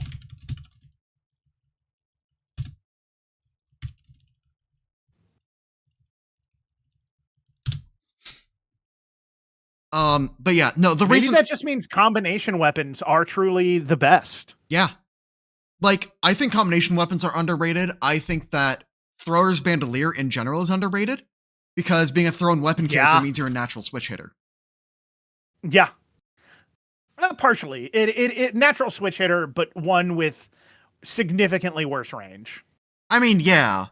But there are a lot of ways to mitigate that range penalty. Like, you know how Ranger ignores people in their first range increment? They have a feat at level 4 to let them double their range increment against everything. That is true. I do believe Rogue has the strong Ranger. arm to get plus 10 feet of range on all their thrown weapons. Yeah. So hitting 30 is not bad. Are any of the thrown weapons worth considering doubling up for runes? So you can have a trident, and that's a D8 one-handed weapon if you're a strength-oriented character that wants a ranged option. And then you put a bunch of shuriken in the bag because shuriken actually don't have a bulk listed. I call them 10 to 1L, like arrows. So I treat a shuriken as if it has the same bulk as an arrow because that makes sense to me. Where like a bundle of 10 arrows is a bulk L. And so I do that so that you can't just have like 2,000 shuriken in a bag, a thrower's bandolier. So I'd say get a trident, shuriken because they are drawn as a free action and they're agile, and then fill the rest of the bag with bulk L thrown weapons. And you have basically great damage variety, a D8 weapon when you need it, and open offhand for either a shield or grappling. It's a solid build. Like fundamentally, that's a solid idea. I know people mentioned my thrown weapon guide because I didn't realize it, but Thaumaturge has their weapon implement, or their implement, boosts power of all one-handed weapons, and all thrown weapons are one-handed, basically. So you can get that damage boost on all the thrown weapons. I didn't like it as much because Thaumaturge's Charisma key skill, so you won't have like the stats put in both strength and dexterity easily.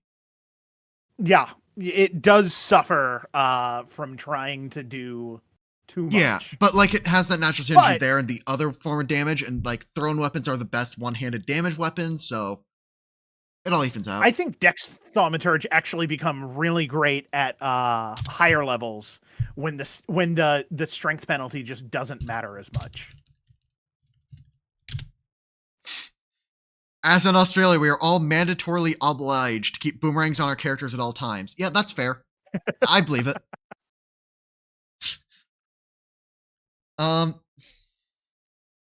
Like, yeah, no, I definitely think that switch hitters have a place in the game, and it's the thrown weapon builds or the kineticists that are the best switch hitters. Yeah. The kind of old switch hitter idea of like swap between bow and sword, I think is just so difficult. Kind of dead in automatic bonus progression games. You need automatic bonus. Yeah. Like I have kind of come around to not liking having to upgrade runes on the main weapon unless I need it for a story reason. And I want like automatic rune progression only, not the skills, not the perception, just the runes for fundamentals to be more implemented to Foundry easier. Yeah, it definitely should be. I think my one problem with automatic bonus progression, and it's the common complaint, is it definitely benefits marshals far more than casters. Yeah, and my house rule for that is you get rid of staves and wands. You keep scrolls, but you get rid of staves and wands, and for each spell rank below the maximum, they get one extra slot. And one extra prepared that's definitely spell. That's pretty good. It is slightly different just because actually one extra slot. Yeah, that is better. It feels right. It's like it feels right. Yeah, because it's simple, and that's also part of why I say it that way. Yep, it's simple. It's slightly more casts than you would get than your number of charges. But you don't get to just do actually it is more. I believe shifting doesn't let you swap one less first level slot if you try to and extending runes are so expensive for like what reach you get out of them. And you can't do any of your special like attacks with extending. Yep. And extending runes. Yeah. I was looking at shifting runes, yeah. On shifting runes, you really need returning for a thrown weapon first. Yeah. Or a bandolier. So shifting, yeah, or a bandolier. So shifting takes a little while longer to come into play. Could you bandolier, draw out a one-handed weapon with the bandolier, then shift it into a bastard sword? Now we're cooking. Now we're cooking. Now we are cooking. You can hear the cooking in my head. But it's then an action to draw the weapon, same number of an hands. Action to shift it, an action to put the hand on. But if we're cooking now. I think it becomes a slight argument on A bastard sword is a one-handed weapon with the oh no, two-handed it's trait. a one-handed It's weapon. a one-handed weapon. Yeah. Yeah, no, it's a one-handed weapon with the two-hand Yeah, no, trait. it specifically calls it out as I read further. Reading the ability explains the ability. True. Yeah. So yeah, it is a one-handed weapon. And now chat has some tech that they can walk away from the stream with, so yeah, no, like I think that cooks. Yeah, I think it's at least interesting. So yeah, there we go. Maybe hold on. Maybe the thing this comp is missing. It probably isn't. You know what? Let's keep on need throwing out fourth character ideas. Like, what's more better than casting. this witch? Outwit Ranger. Outwit switch hitting Ranger. I think you're cooking. I think I'd still go Flurry Ranger.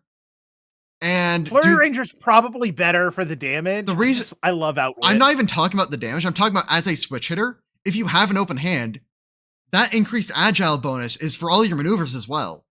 So you have a third grappler in hiding. No, God, no.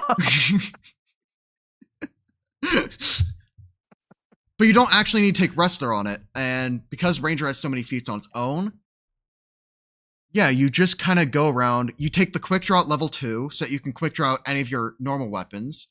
You can do your like flurry 2 shots with the shurikens because that's a reload 0 weapon. Yeah. And you get the double range increment due to your Ranger. Dex character. Yeah, and you get to have like a strength modifier that lets you do athletics if you need to and like carry the dex skills. I think we're cooking. This might be cooking. We might be cooking. This is at least doing the mise en place. Yeah. We have put the pot on the stove that is D&D 5e at this point. And yep. We are turning on the gas. We've cut our onions. We've portioned out our spices. Yeah. And there's something else I want to talk about when I'm on stream. I'm just going to pull up my copy of Player Core 2 real quick, because I remember people talking about Wrestler actually getting access to Godbreaker. I want to see if I can confirm or deny. Oh, yeah. So let me go into my desktop. I'm not allowed to put the PDF on stream, so I'm not going to do that. I can't do that for you guys. There's my Player Core 2 folder. There's the single file, Player Core 2 PDF. And chat, you get the cover page, but that's it. Because it just happened to open up on stream, but I can look up Godbreaker. There are 4 mentions of it in the book. Godbreaker itself? Yeah, Wrestler, 20th level feat, Godbreaker. Yup.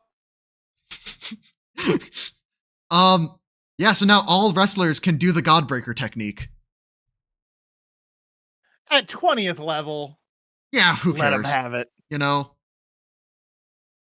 20th level is the, hey, you made it to 20th level.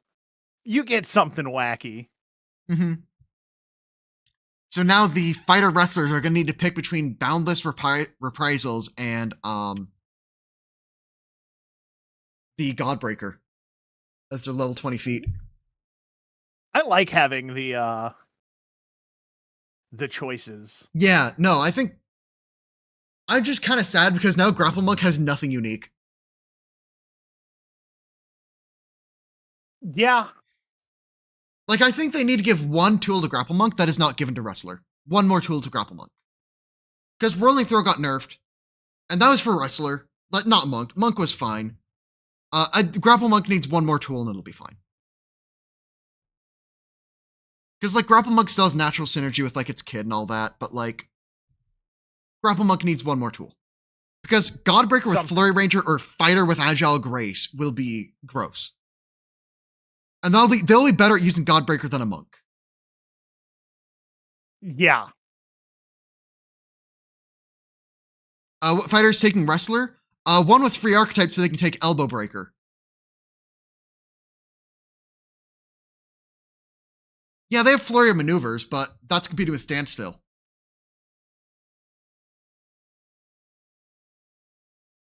And standstill is also very good for your tripping. Yeah, I think what's Monk realistically like honing in on at 8 though? Yeah, Or at level 6? Like I think cuz they're getting standstill's whirling throw at 4. 6. Wrestler gets whirling throw at 8. Monk gets it at 6. Yeah. But if whirling throw's nerfed, is it worth just going flurry of maneuvers into standstill? I think that whirling throw is still a fine feat. I do think it's worse than both flurry maneuvers and standstill. I think they need a level 8 So grapple feat to be like good and then not give it to Wrestler. Wrestler doesn't need the help. yeah. So yeah, I think it's flurry of maneuvers or standstill into the other then. Yeah. And then at level 8, you're then looking at I don't remember what Monk's level 8 feats are, but like that's where you're starting to get stuff like I think 1-inch punch starts to be there and stuff like that. I think so. And so Pull up monk feats at level 8. yeah, What do we got? I think remastered sorcerer is in a healthy spot. Its feats are actually interesting now, so it's not all sorcerers are going to be champions. They made sorcerer feats better instead of making champion worse, which I think is respectable. That's yeah. If they get a key grapple spell, like they have clinging shadow stance from a focus spell that gives them reach agile grapples, which is Yeah. interesting. I just think Monk needs one more tool to make grapple monks on the board again. Because they don't have synergy with combat grab. They work pretty poorly Yeah. with combat grab. So they get 0 things Yeah. from wrestlers, so they don't get to play with any of those toys. So they need a toy that's their own. They share too much.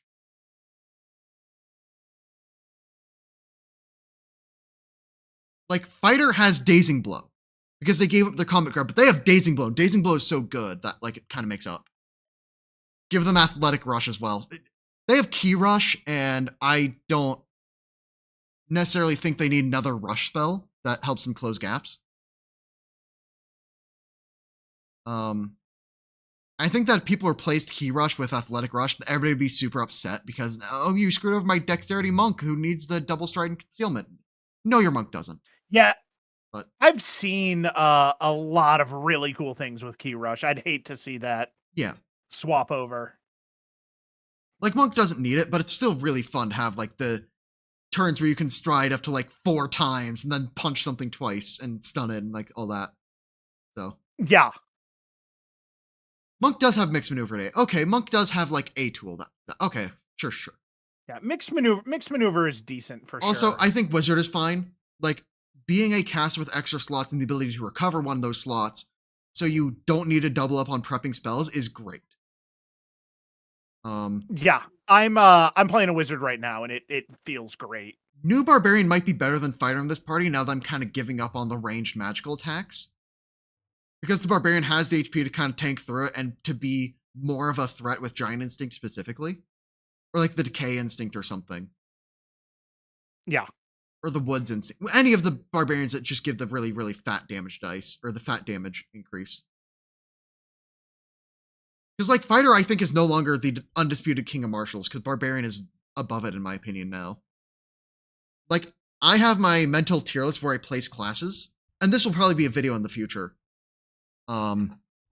Where, and this is going to be a spoiler, I have like S tier B, things I think are an active balance concern that need to be watched carefully. Then you have A tier, which is stuff that is really strong and like top of what is acceptable for the meta. B tier is still really good and playable at most tables.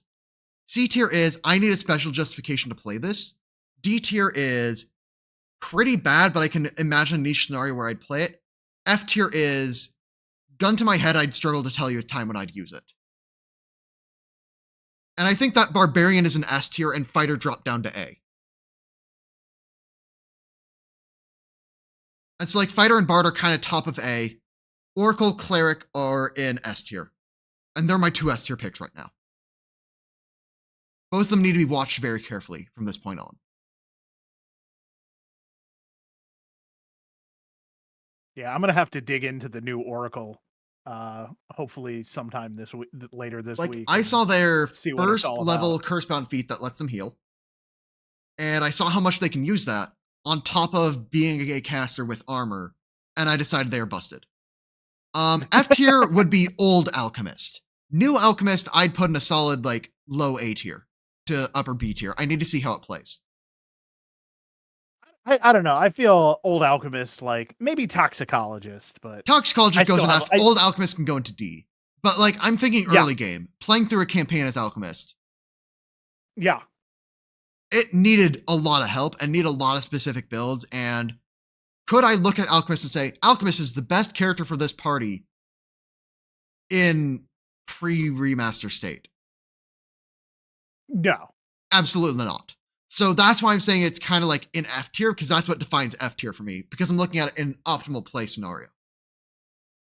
I I feel like F is It's a bit harsh. just not being best in class. I don't think not being best in class should put something into an F tier. You know what? That's fair. Um, I I think like not best in class is like a D plus, C I think minus that tier. Alchemist, before it got all the errata cycles, when it was still light armor only class, when it didn't have crafting for medicine, when it then it's F tier. But Yep. right Yeah. before remaster, it's probably D tier. You're right. Yeah. I think what the bigger problem with old alchemist, and I think new alchemist from what I've seen does help out a ton, is that old alchemist was decent if you maximized it. But maximizing it required such play skill that you just never hit those highs. Yeah. Like it Like felt like as when you Alchemist. reach the skill ceiling of alchemist, I think it's actually pretty solid, Yeah. but hitting that skill ceiling is just a nightmare. And then you look at the Druid tier left did the same thing, but twice as efficient. Yeah. And Yep. it's really like that's kind of what it is. Like you're doing all this fight and get +1 buffs, and Bard does it as an area effect for a single action. Yeah. Oh yeah. It's and like buffing medium, I like the Churgeon the best, I think, Yeah, of the I old. agree. Bomber also good, but I actually like Churgeon the best. Just the party focusing on like I have a healing item for every condition that you can imagine. Yeah. I will take care of you. Dantok seems right here. Old Alchemist was a high skill floor with the same skill ceiling. I'd actually argue the skill ceiling was a little bit lower than most other classes. Like or like the skill ceiling is high, but it's like its maximum output was still lower even at that highest high. Because Then the top picks of like meta play. if you're putting that much effort into Alchemist, if you put that much effort into Fire, if you put that much effort into Bard, if you put that much effort into Cleric, they're all far and away better. Like, and that's kind of my issue with pre-remaster Alchemist. I think that's fixed now. Yeah.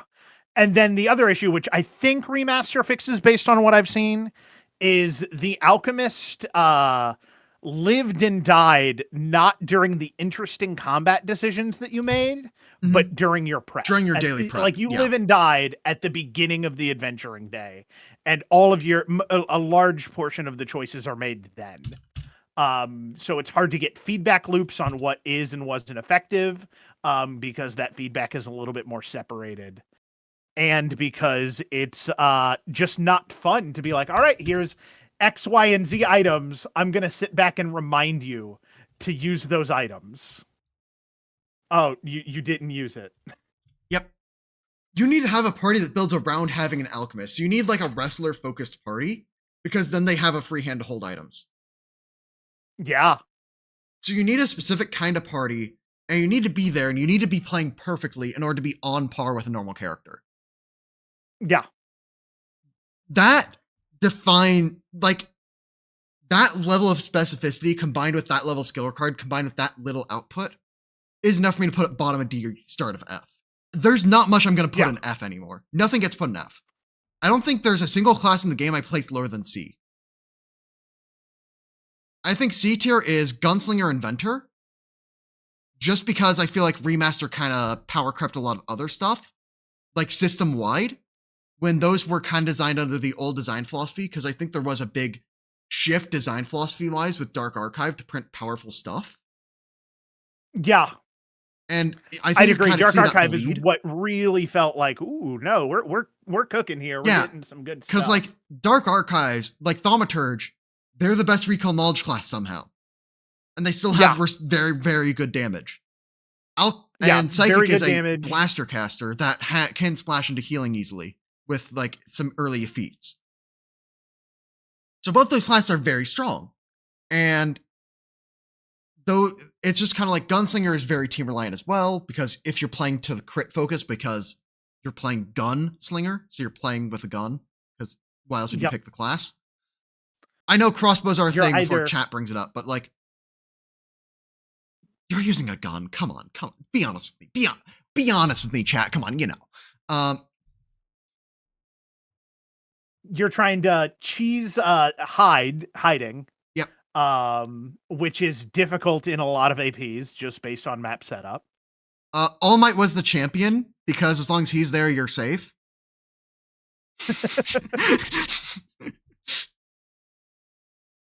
I kind of had my fun with the pictures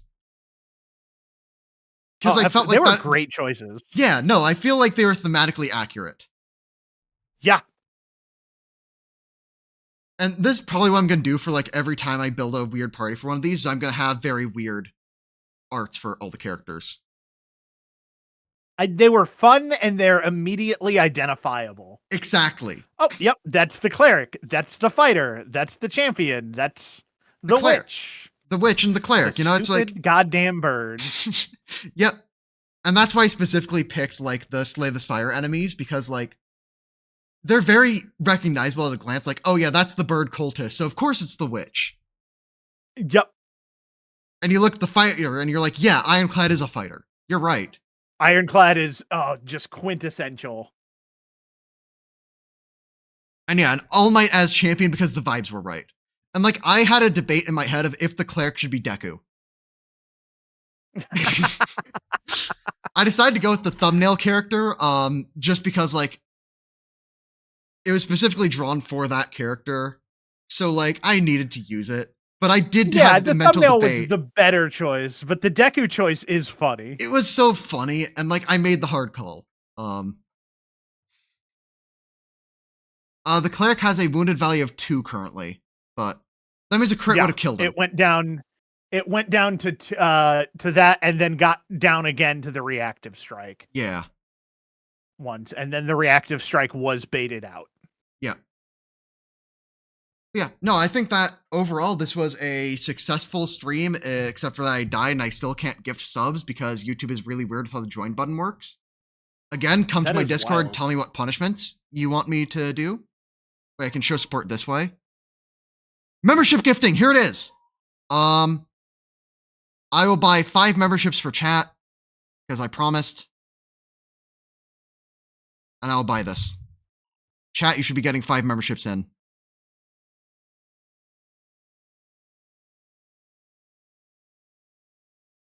Your gift has been announced. I gifted 5 memberships. There's one gift. There's the second.